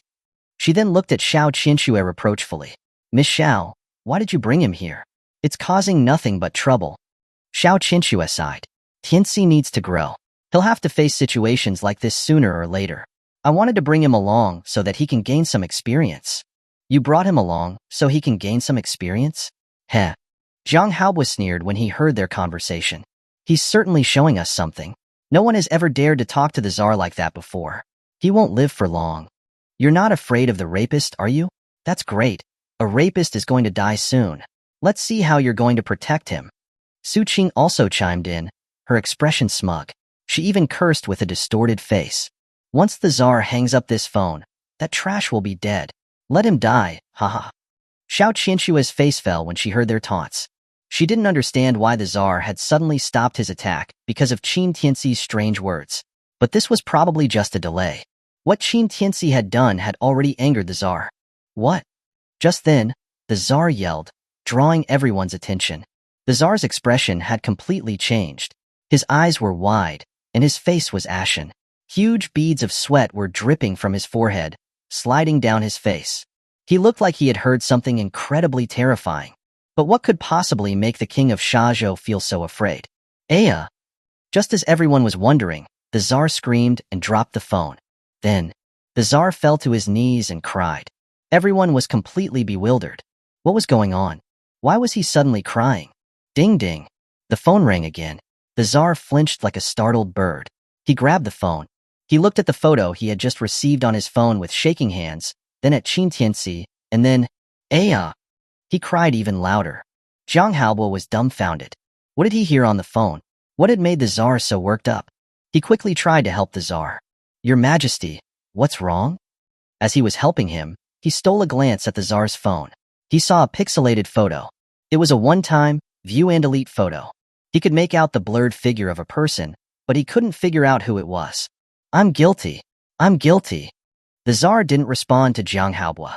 He was hitting the ground with his fists, his emotions completely broken. Zhang Haobo and everyone else was stunned. How could you be guilty, Your Majesty? The guilty one is that Qin bastard. He insulted you, and he ruined the celebration. He is. Zhang Haobo tried to soothe him, but he also wanted to fan the flames of anger between the Tsar and Qin Tianci. But before he could finish, the Tsar suddenly stood up and slapped Zhang Haobo across the face. Caught completely off guard, Zhang Haobo was sent flying. He fell on the ground, coughing up blood. Shut up. Who do you think you are? You dare to disrespect Mr. Qin? Boom. Everyone's minds exploded at that moment. Mr. Qin? Xiao Qianxue's eyes were wide. She couldn't believe what she was hearing. What had he heard on the phone? Why was he suddenly calling Qin Tianci Mr. Qin? What did it all mean? Had her memories been replaced by some mysterious force? But when she looked around, she saw that everyone else looked just as shocked as she was. They couldn't believe what they were seeing. Your Majesty. Why did you hit me? I'm Zhang Haobo, the second son of the Jiang family. I was the one arranging this event with you. I'll fucking destroy you. The Tsar shouted. He kicked Zhang Haobo, then continued to beat on him. Zhang Haobo screamed as the Tsar beat him mercilessly. He was begging for mercy. Qin Tianci was watching the farce quietly, with a smile on his face. The Tsar seemed tired of kicking. Zhang Haobo was beaten to a pulp. He was spitting out blood on the floor. But the Tsar ignored him. He stood up, panting. Everyone was staring at him with disbelief. He walked toward Qin Tianci. Then he fell to his knees and started to kowtow. Mr. Qin, I'm guilty. I deserve to die. I'm an old blind dog. Please, have mercy. Chapter 30. The release banquet turned into an imprisonment banquet. Thud, thud, thud. The sound of the Tsar's head hitting the floor echoed throughout the hall. Everyone was dumbfounded. He's gone mad. The Tsar is kowtowing to a rapist? What's going on? Someone explain this to me. Everyone's faces were pale. They didn't know what to do. They were murmuring in confusion. Just a moment ago, he was yelling about killing people, and now he was on the floor, begging for mercy? The contrast was unbelievable. Xiao Qinshue's eyes were fixed in place, as if time had stopped. She watched the Tsar kowtowing to Qin Tianci like a dog. She couldn't believe that the arrogant Tsar was now begging her man for mercy like a dog. Molly was stunned. She covered her mouth, her eyes wide with shock. Me, Miss Xiao, this? Xiao Qinshu snapped out of it. She picked up the Tsar's phone and saw the same, destroyed photo. She was even more confused. Su Qing ran to Jiang Haobo, who had several teeth knocked out. She cried, anxiously, "Your Majesty, why did you hit young Master Jiang? He spent more than a month arranging the banquet for you. How could you do this to him?" The Tsar completely ignored her accusations. He continued to beg Qin Tianci. Su Qing refused to give up. She helped Jiang Haobo up and ran to Qin Tianci, yelling at the Tsar. "That dog is just a rapist. Why are you kneeling before him? If you don't care about your own face, we do. We're the elite of Jiangling." Slayed. The Tsar suddenly roared, his terrifying aura causing Su Qing to crumple to the floor. One of the Tsar's men, who had been standing by, rushed forward, looking flustered. I'm here." The Tsar pointed at Su Qing, his face twisted with anger. "She insulted Mr. Qin. Slap her. Slap her again and again until she can't speak." "Yes." The man, who had never seen his master so frightened, ran to Su Qing and slapped her across the face. "Ah!" Su Qing screamed, but the man didn't stop. He grabbed her by the hair and continued to slap her. Slap, slap, slap. The sound of the slaps made everyone freeze. No one understood why the Tsar's attitude towards Qin Tianci had done a complete 180-degree turn. What was on the phone? What was that destroyed photo? Soon, Su Qing's face was swollen and bruised. Her face was a mess. Jiang Haobo also got to his feet and yelled at the Tsar, confused. "Your Majesty, what do you mean by this? My Jiang family has helped you for 2 years. We spent so much money, and now you're breaking ties with us for a rapist? Breaking ties, my ass." The Tsar shouted, his face distorted with rage. "You don't even know what you are, yet you dare to say we're breaking ties? I could spit on you and destroy the Jiang family, yet you still dare to insult Mr. Qin. Slayed. Start slapping him too." "Yes." The man immediately grabbed Jiang Haobo by the hair and dragged him to Su Qing. He continued to slap them. The scene made everyone's eyes widen. As everyone stood in shock, the Tsar, trembling, looked up at Qin Tianci, a fawning smile on his face. "PL, Mr. Qin, I didn't know you were here. As long as you say the word, I'll kill the entire Jiang family." Hiss. Everyone gasped. The Jiang family was an untouchable force in Jiangling, and now the Tsar was talking about annihilating them, all because of a rapist. Who exactly was this kid? Qin Tianci's face remained calm, a faint smile on his lips. "Didn't you say just now that you would take my life? And that you would force my fiancée to be your concubine for the rest of her life?" "I was just spouting nonsense." The Tsar panicked. "I was a stupid dog, so blind. Please forgive me." Qin Tianci smiled slightly. "Oh, is that so? Jiang Haobo said that you bribed the prison guards, so you got released early after only 2 years. You're quite skilled at manipulating things from behind the scenes." "That was a lie." The Tsar yelled. "I never bribed any guards. It was the Jiang family that did it all, behind my back.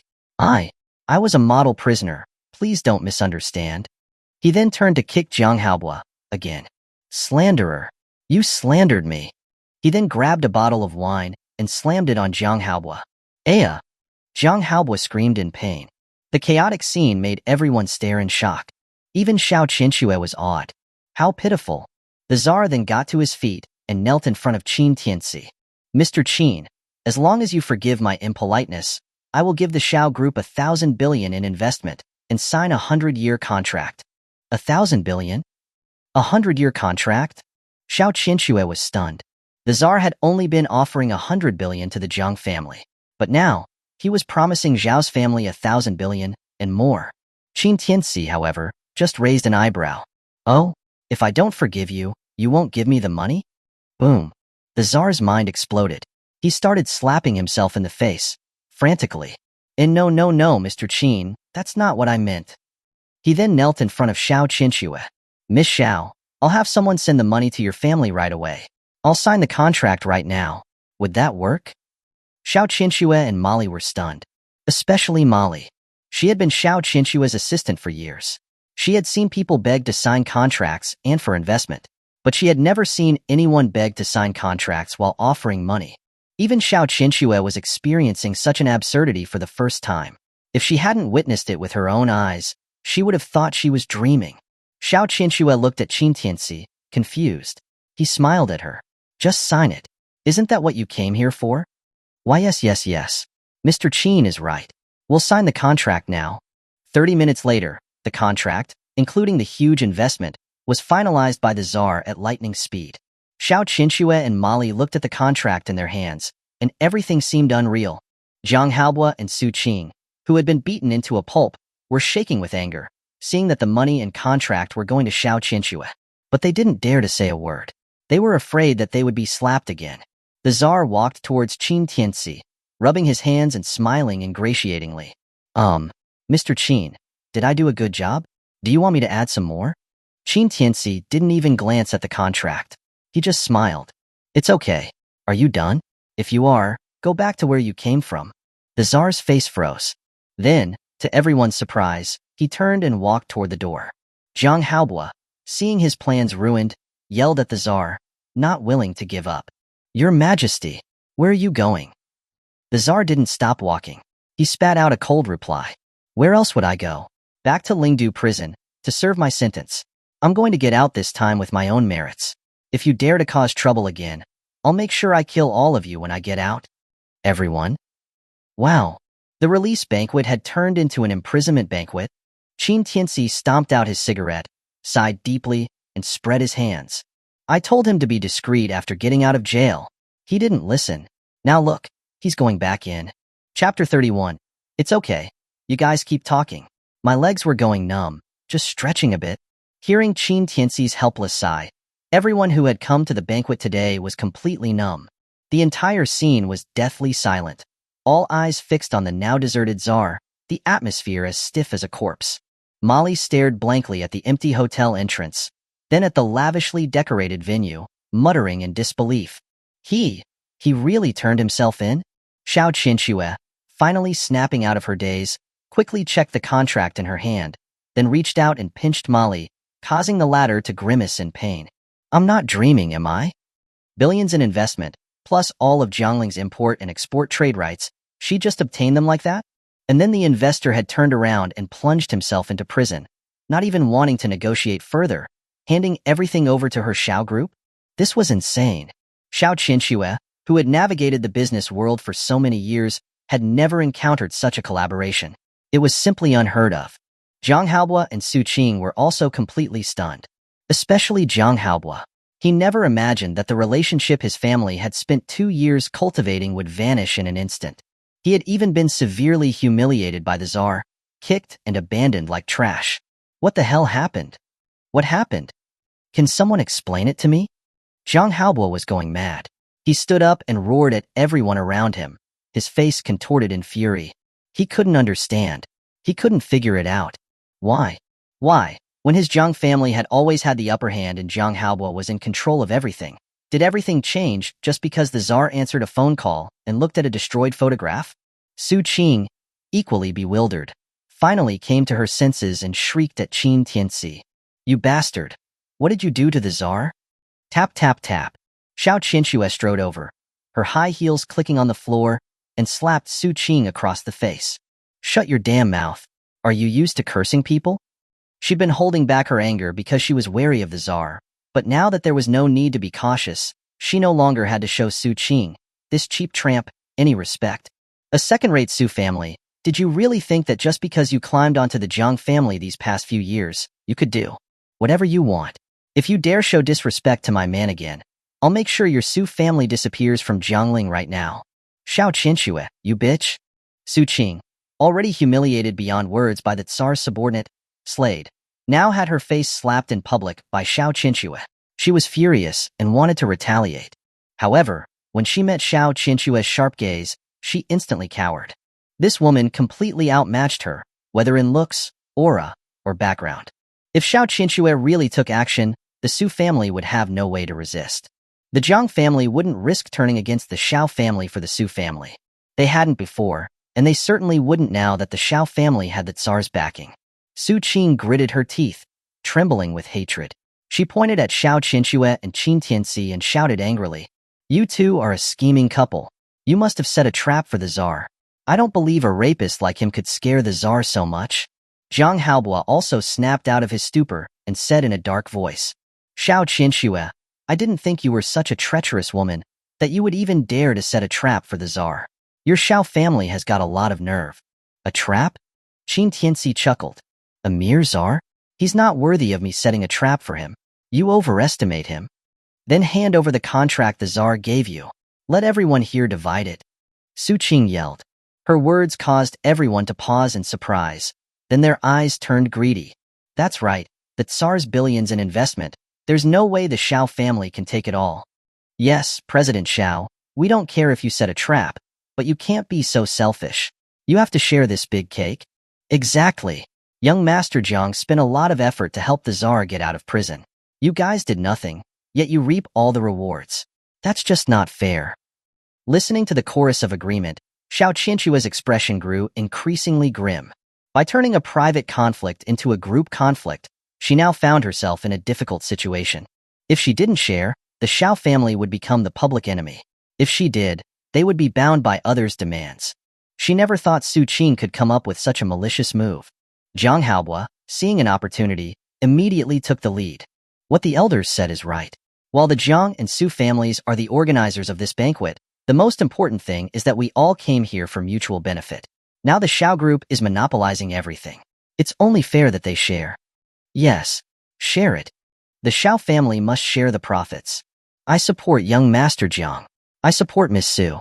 Everyone, seeing the chance to seize a share of the profits from Xiao Qinxue, wished they could tear her apart right there and then. Xiao Qinxue's face was now ashen. She had become the target of public criticism.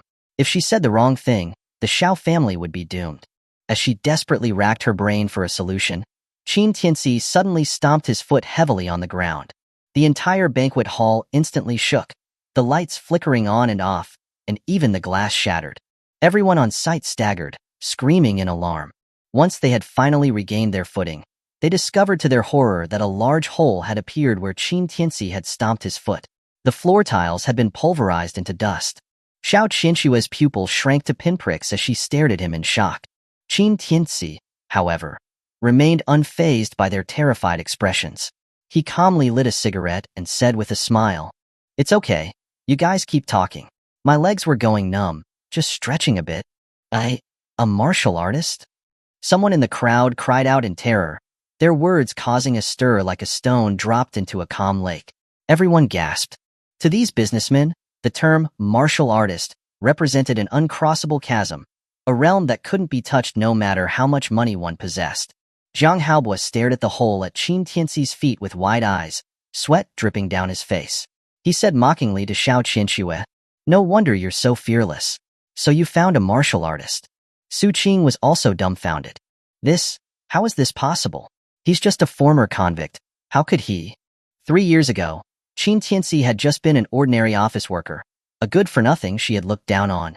How had he turned into a martial artist after 3 years in prison? No wonder he had easily defeated the 100 or so men that Master Long had brought.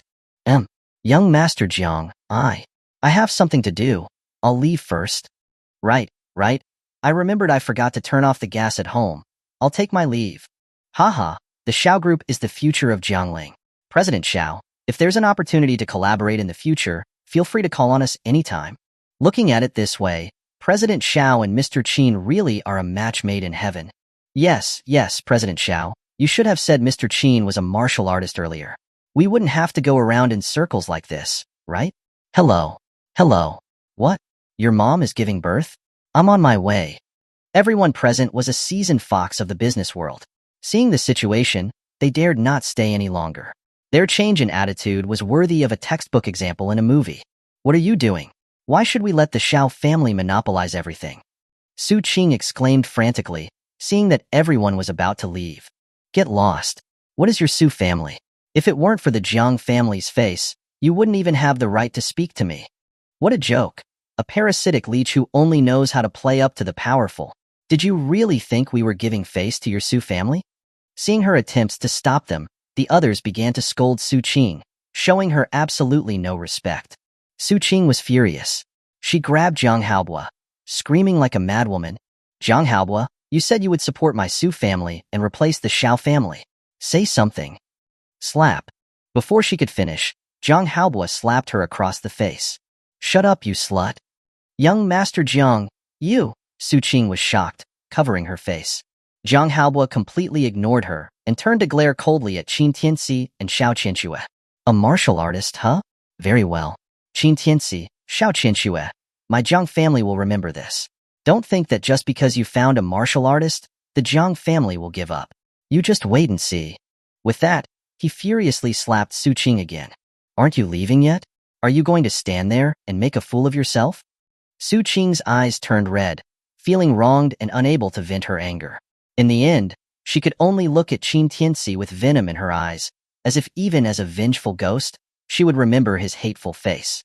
She then followed Zhang Haobua, and they fled the scene in a state of disarray. Chapter 32. Rumor has it he's a martial artist. After Zhang Haobua and Su Qing fled the scene in a mess, the others lost their interest. Staying any longer would just be inviting further humiliation. However, every time they passed by Qin Tianci, they were filled with fear, terrified that the man might suddenly attack them. You go outside and wait for me for a moment. I'll come find you once I've handled things here. Xiao Qianxue said softly, taking Qin Tianci's hand. Qin Tianci shrugged and smiled.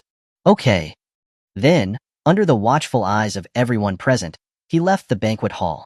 Just as he exited the hotel, his phone rang. Qin Tianci looked at the caller ID and answered the call. Master, that prick didn't hurt you, did he? The moment he answered, Xia Zifu's coquettish voice came through. Do you think that's possible? Qin Tianci asked with a smile. True. This servant just had people investigate the guards who oversaw the Tsar these past 2 years, and they did indeed accept bribes. And the ones who bribed them were the Jiang family of Jiangling. Xia Zifu reported the information she had gathered. Qin Tianci narrowed his eyes slightly, a hint of coldness flashing across his face. So, the Jiang family's hands have even stretched into Lingdu prison. That's right. Xia Zifu's voice became more serious. Not only that, but I also found similar cases with prisoners on other levels. Oh. Qin Tianci raised an eyebrow. How deep is this spreading? So far, I've only found some suspicious activity below the 7th level. There's already 7 levels? Qin Tianci's tone became noticeably displeased. Yes, master. Xia Zifu continued. And after the 7th level, I'm unable to investigate any deeper. My authority isn't high enough. However, I was able to pinpoint the area, and it's the Imperial City. Upon hearing this, Qin Tianci took a deep breath and laughed coldly. It seems some people in the Imperial City have begun to interfere in matters of Lingdu prison. Master, should I contact the Dragon Hall to investigate further? Xia Zifu asked. No need. To her surprise, Qin Tianci refused. Since some people are already trying to meddle in Lingdu prison, it just proves that there are still many corrupt elements within the Dragon Nation. Let them carry out their little schemes in secret. We don't need to reveal our hand. We'll just wait for them to come to us. Understood. Xia Zifu's voice also became cold. Lingdu prison is one of the most classified places in the Dragon Nation. They are jeopardizing the nation's foundation by doing this and aren't thinking about the consequences at all. Qin Tianci remained calm. It doesn't matter. I can put these people in Lingdu prison once, and I can put them in there countless times. Just because ants grow wings, does that make them any less ants? Master is so wise. Xia Zifu said playfully. Master, did the Tsar pee his pants when he saw your picture? Qin Tianci pursed his lips, feeling somewhat speechless. Why don't you ask how he finally made an exit? Xia Zifu, is there even a need to ask? Knowing Master's temper, you would have stripped him down to his bare skin and looted him of even his loose change. He's lucky if he got away with anything. Qin Tianci blushed slightly, scratching his nose. I can't help it. I was scared of being poor before. Let's not talk about that. Xia Zifu changed the topic. So, Master, did you meet your fiancée? Is she more enchanting than I am? Qin Tianci? What kind of question is that? Xia Zifu exclaimed. No way, Master. Don't tell me you haven't. Isn't it like the young mistress of the Xiao family? It doesn't seem like your style. Nonsense, Qin Tianci said angrily. What style? Do you think of me as that kind of person? Yes. Then your judgment of people is quite accurate. Xia Zifu. This time, it was her turn to be speechless. Okay, if you're so idle, then tell me about my other fiancés. That old man set up so many engagements for me. I'm getting a headache thinking about it. Qin Tianci said annoyed. Ah. Xia Zifu responded obediently, then suddenly asked excitedly. Do you want me to tell you their measurements? How about you just tell me how deep they are? Qin Tianci grumbled before hanging up. This Xia Zifu, she was becoming less and less serious. After hanging up, Qin Tianci was about to buy a pack of cigarettes when he heard a tentative female voice behind him. Are you Qin Tianci? Qin Tianci was surprised. He turned around to see a woman in a floral sundress looking at him curiously. Her fair, slender legs stood out in the crowd. She wore a pair of clean black high heels, a small white shoulder bag, and a neat, sophisticated short hairstyle, giving off a mature and capable aura. You're Lu Jiasen? Qin Tianci looked at the familiar yet unfamiliar face. After thinking for a while, he asked tentatively, It really is you? Lu Jiasen looked excited when Qin Tianci recognized her. She clicked over in her high heels, overjoyed. I never expected to bump into an old classmate here. What a coincidence. Qin Tianci was a bit confused, but he quickly recovered and looked at the cheerful Lu Jiasen, smiling. I came here for something. What are you doing here? Lu Jiasen was his college classmate, the student union president. Back then, they and a group of friends had even started a business together. They were practically revolutionary comrades. Isn't Cloud Peak Palace hosting the Tsar's release banquet today? I thought there might be an opportunity to land some business, so I came to try my luck. Lu Jiasen's face was flushed with joy. She was clearly happy to see an old classmate. You came for the Tsar's release banquet too? Qin Tianci was surprised. I thought you started your own company. Why are you out here chasing business yourself? Sigh, don't even mention it. Lu Jiasen waved her hand casually, her tone full of helplessness. In this day and age, it's not easy to start a business from scratch. Being a boss is something else. First thing they do is complain. Qin Tianci teased with a smile. Boss. Lu Jiasen chuckled bitterly. In Jiangling, a boss like me is like a bug that can be crushed under anyone's foot. Old classmate, don't embarrass me. Qin Tianci laughed but didn't deny it. In his memory, Lu Jiasen's family wasn't well off. If it weren't for her strong personal abilities and sky-high grades, she wouldn't have become the student union president. The position would have gone to some rich kid trying to add something to their resume. She had gone off to work right after graduating. It seemed that things weren't going as well as he had imagined. Just by looking at her obviously fake designer bag and her scuffed high heels, he could tell. She must not have been able to get into the banquet today and could only rely on the chaos afterwards to try and make some connections. How was today? Did you achieve anything? Qin Tianci asked, his smile relaxed. Ugh, don't even mention it. Lu Jiasen sighed helplessly. I heard that the release banquet was supposed to be organized by the Su family, with the Jiang family's support, but it was all stolen by the Xiao group. I also heard that the Xiao family had a conflict with the Jiang and Su families on site, and were forced to the edge when a man appeared and reversed the situation, even sending the Tsar back into Lingdu prison to turn himself in. Upon hearing this, a knowing smile spread across Qin Tianci's face. Really? Who's that impressive? Although Lu Jiasen hadn't gotten in, her information network was surprisingly good. Lu Jiasen scratched her head. Recalling, it seemed like it was Xiao Qinxue, the president of the Xiao group's fiancé. I don't know his name, but I heard that he is no ordinary man and that he is said to be a martial artist. Chapter 33. Women are natural chameleons. Qin Tianci was speechless. After all that, he hadn't even managed to learn her name. He also didn't reveal his identity. He didn't want to be too high profile with an old classmate, to avoid it spreading to the old class group and making things awkward. Really? A martial artist? That must be an incredible person. Of course. Lu Jiasen nodded excitedly, her eyes shining. He's the fiancé of Xiao Shixue, the president of Xiao Corporation. How could he be anything less? You know, Xiao Shixue is the person I've been trying to catch up with my entire life. Qin Tianci chuckled. I thought your idol was the national goddess, Yifei? Lu Jiasen's face flushed red, and she playfully slapped Qin Tianci's arm. Oh, come on, that was ages ago. Why are you still bringing that up? Now, I'm determined to become a successful and independent woman like President Xiao. Qin Tianci laughed heartily. Our class president is still as competitive as ever. If that's the case, I'll introduce you to Xiao Shishue when I get the chance. You haven't changed a bit, still love to brag. Lu Jiasin gave him an amused and exasperated look, but her gaze soon dimmed.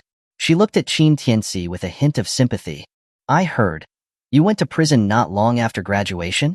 Qin Tianci was taken aback, surprised that his old classmate knew about his past.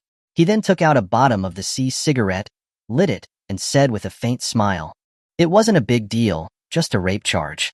A rape charge? Just? Lu Jiasin's eyes widened, utterly shocked.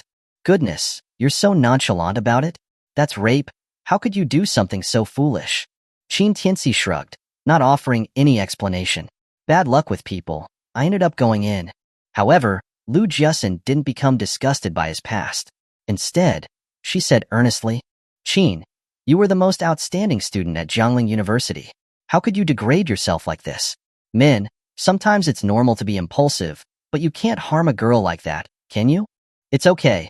Since it was only for 3 years, it must mean it was an attempt. You should learn from this and be a good person in the future. Qin Tianci smiled. You know the law? That's right. Lu Jiasin looked as proud as a little princess. Then, she reached out, snatched Qin Tianci's cigarette, and threw it in the trash. She turned back to him, her face like that of a resentful wife. Smoke less, you're going to kill yourself. Qin, you're not young anymore. You should plan for your future. Qin Tianci was stunned, not expecting Lu Jiasin to act like this towards him. No woman had ever dared to put out his cigarette, not even Xia Zifu or Xiao Shishue. All right, I've got things to do. Let's exchange contact info. We can catch up next time. Lu Jiasin smiled and took out her phone from her bag. She opened her QR code and handed it to Qin Tianci, her smile as bright as sunshine. Seeing her so enthusiastic, Qin Tianci didn't want to spoil her mood. He pulled out his phone and scanned the code. Okay, see ya. It was clear that Lu Jiasin was very busy. She didn't linger any longer and quickly disappeared into the crowd.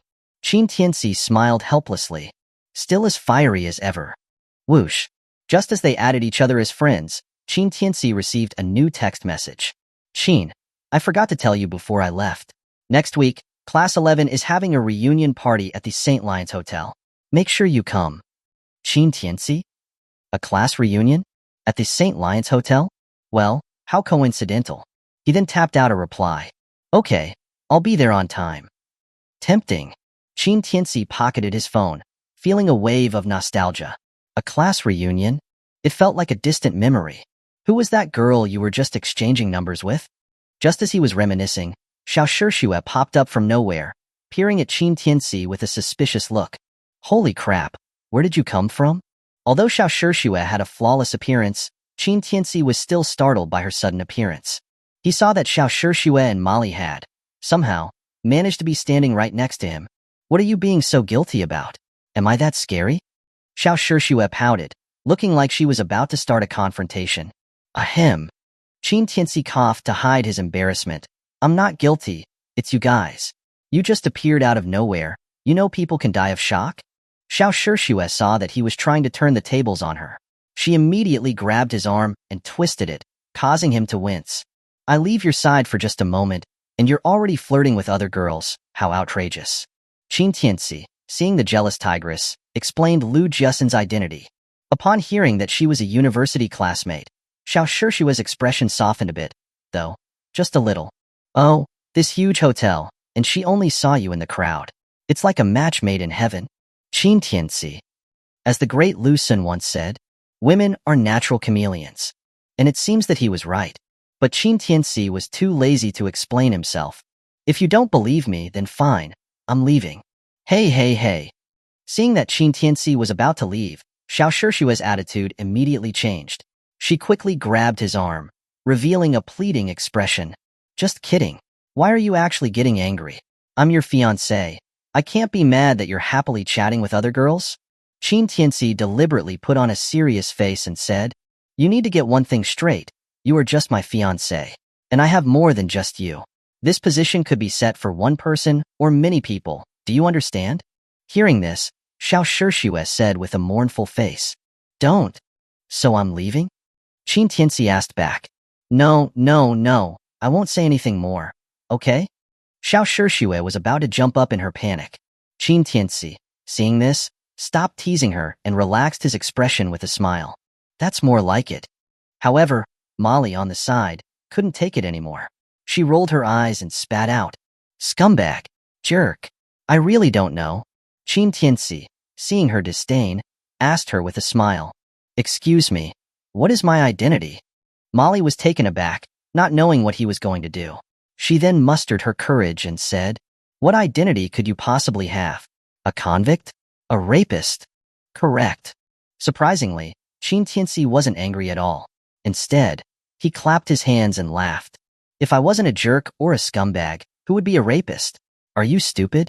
Molly? What the hell? Why do you sound like you're proud of it? President Xiao, look at him. This guy is just shameless. Molly's face turned pale with anger. She couldn't win in a verbal fight with him, so she could only seek help from Xiao Shishue. Okay, stop it. Today is a happy day. We haven't even had dinner after being at this party. Let's go find a place and celebrate properly. Xiao Shishue linked her arm with Qin Tianci's, and with a happy smile, pulled him away, leaving Molly behind, glaring in frustration. Hey, wait for me. Chapter 34. Ants? Just crush them. Leaving the venue, Zhang Haobo sat in the car with a dark expression, not uttering a word the entire time. Opposite him, Su Qing's face was equally grim. She bit her lower lip so hard it had broken the skin and drawn blood. The resentment in her eyes was like a venomous snake. Her fists clenched so tightly that the threads of her clothes were fraying. The car they were in entered the manor and stopped in front of a grand villa. Zhang Haobo led Su Qing inside. In the hall, two middle-aged men of similar age were sitting, one standing. Behind them at the dining table, three expressionless young men were casually eating snacks. One of them, a man with white hair, was lightly tapping walnuts with the tip of a dagger. The hard shells would effortlessly crack open, the meat separating from the shell. The three seemed normal, but the moment Su Qing entered, just a casual glance from them sent shivers down her spine, and she felt her legs weaken, and she could barely breathe. It was clear these three were not to be trifled with. Zhang Haobo ignored Su Qing's unease. He walked directly to the sofa, bowed his head slightly, and said, Dad, I'm back. The middle-aged man on the sofa was none other than Jiang Dihai, the head of the Jiang family.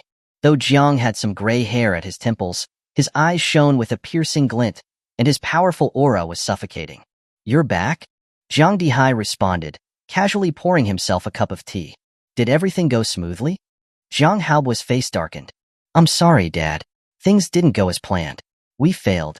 At his words, the teacup in Jiang Dihai's hand trembled, spilling tea on the table. His brow furrowed. Failed? The relationship our Jiang family has built with the Tsar over the last 2 years is not supposed to fail. How could you mess this up? Uncle Jiang, it's not Jiang's fault. Su Qing stepped forward to explain. It was Qin Tianci and Xiao Shishue, that dog of a couple, who ruined our plans. Jiang Dihai's frown deepened. I know Xiao Shishue, but where did this Qin Tianci come from? Qin Tianci? Daughter, did you just say Qin Tianci? The middle-aged man standing beside the sofa interrupted, looking surprised at Su Qing. He was Su Qing's father, Su Lihan. It's him. The trash we sent to prison 3 years ago. Su Qing nodded viciously, her eyes filled with resentment. You know him? Jiang Dihai turned to look at Su Lihan, even more confused. Of course, we know him. Su Lihan explained. 3 years ago, this kid went on a blind date with my daughter, and he forced himself on her. We took him to court on rape charges, and he was jailed for 3 years. I didn't expect that this bastard would cozy up to the CEO of Shao Corporation the moment he got out. He's something else. Hearing this, Jiang Dihai's expression became odd. 3 years ago, the Su family was just a low-class working family in Jiangling City. It was the Jiang family who had helped them rise to prominence. He had also vaguely heard about how Su Qing had her fiancée sent to prison on rape charges. But he was surprised to hear that he was the one causing them so much trouble now. Even if he's a rapist, how could his alliance with Xiao Shishue change the Tsar's decision to cooperate with our family? I find it strange as well. Zhang Haobo said, then recounted the events of the day. After listening to the whole story, Jiang Dihai's face darkened further. You're saying that Qin Tianci even hit the Tsar? And then the Tsar received a call and was so frightened that he went to surrender himself? Yes, Uncle Jiang. Su Qing nodded. And that Qin Tianci, I don't know how, but he suddenly became a martial artist after being in prison for 3 years. Heh, a martial artist. So what if he is? Jiang Dihai sneered, his tone full of disdain. A martial artist who's only been practicing for 3 years can scare away the Tsar? That's absurd. There must be some other reason.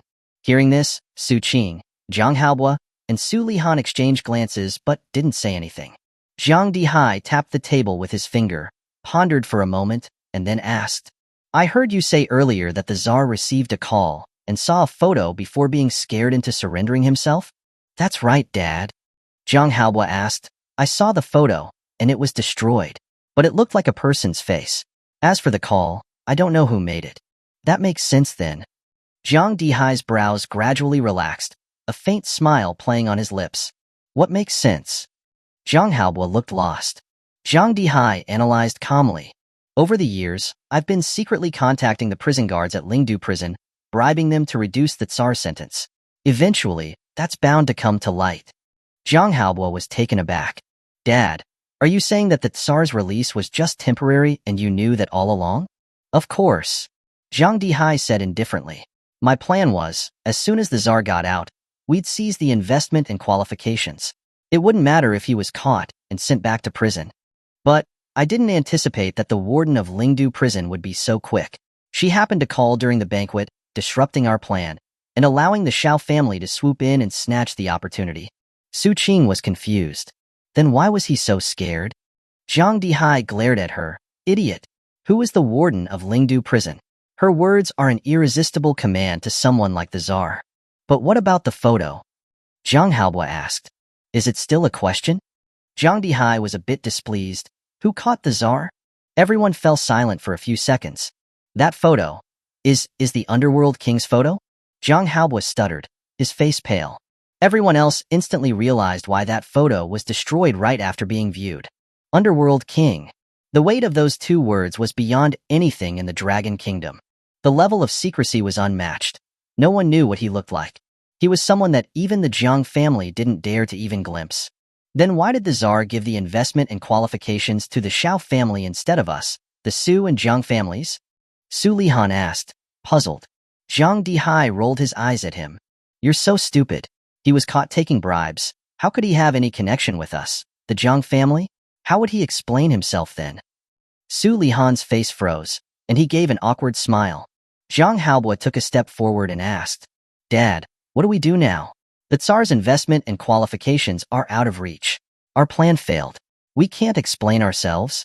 Before he finished, Jiang Dihai glared at him fiercely. Zhang Haobo immediately shut up, glancing at Su Qing and Su Lihan beside him. Jiang Dihai then calmly picked up his teacup, took a sip, and a cold glint flashed in his deep eyes. Does the Xiao family really think they can snatch food from our hands? Does she, Xiao Shishue, deserve to? As for that Qin Tianci you mentioned, a martial artist, you say? He's just an ant who has been in prison for a few years. Just crush him. Chapter 35. How about tonight? Meanwhile, Qin Tianci, Xiao Shishue, and Molly were having dinner at a high-end restaurant. Cheers. Xiao Shishue was very happy. Not only had she secured the Tsar's investment, but she had also crushed the Jiang family's arrogance. So she drank a lot of red wine tonight. Although Molly was happy too, she still felt somewhat bewildered by everything that had happened today. President Xiao, I have a strange feeling that something's off about today. I feel inexplicably uneasy. The contract has been signed, the money has been deposited, and you're still uneasy? Go sleep in the cemetery, that'll calm you down.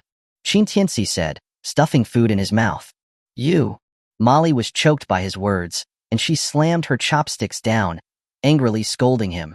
President Xiao was able to negotiate this contract because of her strategic planning.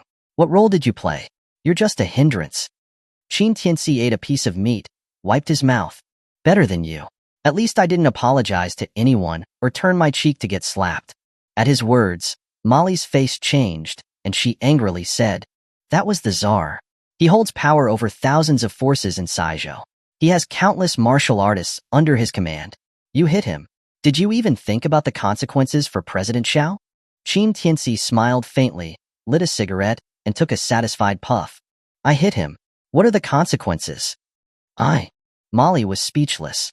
The result was that the billion-dollar investment was secured, and the Xiao Corporation was going to soar from now on, completely dominating the entire Jiangling market. Molly couldn't understand why this rogue had so much luck. She sat down on her chair angrily and coldly snorted. Don't think you're so great just because you got lucky. What happened today was just that we got lucky. Xiao Shishue asked, puzzled. Why do you say that? Think about it, President Xiao. Molly analyzed. The reason the Tsar gave the investment to our Xiao Corporation is because the Jiang family's bribery of the prison guards to reduce his sentence was exposed. The Lingdu prison happened to find out at that exact time. So the Tsar, to distance himself, cut ties with the Jiang family. Otherwise, we wouldn't have had any hope of getting this contract. Hearing this, Xiao Shishue was a bit surprised. She thought about it, and that was the only explanation for why the Tsar had been so panicked after receiving that mysterious call. Even Qin Tianci glanced at Molly with a touch of surprise. This woman had some skills. She could even come up with a plausible explanation for all of this. However, she only guessed a piece of the puzzle. She could investigate for a lifetime and would likely never touch the real reason. Xiao Shishue put down her wine glass, her gaze growing serious. She carefully recalled the events of the day. Suddenly, she seemed to think of something and turned to ask Qin Tianci. By the way, honey, how did you know that Tsar's call was from Lingdu prison? Qin Tianci paused, then chuckled. Why do you ask? Because you're a martial artist? Xiao Shishue said with certainty. You couldn't not have known the significance of the name Tsar in Saijo's martial artist world. You wouldn't have dared hit someone like that unless you were very confident. Qin Tianci took a long look at Xiao Shishue. His fiancée wasn't so dim-witted, after all. Qin Tianci then leaned back in his chair and smiled. Because I am the Underworld king. I made the warden of Lingdu prison call him, and the photo in the Tsar's phone was also of me. That's why he was so scared. Upon hearing this, both women stared at him in silence for a full minute. President Xiao, I strongly suggest sending him back to prison for a few more years of reform. Look at him. He shows no remorse at all and is making up all sorts of lies. Molly almost jumped up, looking at Qin Tianci with disgust as she scolded. Xiao Shishue was also panicking. Honey, you can't say those things randomly. Qin Tianci pointed at himself. I'm not saying random things. I really am the Underworld king. Believe me. Believe me. Enough is enough. Xiao Shishue was so startled, she quickly covered Qin Tianci's mouth. The Underworld king is not someone to be compared with the Tsar. You will get into huge trouble by saying these things. Qin Tianci pulled her hand away, helpless. What? Is that name a taboo in the Dragon Kingdom? You can't say it? Of course. Molly started lecturing him very seriously. Those two words are sacred in the Dragon Kingdom. If people know you, a convict, are tainting his name, you wouldn't know how you'd die. Xiao Shishue nodded. I have to say this to you, Tianci. That name is an incredibly sacred symbol in the hearts of all the people in the Dragon Kingdom. It's a symbol of the Dragon Kingdom's dignity. You can't say it randomly. Hearing this, Qin Tianci couldn't help but chuckle. In this day and age, lies were all the same, and there were countless believers. But when he told the truth, no one believed him. He then looked at the tense Xiao Shishue with a smile that wasn't a smile. Judging by your tone, you seem to really respect this Underworld king? Of course. Xiao Shishue didn't deny it. He's the man I respect most in this lifetime. He's the pride of all the people in the Dragon Kingdom.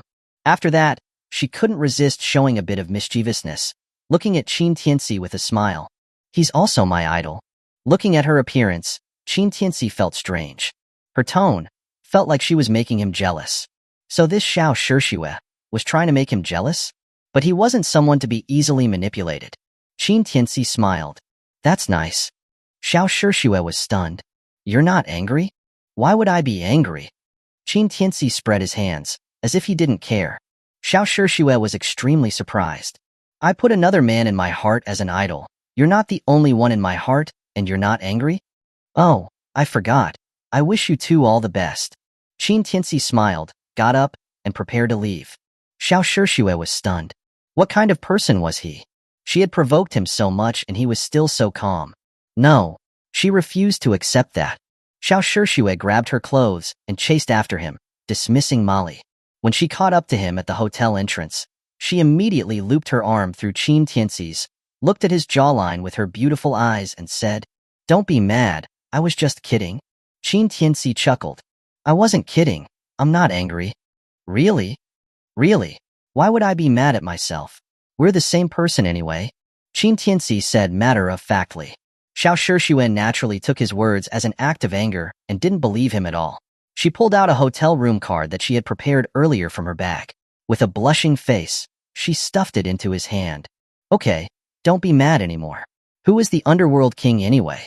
I just look at him as a celebrity that I adore. You're the man I like. How about we go and rest for a while tonight? Qin Tianci paused, looking a bit absent-minded at the room card in his hand. He then looked at Xiao Shishue's again. Tonight, under the hotel's fluorescent lights, Xiao Shishue's flushed cheeks looked especially charming. The alcohol made the usually icy CEO even more alluring and coquettish. Thank you. Xiao Shishue, seeing him stare at her, said softly, her red lips pursed together. Thank me for what? Qin Tianci said playfully. Thank you for standing up for me and helping me take revenge today, even when you knew that the Tsar was someone that you can't afford to offend. In Xiao Shishue's world, Qin Tianci and the Tsar were not comparable. But even so, Qin Tianci had stood up to the Tsar for her, and for her, that was enough to move her. So, this is a return gift? Qin Tianci raised the room card in his hand with interest and smiled at Xiao Shishue. Xiao Shishue's blush deepened even more. She buried herself into Qin Tianci's embrace. It was going to happen sooner or later. How about tonight? Chapter 36. Fairness. Fairness. It's all about fairness. Looking at Xiao Shishue's charming and intoxicating beauty, any man would be tempted to take a bite. The two stared at each other for several seconds under the city's dazzling neon lights. The next moment, Qin Tianci suddenly withdrew his arm from her embrace and said with a righteous tone, "That won't do." Xiao Shishue was stunned. Although she had drunk quite a bit tonight, her rationality was still intact. Under the influence of alcohol, she had become bolder. But she had not expected Qin Tianci to refuse such a clear invitation. Why not? Xiao Shishue asked, confused. Fairness. Qin Tianci smiled. Xiao Shishue stared at him blankly. What fairness? Qin Tianci turned around and said meaningfully, Look, aren't you my fiancée? Yes. And besides you, don't I have 6 other fiancées that I haven't even met? Yes, I guess so. So, if we two want to establish a relationship, we have to at least meet them first and ask for their opinions. Wouldn't that be fair? At these words, Xiao Shishue was dumbfounded. Good grief. She, herself, had invited him to her room to explore their relationship. And this guy was talking about fairness? Moreover, why did this so-called fairness sound so infuriating? Why don't we hold a wife selection symposium for Mr. Qin and let the Federation vote as well? Xiao Shishue gritted her teeth, barely containing her anger. That's not a bad idea. Qin Tianci, after hearing this, seemed genuinely thoughtful and nodded in agreement. I didn't expect you to be able to think outside the box. Not bad, not bad. Xiao Shishue. She was so angry. She was really, really angry. Who was Xiao Shishue? The recognized #1 beauty in Jiangling.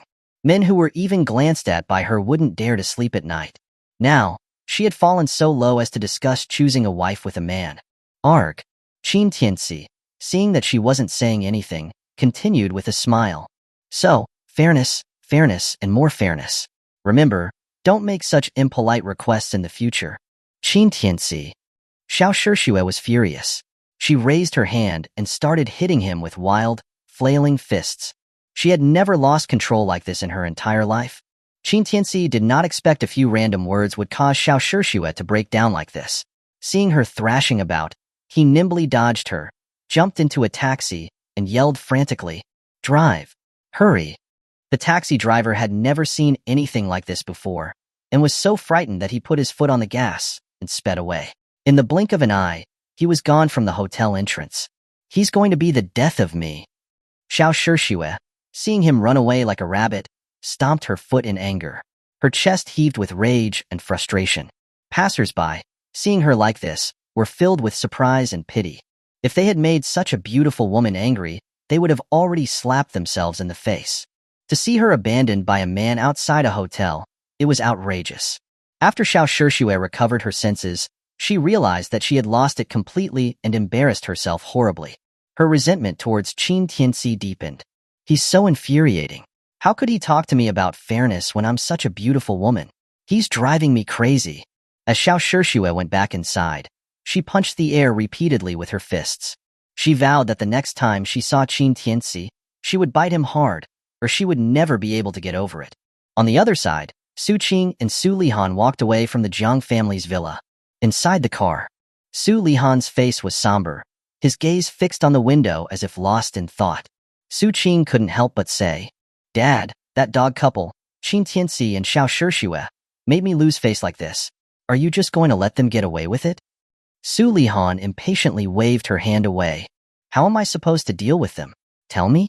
You wouldn't listen 3 years ago, and you have to go and court death.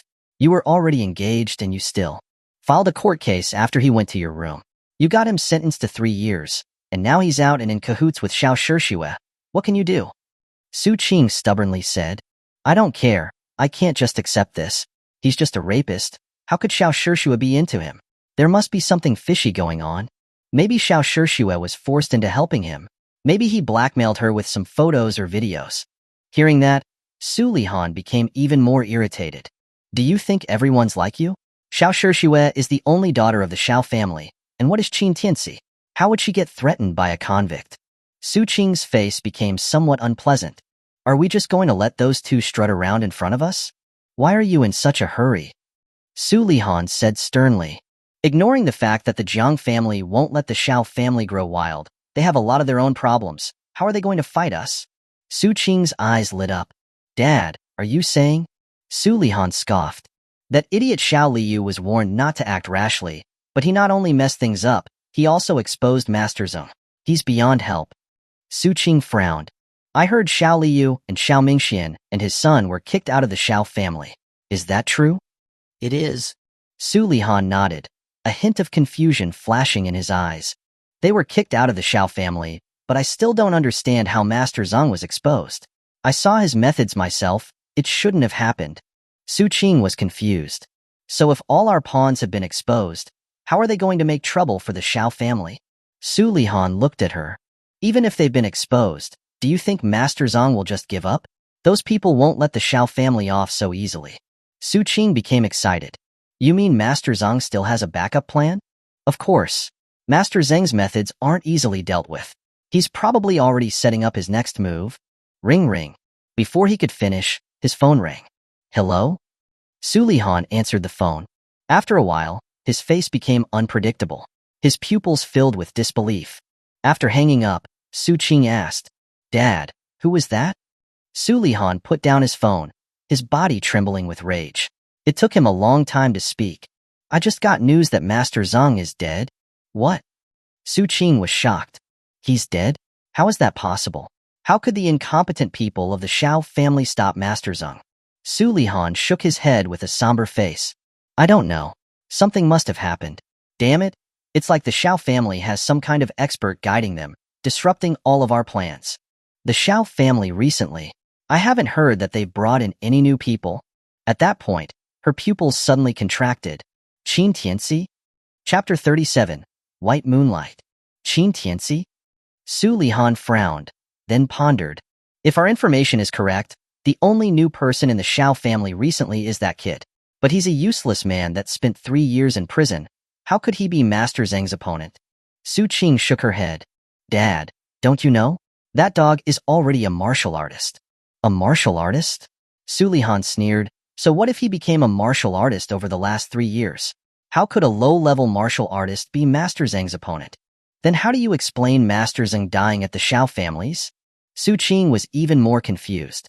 Su Lihan pondered for a moment, and then muttered, "Could the Xiao family have contacted someone in the capital? That shouldn't be." "The capital?" Su Qing paused. "Dad, speaking of the capital, I heard that the Jiang family has the support of people from the capital. Who are they exactly?" "Don't ask what you shouldn't ask." Su Lihan coldly retorted, his tone firm and commanding. Su Qing was instantly startled. Su Lihan continued coldly, "I'm warning you, don't think that because the Su family has developed so quickly in recent years, it's all because the Jiang family is supporting us. Without the Jiang family, we would still be an ordinary family now. As for the people behind the Jiang family, no matter what you hear or see in the future, forget it. Otherwise, no one will be able to protect the Su family. Do you understand?" "Yes, Dad."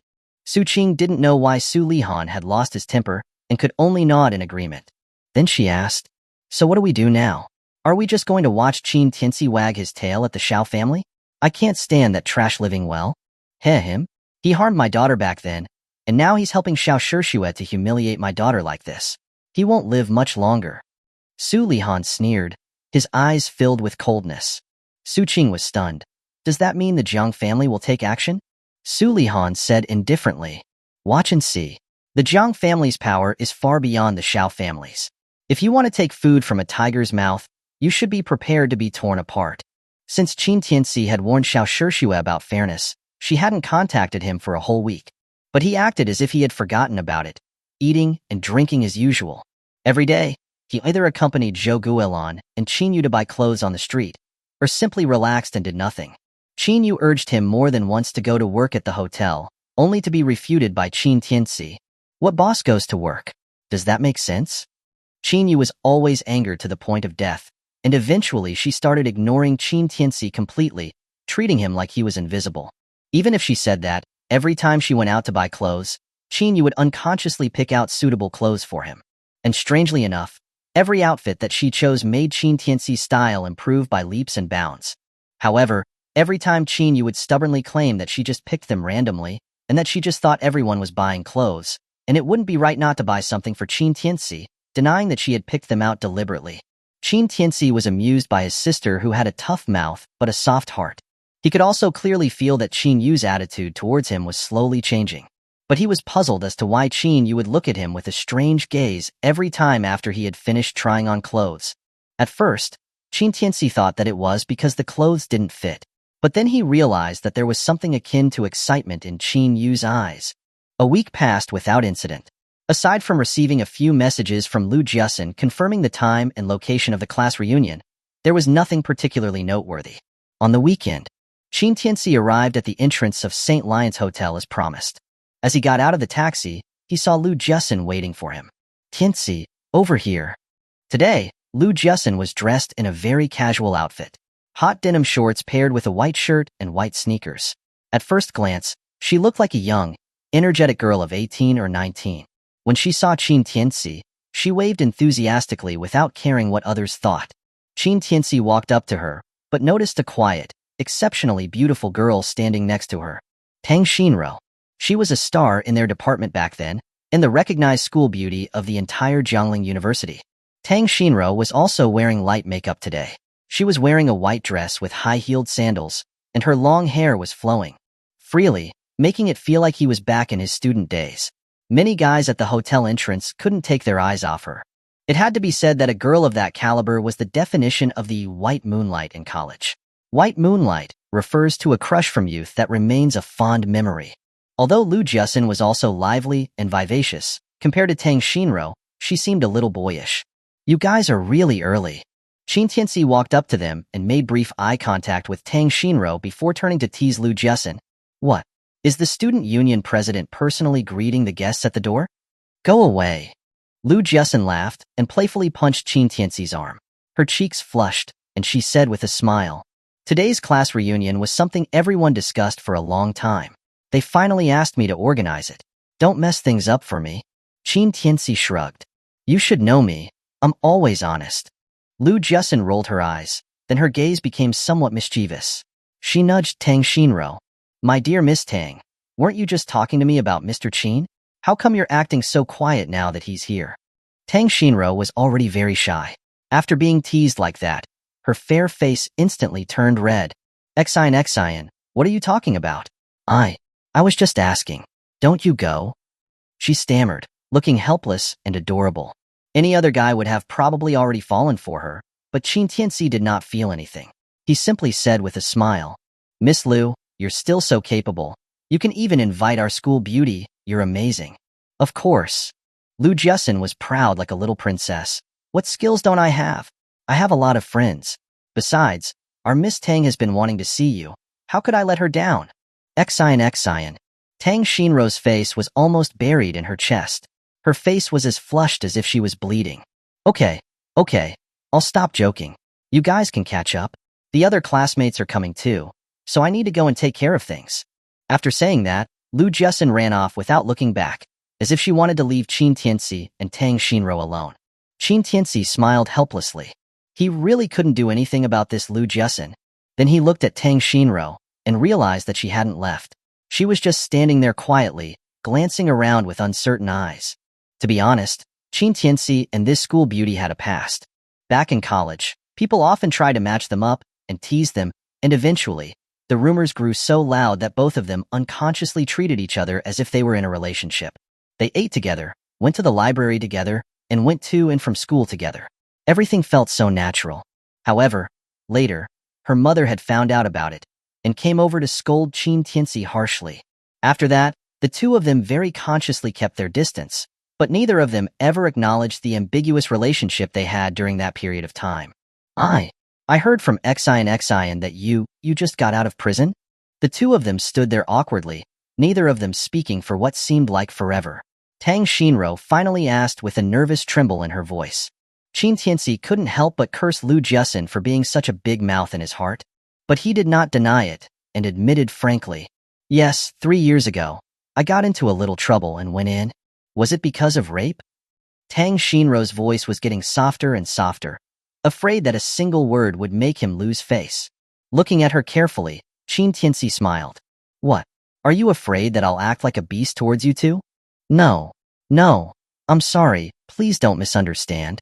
Tang Xinro was so flustered by his words that she quickly smoothed her hair and looked away. After a while, she carefully said, "No, you wouldn't do that. There must be a reason for it. You trust me that much, but you don't trust the law?" Qin Tianci raised an eyebrow, smiling, but not actually smiling. But this time Tang Xinro didn't avoid his gaze. She turned and looked him directly in the eyes. "The Qin Tianci I know is a very righteous person. He wouldn't do something like that." Qin Tianci was stunned. He didn't expect that Tang Xinro would be so confident in him. After he went to prison 3 years ago, all his relatives, friends, and brothers avoided him like the plague, and his family suffered humiliation because of it. He could be said to have been completely disgraced. But he really didn't expect that there was still a girl who chose to trust him unconditionally. Without realizing it, a wave of emotions he hadn't felt in a long time began to rise in his heart. Seeing Qin Tianci staring at her, Tang Xinro's face flushed even more. She looked away and stammered, "Actually, after you were accused, I searched for..." Before she could finish, the ear-piercing sound of a sports car suddenly rang out. Qin Tianci narrowed his eyes slightly and subconsciously pulled Tang Xinro behind him. The next second, a sports car that had sped up the slope of the hotel entrance was charging directly at him. Qin Tianci did not flinch, standing completely still. Screech. With a loud screeching sound, the Ferrari came to a stop right at Qin Tianci's pants leg, less than 5 centimeters from his leg. The sudden turn of events startled Lu Jiasin not far away, and she quickly ran over. But she saw a young man wearing hip-hop clothing and sunglasses got out of the car. He looked at Qin Tianci and said with a teasing smile, "Oh, isn't this the famous ex-con from our class? Haha, looks like everyone's here today." Chapter 38. Earning a living with a pin. Looking at the young man in front of him, who was arrogant and full of sarcasm, Qin Tianci's gaze was as calm as still water. On the other hand, Tang Xinro was startled by the sudden scene. Her already pale face became even paler. Lu Jiasin hurriedly ran over and shouted at the young man, "Heliang, what are you doing? Why are you driving so fast? You scared Xinro." Heliang took off his sunglasses, revealing his handsome face. His whole demeanor was very exaggerated, and without saying another word, he pointed at Lu Jiasin and rebuked, "I say, class monitor Lu, today's a rare gathering of old classmates. What's the meaning of bringing him here?" Heliang was a famous rich second generation in their class, and was also a well-known playboy, but no matter how much he tried, he could not win Tang Xinro over. Back then, because of the relationship between Tang Xinro and Qin Tianci, he held a grudge against Qin Tianci, and the two of them had a falling out. When he heard that Qin Tianci had been convicted of rape, he saw it as a golden opportunity to kick him while he was down. Lu Jiasin's face changed slightly, and she said seriously, "Qin Tianci is also our classmate. Why can't we bring him here?" "Heh, don't you know he's been to prison?" Heliang laughed lightly, looking at Qin Tianci with mockery and contempt. "A rapist has no right to be our classmate. Does he deserve to be here?" "That's right, class monitor Lu, you're really ruining our mood." As soon as he finished speaking, 3 or 4 girls walked over. The person in the lead was dressed flamboyantly, with heavy makeup, making it seem like she had just gotten off work at a nightclub. Are you Chun Xiaoyu? Lu Jiasun immediately recognized her and exclaimed, "You've changed so much. I'm not like you, class monitor, still so old-fashioned after all these years." Chun Xiaoyu said half-jokingly, half-truthfully. Lu Jiasun's face became somewhat awkward. Chun Xiaoyu didn't even look at her and fawned over He Liang. "Brother Liang, you're still so handsome and dashing even after graduating. You truly are the eternal god of our class 11. With her praise, He Liang looked extremely pleased. He flipped his hair, which he thought looked very handsome, and said with a smile, "Xiaoyu, you've changed a lot too. I didn't think you were so pretty before." Chen Xiaoyu was overjoyed to hear him compliment her in person. She turned her head and yelled at Qin Tianci, "Brother Liang doesn't welcome you. A rapist who dares to come out and make a fool of himself. Why don't you just get lost?" Qin Tianci, seeing how his former classmates had now become such two-faced individuals, didn't feel much.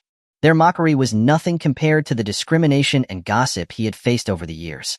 While Lu Jiasun had yet to speak up for Qin Tianci, Tang Xinro instead stepped in front of Qin Tianci and said to Chun Xiaoyu, "Chun, you shouldn't say that about him.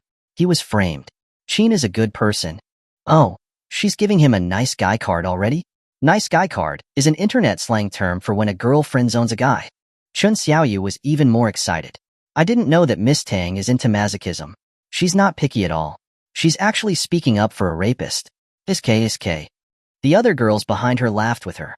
You. Tang Xinro's face turned pale with anger. However, as she was never one to argue, she didn't know how to respond to their insults. Seeing this, Qin Tianci suddenly frowned and started staring at Chun Xiaoyu thoughtfully. Chun Xiaoyu was very displeased. "What are you looking at? I'm talking about you." Qin Tianci clapped his hands, as if he suddenly remembered something. "I remember now. You're Qin Xiaoyu, you're a painter, right?" "A painter?" Chen Xiaoyu was confused by his sudden words, but she quickly became proud. "I didn't expect your memory to be so good. I used to specialize in painting." You're really good." Qin Tianci nodded seriously and clapped his hands. The people around them looked confused. At that moment, He Liang interrupted. "Hey, don't think that you can get cozy with us just by acting friendly. You want to sit at our table? If you don't think you'll lose face, I'll give you a bowl in the corner. We can show some mercy and give you something." He Liang had never given up on Tang Xinro. Otherwise, he wouldn't have driven his car to scare Qin Tianci just now. Now, seeing Tang Xinro still speaking up for Qin Tianci, an uncontrollable jealousy rose in his heart. The classmates who had gathered around laughed heartily at He Liang's words, all watching Qin Tianci's joke. Tang Xinro, who was anxious, wanted to help him but didn't know how. But Qin Tianci was very calm. He pointed at He Liang and laughed at Tang Xinro. "That little mouth is like it's smeared with an enema, always spitting out nonsense." Enema is often used as a metaphor for foul, unpleasant things. As soon as he said that, the laughter around them stopped abruptly. Everyone stopped laughing. At that moment, Lu Jiasun couldn't help but laugh out loud. Chun Xiaoyu pointed at him angrily. "Do you have no manners? How can you swear?" Qin Tianci spread his hands, looking innocent. Can't I swear? If I can't swear, then I have nothing to say to the two of you." After saying that, he grabbed Tang Xinro, who was trying to suppress her laughter, and turned to walk into the hotel. Lu Jiasun chased after them from behind. "Turn right inside, take the elevator to the VIP room on the 3rd floor." He Liang, Chen Xiaoyu, and several other former classmates stood there, stunned, and it took them a long time to recover. After realizing what had happened, He Liang's face became extremely dark. He saw Qin Tianci holding Tang Xinro's hand as they casually walked into the hotel, and his heart filled with rage. He Liang had never failed to get a woman. Tang Xinro was the first. "Qin Tianci, you're asking for this. Don't blame me for not giving you any face." As he said that, he ignored Chen Xiaoyu and rushed into the hotel without looking back. At the same time, in the elevator, Tang Xinro couldn't help but ask, "Qin, how did you know that Chen Xiaoyu was a painter? Are you very familiar with her?" Lu Jiasun, after hearing her, turned to stare at Qin Tianci. "Yeah, I don't remember you ever associating with Chen Xiaoyu before. How do you know she studied art?" However, Qin Tianci, looking at the two girls' puzzled expressions, suddenly laughed. "Do you know how painters make a living?" "What do you mean? How do they live?" Lu Jiasin and Tang Xinro looked at each other, their big eyes filled with confusion. Qin Tianci lowered his voice. Because painters earn a living with a pin. This is a Chinese idiom with a double meaning. Pin refers to either writing or pianist. The moment he said that, Tang Xinro's face turned as red as a tomato. On the other hand, Lu Jiasin looked puzzled and asked, if painters don't use a pin, then what do they use to make a living? Why do you talk such nonsense? Before she could finish, she noticed that Tang Xinro's face was almost bleeding, and suddenly realized what Qin Tianci meant. Her face exploded with embarrassment, and she angrily twisted Qin Tianci's arm. You pervert, how can you say such vulgar things in front of Miss Tang? Was it vulgar? Qin Tianci chuckled. Of course it was. Lu Jiasin said without thinking. How do you know? Qin Tianci asked with a glint of mischief in his eyes. Lu Jiasin was about to say something when Tang Xinro grabbed her and stammered. Jiasin, the elevator has arrived. Let's go. As she said that, she pulled Lu Jiasin and rushed out of the elevator. Qin Tianci smiled happily. What a truly nostalgic friendship. After that, he followed the path the two girls had taken to the VIP room and discovered that many familiar faces were already waiting there. Chapter 39. The Iron Rice Bowl. Oh my, look who's here. It's our class monitor Lu and campus belle Tang. Come on, come sit down quickly, someone in the private room said, smiling and standing up to welcome the three of them as soon as they entered. A slightly overweight guy even eagerly pulled out chairs for the two girls, urging them to sit. As for Qin Tianci, he was completely ignored. News of his time in prison had already spread throughout the class. However, these were all children from ordinary families, and although they felt some resistance towards someone who had been in prison, they didn't dare to offend him easily. Besides, Qin Tianci wasn't exactly a significant figure, so it was natural for them to overlook him. Qin Tianci didn't mind, finding a corner seat and sitting down. Seeing this, the person next to him quickly found a lame excuse to switch seats. When Tang Xinro saw this scene, she immediately stood up after sitting down and went to take the seat beside Qin Tianci. Lu Jiasin followed suit, joining them there. The others exchanged a few glances, seemingly intentionally or unintentionally, but didn't say anything, laughing off the awkwardness with a few jokes. However, when He Liang and Chun Xiaoyu's group walked in, everyone stood up to greet them, even clapping, giving them the red carpet treatment. Chun Xiaoyu thoroughly enjoyed this vanity, deliberately sticking close to He Liang, helping him direct everyone to their seats. But He Liang's smile darkened when he saw Tang Xinro sitting next to Qin Tianci. He went up to Lu Jiasin with a forced smile and asked, Class Monitor Lu, how about switching seats?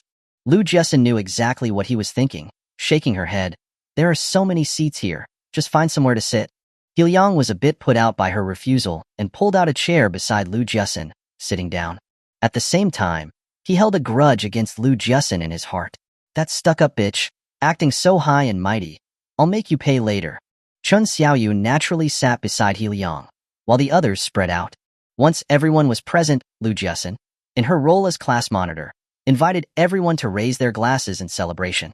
Although Lu Jiasin wasn't doing so well now, a class monitor still held some weight at a reunion, and people would give her face when needed. After the first toast, everyone started chatting casually. Gathering after so many years, the university classmates' conversations usually revolved around two topics: reminiscing about the past and complaining about the present. They talked about classmates' embarrassing moments in college, or some old secrets. As for the present, it was all about, it's so hard to make money these days, followed by, I really miss those carefree days. Lu Jiasin enjoyed it all, clearly loving the atmosphere. Even the usually quiet Tang Xinro was laughing along with them. Except for Qin Tianci. He sat in his seat like an outsider. No one mentioned him, nor did anyone want to bring him into the conversation. Even the chubby guy who had greeted them at the beginning, Zhong Xiaokong, who was Qin Tianci's former roommate, didn't say a word to him, acting as if they were complete strangers.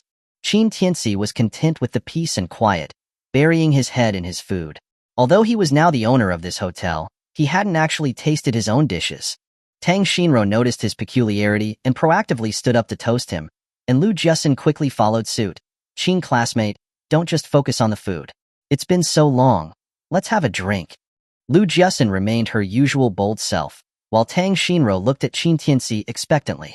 Lu Jiasin was clearly a heavy drinker with good tolerance, but Tang Xinro's face was already flushed after 2 glasses. The flushed red hue covered her fair cheeks, making her look like a pure lily flower with a touch of rouge, Unbelievably beautiful. The others paused their chatter, focusing their gaze on the three of them, their eyes filled with questions. They couldn't understand why the two prettiest girls in the class were toasting a former convict. Qin Tianci didn't try to embarrass them, pouring a glass of wine for himself and finishing it in one go. Seeing the atmosphere grow cold, Zhong Xiaokong immediately tried to smooth things over, laughing. The two class belles are such good drinkers. Come on, let's keep drinking. The others could only go along with it, trying to warm the atmosphere up again. However, He Liang, who sat on the side, had a dark expression, looking displeased, making the others hesitate to relax as they had been before. After a few rounds of drinks, they moved on to the next segment. The career update. Ah, what kind of work are you doing now? How is it? Is it going well? Ugh, don't even mention it. I'm just trying to make ends meet. What about you? I'm just getting by. It's so hard to make money these days. The others chatted, intentionally or unintentionally, and somehow shifted the conversation to today's main character, He Liang. Liang Ji, I heard you went back and inherited the family business. Is it true? Yeah, Liang Ji. Is your company hiring? I can be a security guard, watch the door for you. Haha. I heard that Liang Ji's family company even partnered up with the Xiao Group. He's a golden partner of a soon-to-be listed company now. Whoa, really? The Xiao Group? You know, the one that got an investment of 100 billion from the Tsar Fund a while ago, and also got the entire Jiangling trade export license? Is there any other Xiao Group besides that one? So that means Liang Ji is going to have a meteoric rise. The others were showering him with flattery, and He Liang was swimming in vanity. He still modestly waved his hand. Don't say that, don't say that. The contracts aren't even finalized yet. It doesn't count. Liang Ji is too humble. Chun Xiaoyu, who hadn't found a chance to interrupt, chimed in at this moment. Being able to get in with the Xiao Group means a bright future. We are all so envious. He Liang narrowed his eyes, full of self-satisfied glee, and waved his hand casually. It's not that easy to inherit the family business these days. You have to start from the bottom. It's not a big deal, not a big deal. You too, Liang Ji. You went back to inherit the business right after graduation. You must have suffered a lot, but we never heard you complain. You are truly a role model for all of us. Chen Xiaoyu continued to sing his praises, her smile so wide it was about to crease her face. Qin Tianci, hearing all this, couldn't help but chuckle to himself. So, after all of that, this He Liang was just a distributor for the Xiao Group. You flatter me. You truly do.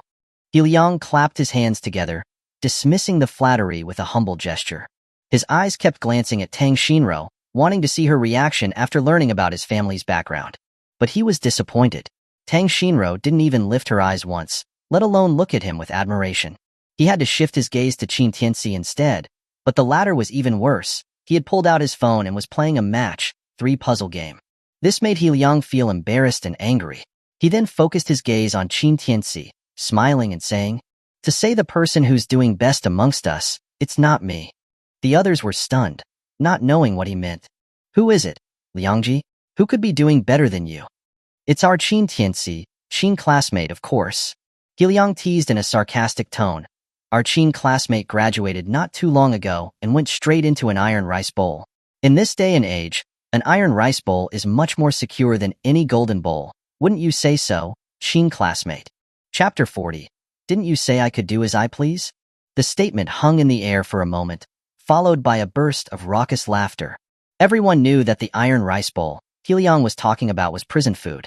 But now that Qin Tianci's old wound had been reopened by He Liang himself, they felt no more restraint and their laughter was laced with mockery. Qin Tianci finally looked up, a sigh escaping him as he took in their expressions. He Liang, however, didn't seem ready to let it go. He made a show of smacking his own lips.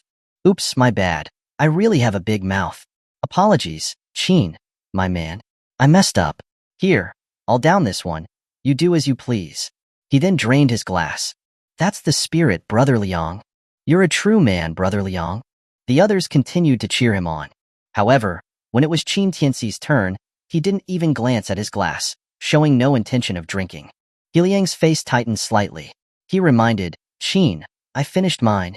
Didn't you say I could do as I please? Qin Tianci asked, utterly bewildered. The words hung in the air, and He Liang and the others were immediately stunned into silence.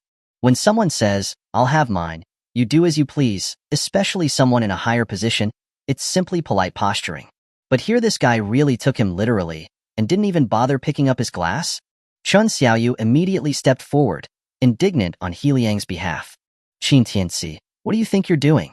Liang finished his drink, and you can't even bother to lift your glass? Is that how you treat someone? That's right, Qin Tianci, you're even sitting here today because Liang is kind. He knows you've been in prison for 3 years and thought you deserved some good food at our reunion. Exactly. Not only are you ungrateful, but you're also showing no respect. Do you still think you're the class president? Do you even know the caliber of this hotel?